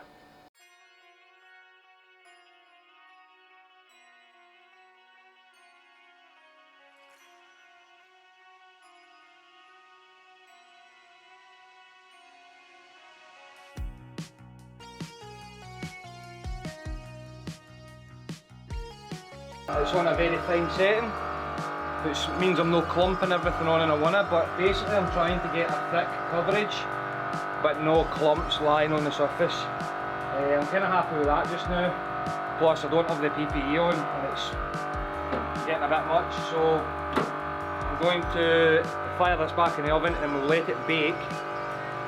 And I use my thermal gauge, make sure it's the actual item that I'm powder coating reaches the temperature in order for the powder to melt. Once out of the oven and cooled down, it's time to press in the new bushes. I'm using my threaded bar bush tool set to do this carefully without damaging that new paint.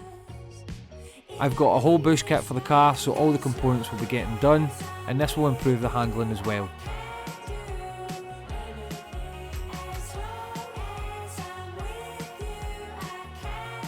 I'm really chuffed with the end results for my first time with my own setup, and we'll be making improvements with each car I restore. Before fitting all this newly recycled suspension, I need the brake lines, fuel tank and fuel lines back on the car. But first there's a new fuel pump to fit to the car.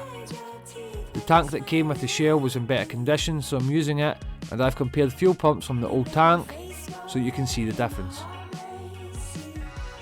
I fitted a Walbro 255 pump, which is a complete plug and play, and it can then be fitted into a new second hand tank.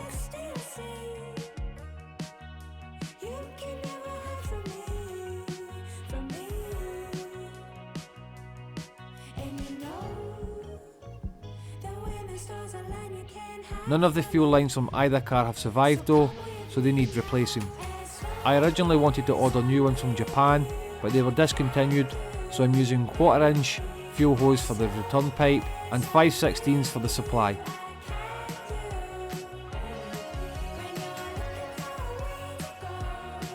Someone's already cut and shot this fuel line before, so it's definitely time for new ones. It's finally time to get rid of the rolling suspension that came with the car for the final time and replace it with all the fresh parts I've worked hard on to restore and save.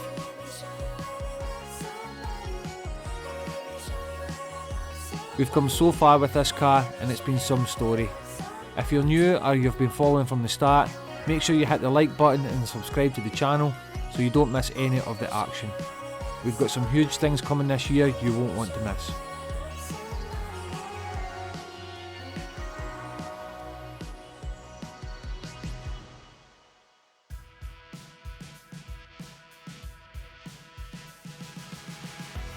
It's a two-man job to lift the tank back up, so I've called on the camera woman Michelle to lend a hand.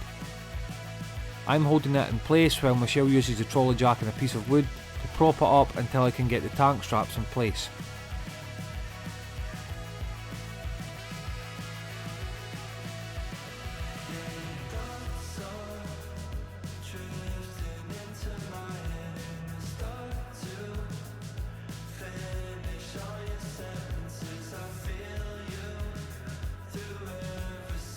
Here's the first look at the rear trailing arms and lower control arms in place, which look amazing compared to the old rolling suspension that's just been removed. So I think it's time we've done the same at the front of the car. I've removed the old subframe and steering rack you'll see sitting behind me, and I'm by myself now, so it's Hulk time to try and lift and secure the new one. I tried the bench press approach, but I couldn't get the knuckle through for the steering column, and I had to try a different way once I'd lost my patience.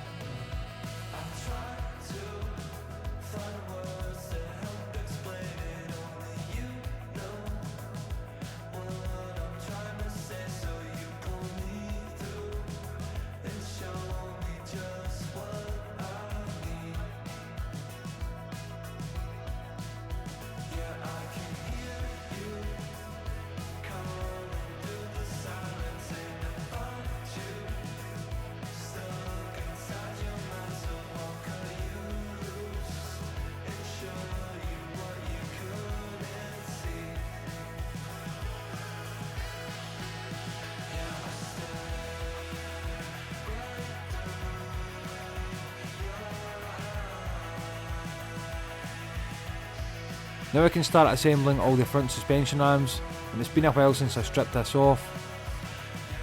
Not all the bolts were in the rolling shell, so it was a puzzle to sort out all the bolts I have for the front. I'm leaving everything slack for the assembly stage, and then I'll go round and tighten everything at the end when it's all been fitted in case anything needs to come back off.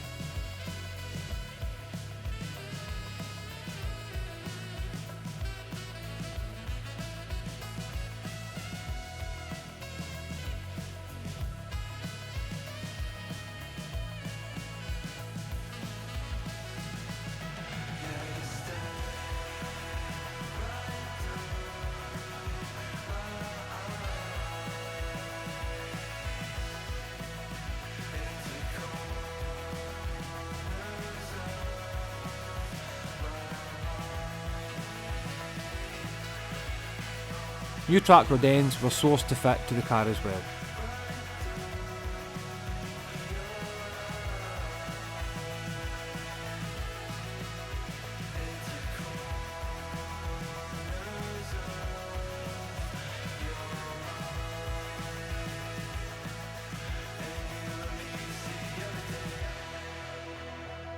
So one of the benefits of us having the engine out was to improve it for reliability. So the main reason really, we've done the conrod bearings, the crankshaft bearings, the piston rings, head gaskets, every gasket. We've got new coolant lines going on the back, we've done the thermostat, everything, all the gaskets that we can manage, and it's a good time to clean up some of the projects as well.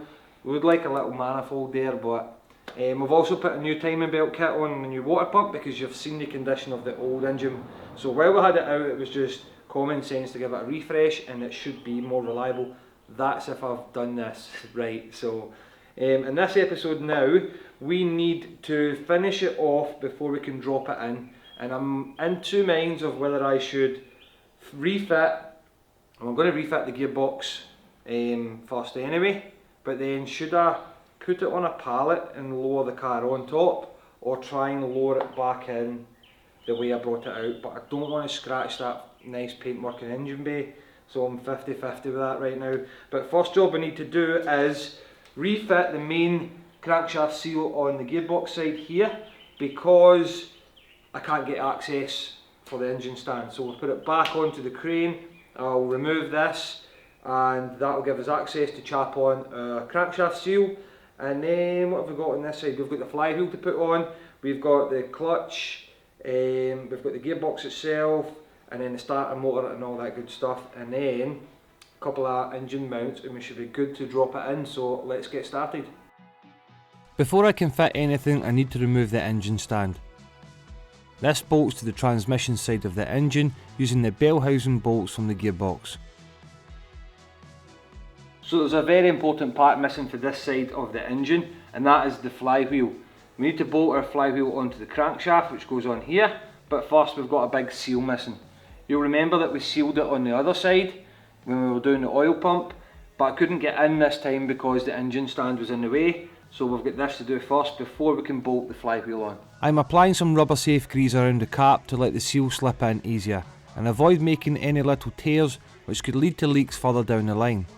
It's then knocked flush to the cap using the closed end of a socket, and then the excess gets wiped off. We can't afford any leaks from here, as to get access would mean removing the gearbox, and we don't want to do that. That allows me to punch the flywheel on, and then I'm going to use some Loctite on the flywheel bolts.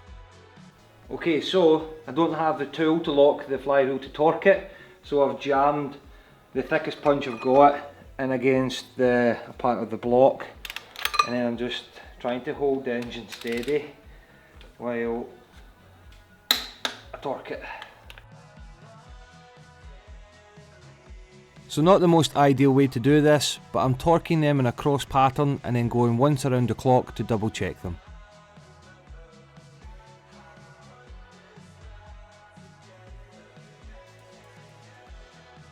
It's actually been that long since we stripped the engine that it's kind of becoming a jigsaw. The whole car's becoming a jigsaw, and really you want to strip your car down and lay everything out and then put it back on. But we actually stripped this into storage because we didn't know we were getting this shell, and then we've had to pull everything back out, and then it's a guessing game now. Normally when you're rebuilding something, it goes back together a lot quicker. This is probably going back together slower than it did coming apart. But flywheel's on. Next we're going to get the clutch. I think it's the clutch next, and I've got an issue there which we're about to discuss. Before installing the clutch kit, I'm keying the surface using a wire brush so the clutch plate has something to grab. So we're on to the next thing, is the clutch. We've got our flywheel on. Now, I never even knew this, or at least I forgot if the old owner told me. This is an upgraded clutch that was already in this. It's X-Udde. X-Udde, Michelle says, is the way the Japanese pronounce it. X-Udde. X-Udde. I say X-Udde. It said E-X-U-H D. Is the way it pronounces it. According to Google. Anyway, so we've got a bit of a drama. Do we put this clutch back in? I bought a new blueprint clutch kit because I didn't know this was in it. But another thing I've got here is condition wise. I mean, it does look pretty good, but there might be a crack there. It's hard to tell how bad, if it is the surface line or because of all the markings in the clutch. I don't know what the difference is with these clutch. Is it lighter or whatever? But I think because I'm suspecting it might have a crack, it might not, it's hard to tell. I don't want to put it in. So for that reason, we're just going to put the blueprint clutch in the car. For what I'm using the car for, it's not really going to matter, to be honest. I do like a good feeling clutch though, I think everyone will agree, but I don't know how that feels. So we're just going to put this one in. So next up is the clutch, and I'm going to use my clutch alignment tool to line up our clutch so that the gearbox goes back in easier. Because our gearbox input shaft needs to go through a spline here in the clutch plate to drive it. So we need to align it, because if we make it off centre and we try and put the gearbox in, it's going to be difficult. I've had this issue before, before I ever bought a tool and became a mechanic. So we're going to put the clutch on, and then hopefully this goes in the car. So I've torqued the clutch plate in a similar fashion to the flywheel, and then before installing the gearbox I'm changing both dry shaft oil seals while the box is out, because it just makes sense. I'm using a seal pick tool to remove the old ones, and then I'm using a little bit of rubber safe grease as before, and then I can chap the new one flush using a seal race tool, and then I repeat the process for the other side. What's happened here? It's had a wee. I need to tip it up to put this in, and it's peeing itself, look. How come the oil only runs out? I mean, I did actually, remember I drained it and nothing came out? Look! Oh, it's had a big accident. But see, the thing is, I mean, I drained the gearbox and nothing came out. Plus, I actually want the gearbox empty anyway so that we can put fresh fluid in. So I'm not bothered about this, losing this fluid. It's just, it's messy. And transmission fluid stinks. But anyway, that goes in there. And what I was doing there was I was checking the, so that'll go flush. Right, so that goes in there. And that goes there. That goes there. And that goes there. I think the real question is who's cleaning this mess? My top tip of the day is for this. Oh my god. Oh, ew. Good squelch there. Kitty litter. We're going to use kitty litter for this. Don't set the bag in the kitty in the mess. Oh my god, there's like loads. Right, kitty litter's going on.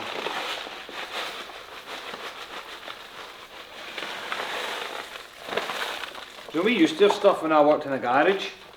It was just like granules, it's called. It's this mad, I don't know if Renault made them, and the granules absorb it. It's like £50 a bag. It's just expensive cat litter. I would say it's actually better than cat litter, but we've got cat litter. I'm not spending £50 for a bag of No, stuff. I don't spend £50 on clothes, so I'm not going to do them. Oh, I think the viewers know.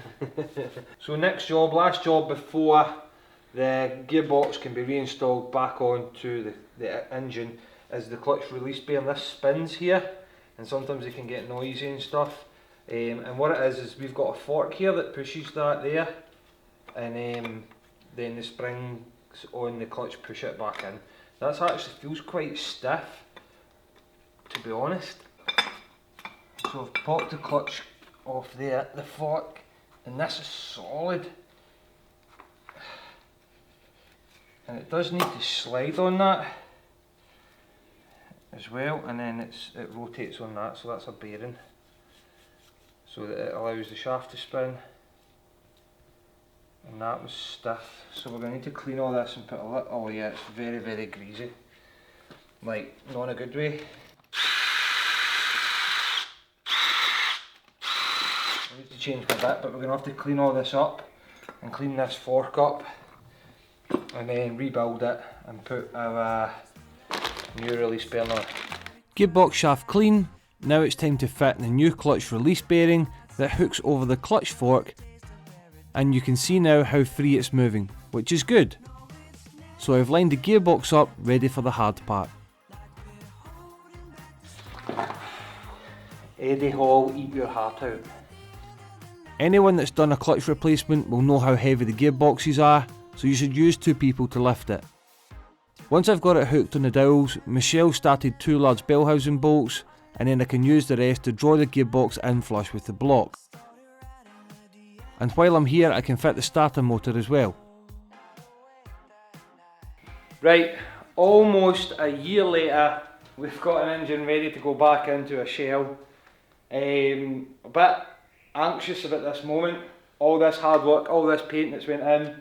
One wrong move is going to scratch this new paint. Michelle, please don't scratch the paint. Why is it always me? Because I done this with a Civic EK9 years ago and I scratched the engine bay trying to put the engine in. Please don't scratch the paint. So you scratched the paint? The difference though is I left the other engine mount in, I think, Okay. which you have to then would have to scoop under and back up because there's mounts going below. So I'm mounting it on 2 mounts just now, just the one on the gearbox there and then the one round here that's on the kind of side of the timing, and it just needs to go in. So we're just going to lower it in. We're going to take our time and do not scratch it. Paul. Michelle. Let's pray to the gods. The A, it's going to work, and B, it doesn't get scratched. You ready? No. Let's go. Here we go. Michelle's first time ever fitting an engine, and I'm probably not the best person to be teaching her. So just watch hitting against that chassis leg, right? Do you know what a chassis leg is? So this bit here is the chassis leg. This whole chassis leg here. Oh, okay. And that's the mount, right? So you're watching it, this isn't going to crash on the chassis leg.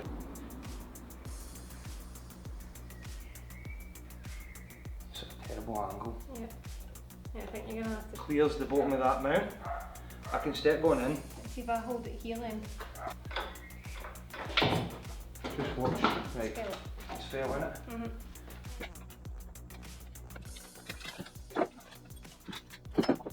Up. Right, slow down now. Up.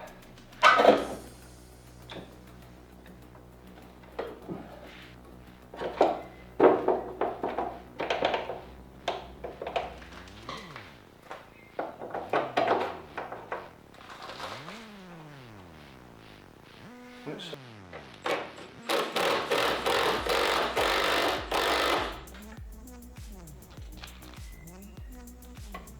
Just keep an eye at the back for me, please.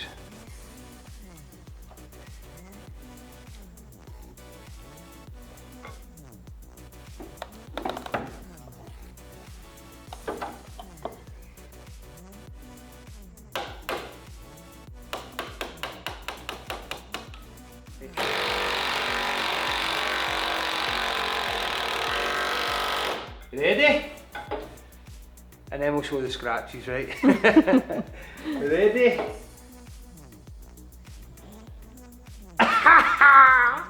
Yes!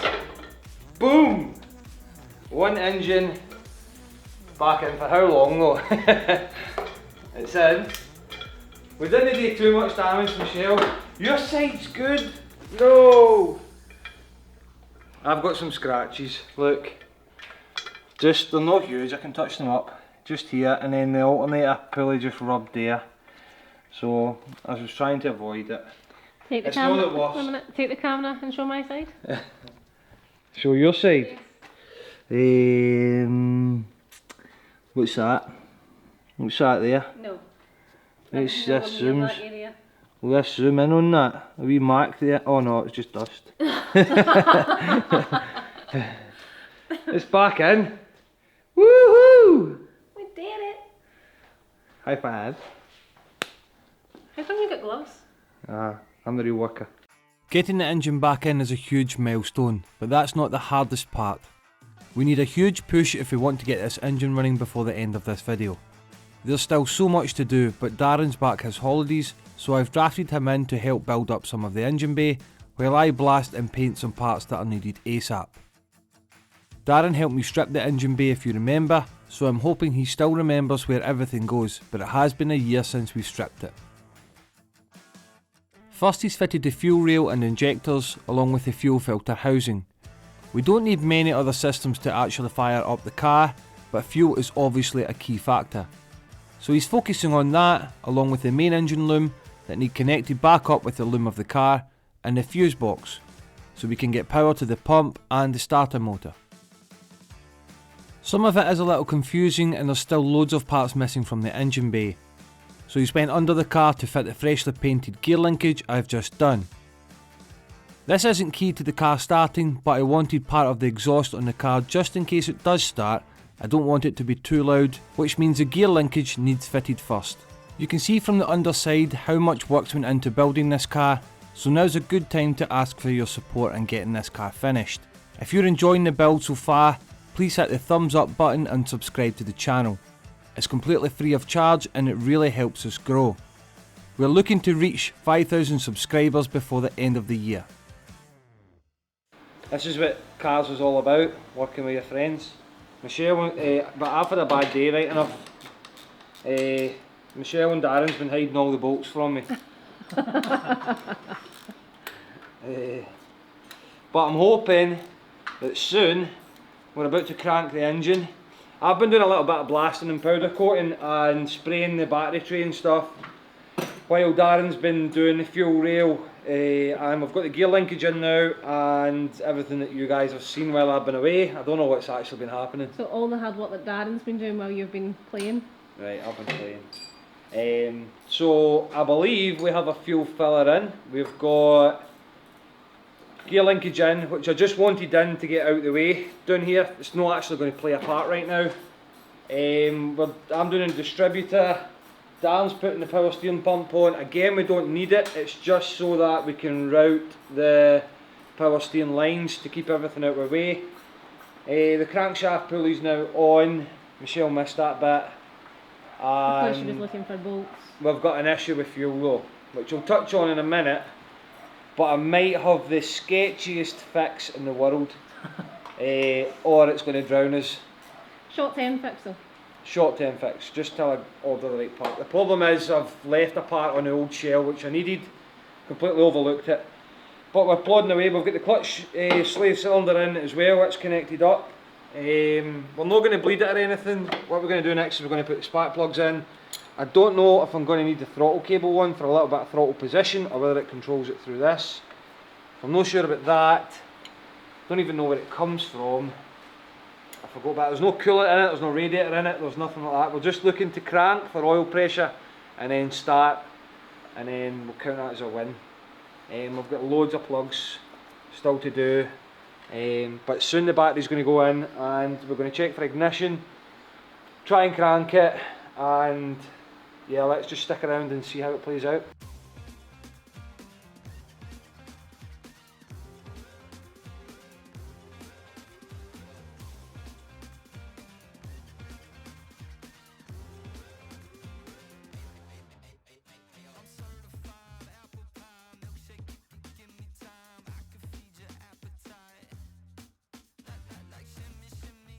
So it's been like one of the hardest days ever as being a mechanic.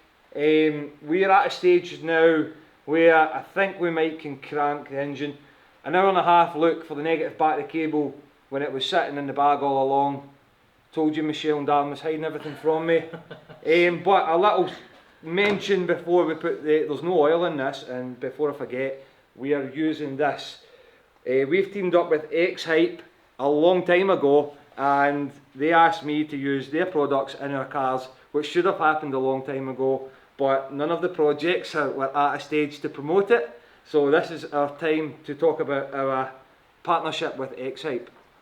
We're going to be using X-Hype across every single project on the channel from now on, and they have kindly given me a discount code for you guys, which will pop up on the screen here, and I'll leave a link in the description.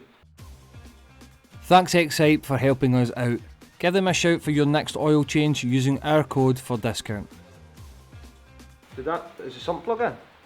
Some plugs in, isn't it? Right, this is where we start checking. This is the first fluid in the car, and it's Excite, which I'm really happy about. It's great that we've got a company of this level actually wanting to partner with us, so. Right, so, next we're going to crank the engine for the first time. We've left the spark plugs out just so that it can spin a bit freely and there's no any compression happening there. I don't want any stress on the engine.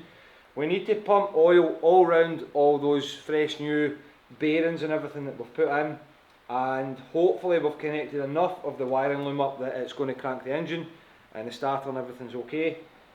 Then after that we're going to see if it actually fires with my sketchy fuel solution that I've made up. But first we need to turn it over, so Darren, you can do the honours. Put power to the car. It's beeping.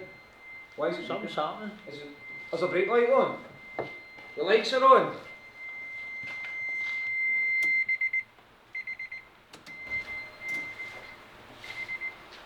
Why is that light on? Or why is only one on? Is that, it should have been the lights on, they're switched off. Oh, we get two there. Two and reverse Right, I lights. need none. Oh father. Are you ready?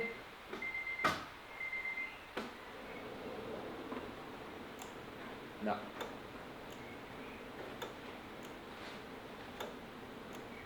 Hear that relay clicking, can't you?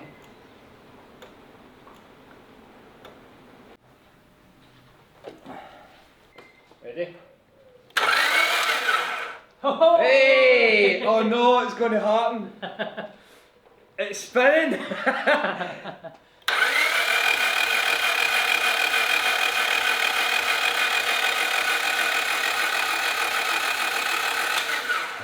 So what I'm doing is I'm going to hold it and I'm going to do like 3 cycles at 10 seconds. And then we're going to crack the oil filter and see if we're getting oil, because we need that pump to pump oil around. If not, we're going to blow the engine. So that was one.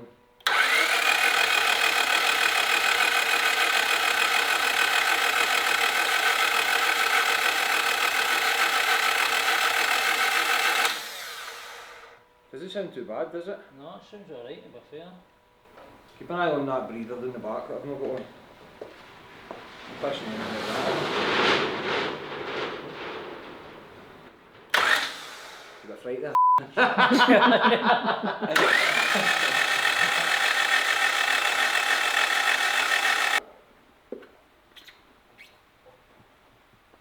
Oh.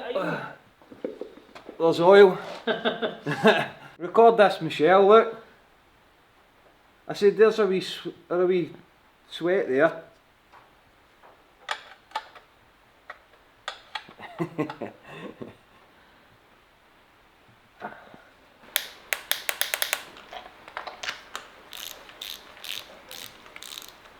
Sketchy fuel time.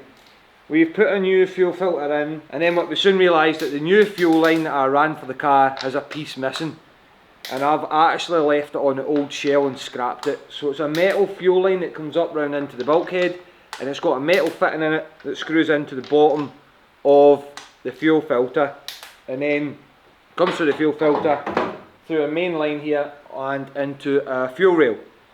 Now I've bent the part that we need and I don't have one. I just need a cutting, I just need the end, and then I'll put my rubber fuel hose over the top. Now, just to try and get it started in this episode, what I'm going to try and do is I've got an airline fitting which is pretty much the same thread, but I've put a little bit of tape on this, and I'm going to put it in and then hook my fuel hose over there. Now, this is just temporary right now until I get the solution. Hopefully that gives us fuel up to here, and then we can get the car to fire. So it's only temporary. Right, so we've put the second fluid in the car, which is fuel. We're going to crank it. Darren's got the hose coming from a feed, and we're just going to see if we can catch any fluid in the Fanta bottle, and that other bottles are available.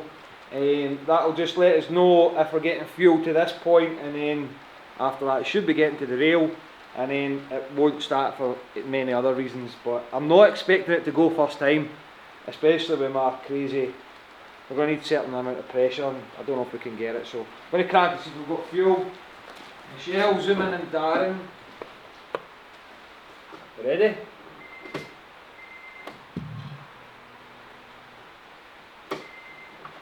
I'll put in for a minute. Hey! That's a lot of fuel. I know. That's a lot of fuel in a short space of time there. Oh, this is going to spray everywhere. Right, if it's no leaking, I'm going to crank, right? Fashion. Where for you? The threads. The fitting? Aye. Yeah. Hunners? Aye. It might be enough to. You want to crank it? Let's crank it. I'll show you. Ready? Aye. Oh, off! The tap fitting's no one. That one? Aye, mate. That is though. Is it? Aye, well, it's sprayed for there. Ready? Oh, aye. We're supposed to be going for a cheese board. The cheese? This is a smorgasbord. Never mind your cheese board, Michelle. Do I look like someone that attends cheese board gatherings? Get cheese board and gin waiting on me. That could be a RAM filter. Who knows? I just found that saying Honda on it. Did I buy that for this? I just found. It's got to be right. It's got to be. I thought you said you didn't buy one though. I couldn't remember. I just found a box that said Honda and it looked the same oil filter. Fuel filter. So this is. That's the one that came off it. Right, we're putting this one back on because that one's got a indent shape. That one hasn't it? See the indent for the washer to sit in. There's that one, hasn't it? Right, okay. Right. Michelle, you bought the wrong fuel filter. I don't think you bought that. I think you got it when you got the first I? car. Did I think it was one of the things that were just sitting in it. So he's gave me the wrong one. Darren's thinking, I really wish you'd told me this wasn't the right filter. I didn't see it fit it. I did.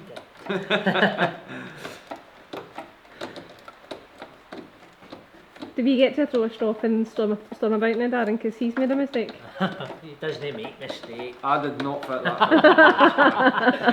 I sat a filter down, someone else fitted it. Take two, it's going back in. My sketchy fitting actually feels better in this filter as well.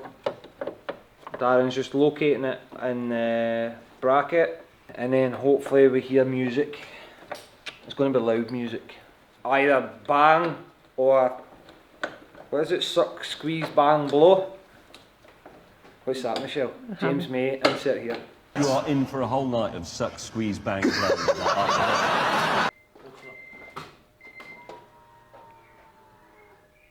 Oh, it's primed there, isn't it? No leaks, mate. I hear the pump. The pump's got pressure. Oh my god, this is it. Oh no. Are you ready? Go for it, man. Everybody stay clear in case a piston comes through the roof. Oh, something's bubbling.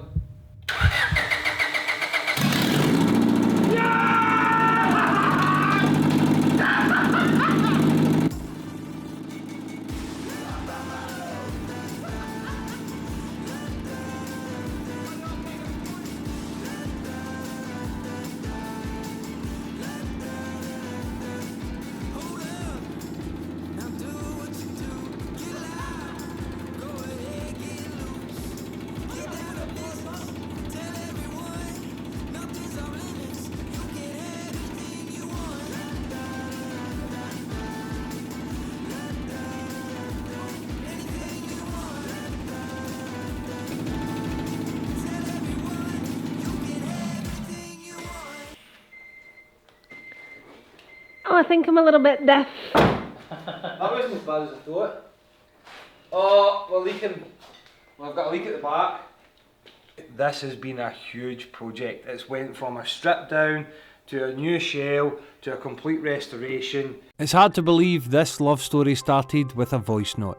Hello mate, just thought I'd send you a quick voice clip because I just thought of something that popped into my head. There's a guy around the corner for me, he's got a DC2 Integra. And what a belter of an Integra it turned out to be.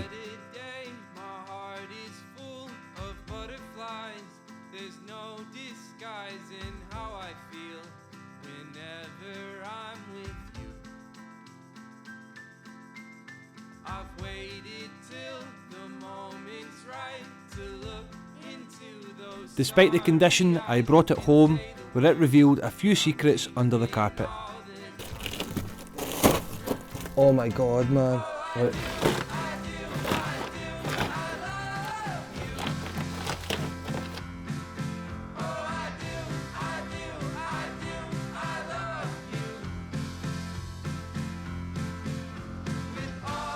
A new shell was sourced, but that didn't come without its own challenges either.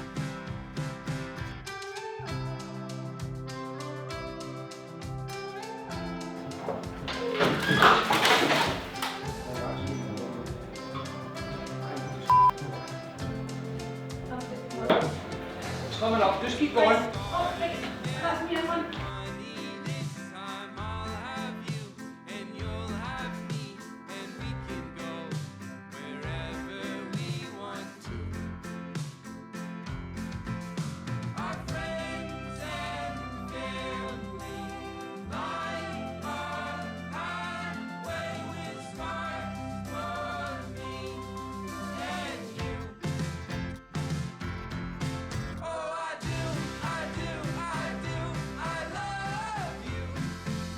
And then there was a 200,000 kilometre engine that needed more than just a routine oil change.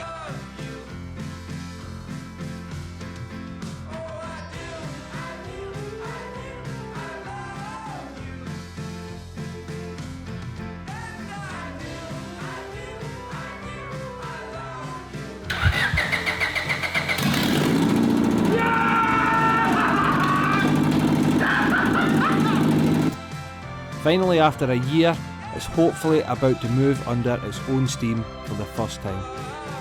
Why is Dan got a fire extinguisher?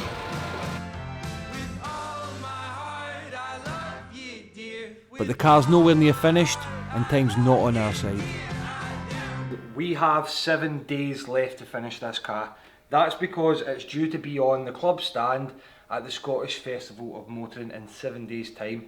MOT is 5 days' time, which is a test if you're not in the UK. But we have got so many problems to solve before that can happen, and right now it might not even be possible to make it. And I'll explain why later. In this, you maybe have noticed I've got a black rocker cover on. There's an issue here, which I'll speak about later and explain where the red one is right now. And there's, ever since we changed the rocker cover, the engine won't start. So I'm going to let you guys dissect that, and we'll speak about it later in the episode. But one of the problems that we've got right now, before we can even talk about this, is we've got fueling leaking. So the last time I used a sketchy air fitting in here, and we managed to start the car. This time I've actually bought a banjo fitting, a banjo fuel fitting.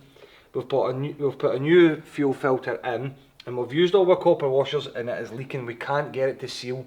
We've tried double washers, we've tried everything.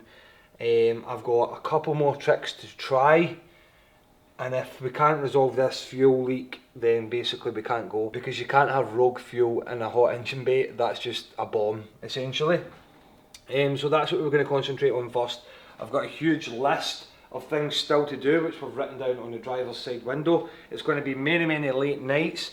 Darren's going to pop in and out the episode to try and help us get the car finished. And never mind if it gets finished, will it even make it there if it does get finished? So there's a lot to do. We're just going to dive in. We're going to start fuel first, and then we're going to work our way through the list and try and get this car finished in this episode.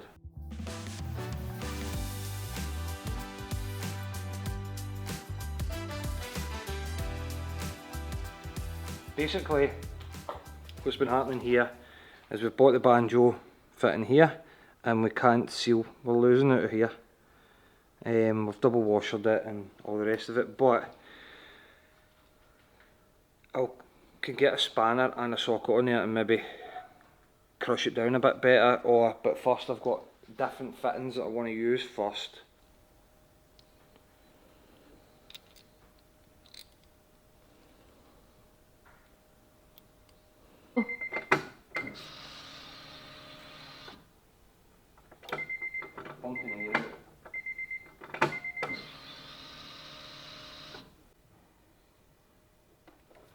Seems to be dry. And the difference I've done there is I've switched to a washer that came in a different kit that I bought that it wasn't the right size banjo. And I've took the washer because it had a little rubber seal in it as well, rather than the copper ring, and it seems to have worked better. We seem to be dry there, and I've had a few primes of the engine to try and make sure it's building up pressure. Just need to make sure obviously that it's going to start. Right now that looks not too bad. That could be another issue off. We'll find out later when it comes to starting the engine. So one of the issues we had on the list of things to do was the rear seats. Now if you look here, I fitted the rear seats, a lot of play in that. So obviously that's not right, you can't have that when we're driving along. And then what I did realise is there's a plastic bush insert missing from the chassis there. So I've plugged this one in, and then the seat slips into it and it takes up the place. So I've got the other one here, so I'll need to remove this side, plug it in, and then hopefully that takes the play out the back seats. So we're going to do that now. And then it goes in here, just in there, see there? And that was from watching previous video that I realised I had one missing, and there's two black bushes that seem to clip in there perfectly, so we're going to assume that that's them. And then watch this no work. I've still got play on this side. There's a bush in the seat there though. There's no bush in that one though. Is there? No, there's one missing for the Iggy's, that black one. Ah, look. Right, so if I can come out here. So, I did have another black one which I thought was originally for there, but in the seat I can't move it room properly. Michelle, you'll need to come to me. Look, I've got one missing there.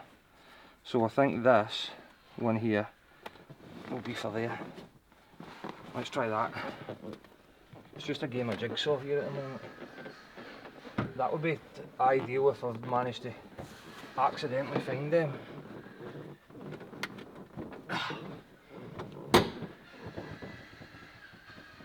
I mean, it's 90% better. And there is a black insert in there, look, on that one. So that must be what that was for. You move your thumb. Yeah. Thank you. This could be the seat issue resolved. Certainly feels better. And everything's sitting better with the, because I had a huge gap here before, and it seems to be sitting a lot better now as well, which because I really didn't like the interior a minute ago. So I'm hoping that that is another job off the list. That feels pretty good now, to be honest. So another one off the list. With the rear seats in place, I'm now able to piece back together the rest of the interior. Now I don't have to climb in the back. I fit the seats in as many trims as possible, just so the car can meet the minimum criteria for the deadline on the MOT test. The rear spoiler can now be fitted, and it's just secured by 4 nuts on the underside of the boot. And just by doing these small touches, it's starting to look like a real car again. Right, so we've got to a point where we've built up a little bit more in the engine. I've just temporarily sat the airbox and stuff in so that we're getting filtered air in. We've put the carbon canister in, although it's not connected to the tank properly, but it does have our vacuums and stuff in for the throttle body, if that's where they were, because this is the part of the project where Darren stripped this bit while I was doing underneath, and now I'm trying to puzzle some of it back together. I mentioned earlier about the rocker cover gasket. I've removed the red one and put the black one on because I blasted the red one, and the last thing we want is any media in the engine. Now I did thoroughly clean it after blasting. It went through a degreaser and all the rest of it, but I overseen another post about removing the baffle to clean after media blasting, and I've not removed the baffle, and I don't want to chance it. We've ran it for 30 seconds if that. That might already be too much. So what I've done is I've taken the valve cover from the Project Mini and just put it on just now, which is a lot cleaner, and we know it hasn't been blasted. So we'll put it to the side. Now ever since we've done that and we reconnected with earth, the car wouldn't start. So we changed the earth a couple of times and we're back to an original spot, and now it's willing to start again. We had the starter motor back out. We lost a lot of time trying to figure this out, and the earth wasn't properly good. I think it should go now. We're hoping that we're not going to have a fuel leak. We're hoping that our fuel leak at the back is sorted with an extra clip. We've got an exhaust on now, so it should be quieter. So we're going to hook it up, we're going to start it, and we'll see if we can get it to run to temperature. I've temporarily put the clocks in, so that'll give us a gauge hopefully if everything's okay. And if we can do one cycle to temperature, then I'm really happy, and we can go ahead and assemble everything else in the car, and then hopefully move it for the first time. While it's up and running, I can attempt to select gear and drive the front wheels just in situation. We can't obviously move it until we get the wheels back. So there's still a lot to do, but let's try and get it to temperature before we move on. Shitting myself here.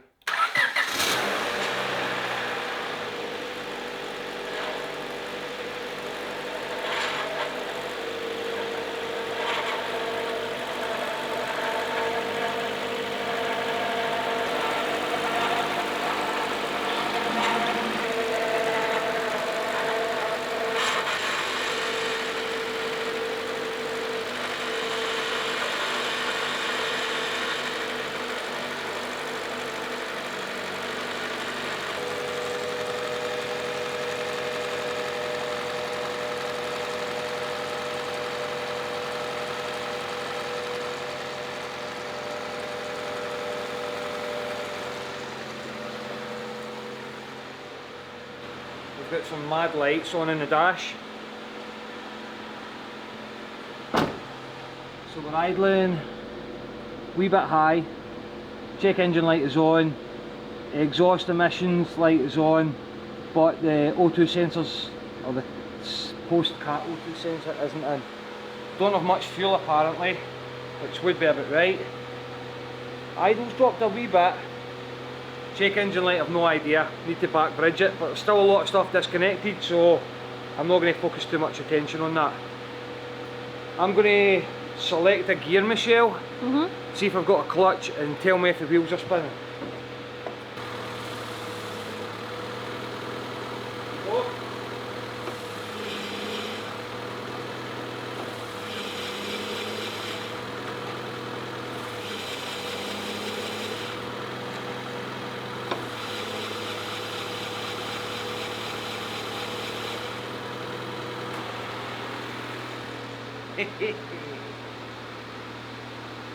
Right, let's just let it do its thing, let it run up, keep an eye for leaks everywhere, coolant leaks, oil leaks, gearbox leaks, fuel leaks, power steering leaks, leaks.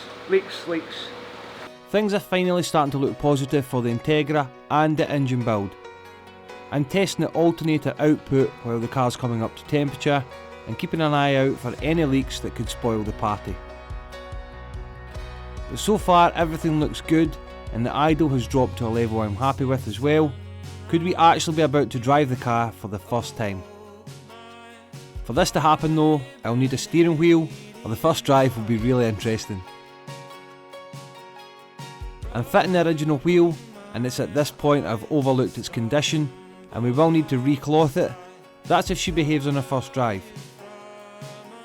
Darren's back to help with the battle against the clock, as the days are quickly running out and we want this car to the festival of motoring. It's great having Darren back, as he's been part of this project from the beginning and knows his way around the car.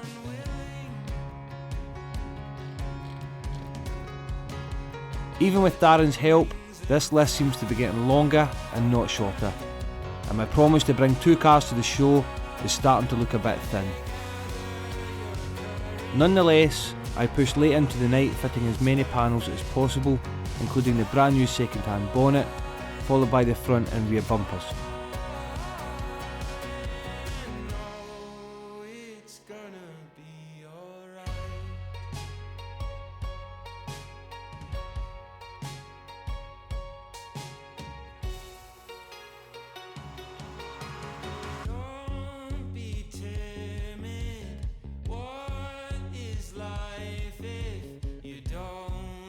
I worked on my own through the night, but the reality was I couldn't complete the whole car. I managed to move it for the first time, but there was teething points and I had no time left to sort them.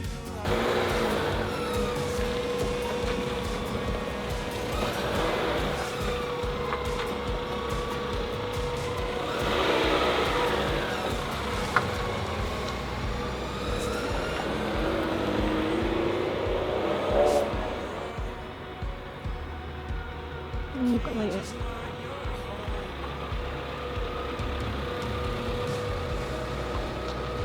Guess how many faults? I know one. What? You've got to light it.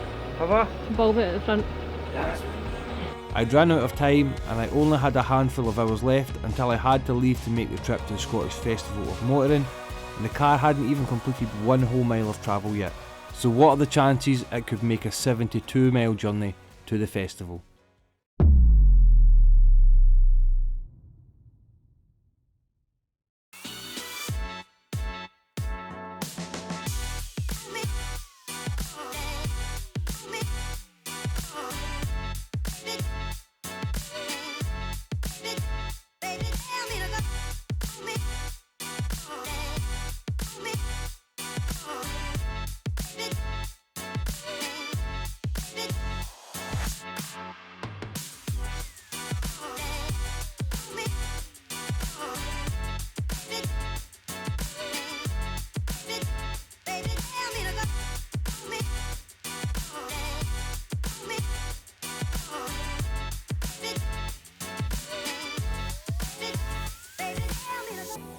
So as you can see, I might hold this here. As you can see, we've made it to the Scottish Festival of Motoring. Finished the car late last night, so we stopped a lot of the footage, and then that's how we've ended up here. My biggest goal was to bring this car here because I agreed to the club that I was bringing 2 cars. So we worked tirelessly to make it happen. And its first drive was indeed driving from my house 70 odd mile or whatever to make it here today. So it's done a great job. So far so good. Don't know about teething issues, we'll find out when we go home, but it's here. I think obviously there's still a lot to do with the car, right? Forgot to bring the centre caps, we probably need wings, it's to go to paint, and then there's some issues, that still a couple of bits of trim and everything, but I'd say we're 95% done. It's quite surreal. Me and Michelle spoke about this yesterday. I can't believe it's done. You take cars to bits, especially to the length that we did, and they never see the road again. So it doesn't feel like a punch me moment, but it doesn't feel real at the same time. You guys can make your mind up. One of the things that I was thinking about, which I will reveal in the final episode when it comes back for paint, is how much this car has actually cost. It's one of those things you maybe shouldn't ask questions you don't want the answers to, but has it been worth it, and what would the value be? So one of the questions I got for you guys is, finished with the paint done, what is the value of a DC2 in this condition? Because obviously we bought this to trade, which leads me to my next part of the end of this video. It's time for my journey with the Integra to come to an end, and there's someone in the team I think it should go to. I'm balanced on the spare wheel and the one bit of the boot floor that's just not think, rusty. and I know it held me, but I don't know if it's got the same chance of holding you. Oh, bitchy. That Head and Shoulders advert, I didn't know you had dandruff. Someone who's been part of the journey from the beginning and also has a story with the car. Michelle's played a huge part in the restoration of this car.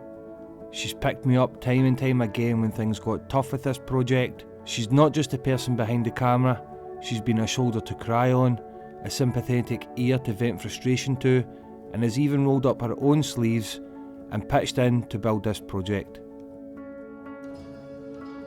But we're going to wait until we have done.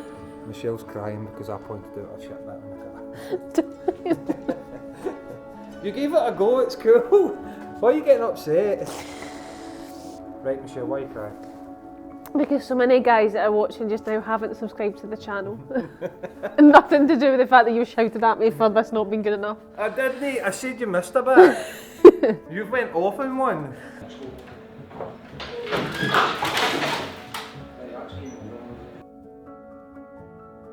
She's also went through the ups and the downs, shedding her own tears, and has helped push this car in and out countless amount of times. Michelle, you must be getting pretty good at this now. I've been not practicing, but I've been cheating. How are you cheating? I've been watching Chris and Mickey Slicks. How dare you! How dare you've been watching another YouTuber? Michelle's always forced to events in my cars, and it's about time she had her own JDM car to show how much she's valued.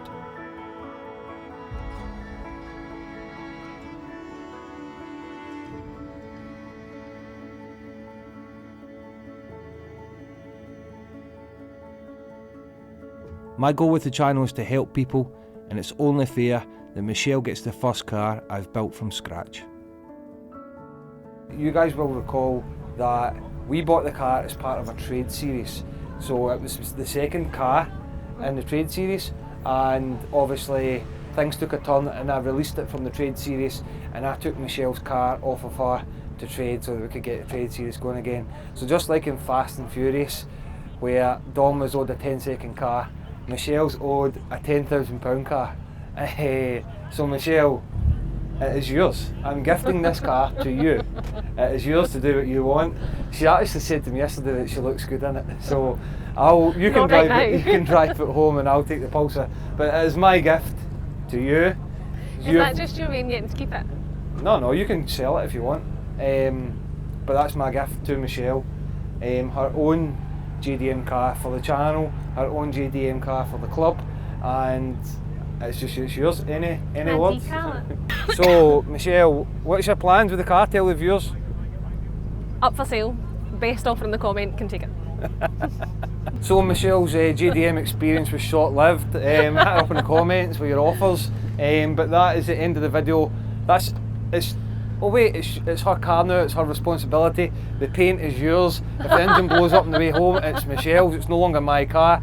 But thanks so much for watching this episode, and thanks so much for watching the series. We might have one more episode when it comes back from paint, and then we're hitting the next car, next restoration. What do you want to see? And in the meantime, we'll see you guys in the next one. Thanks for watching.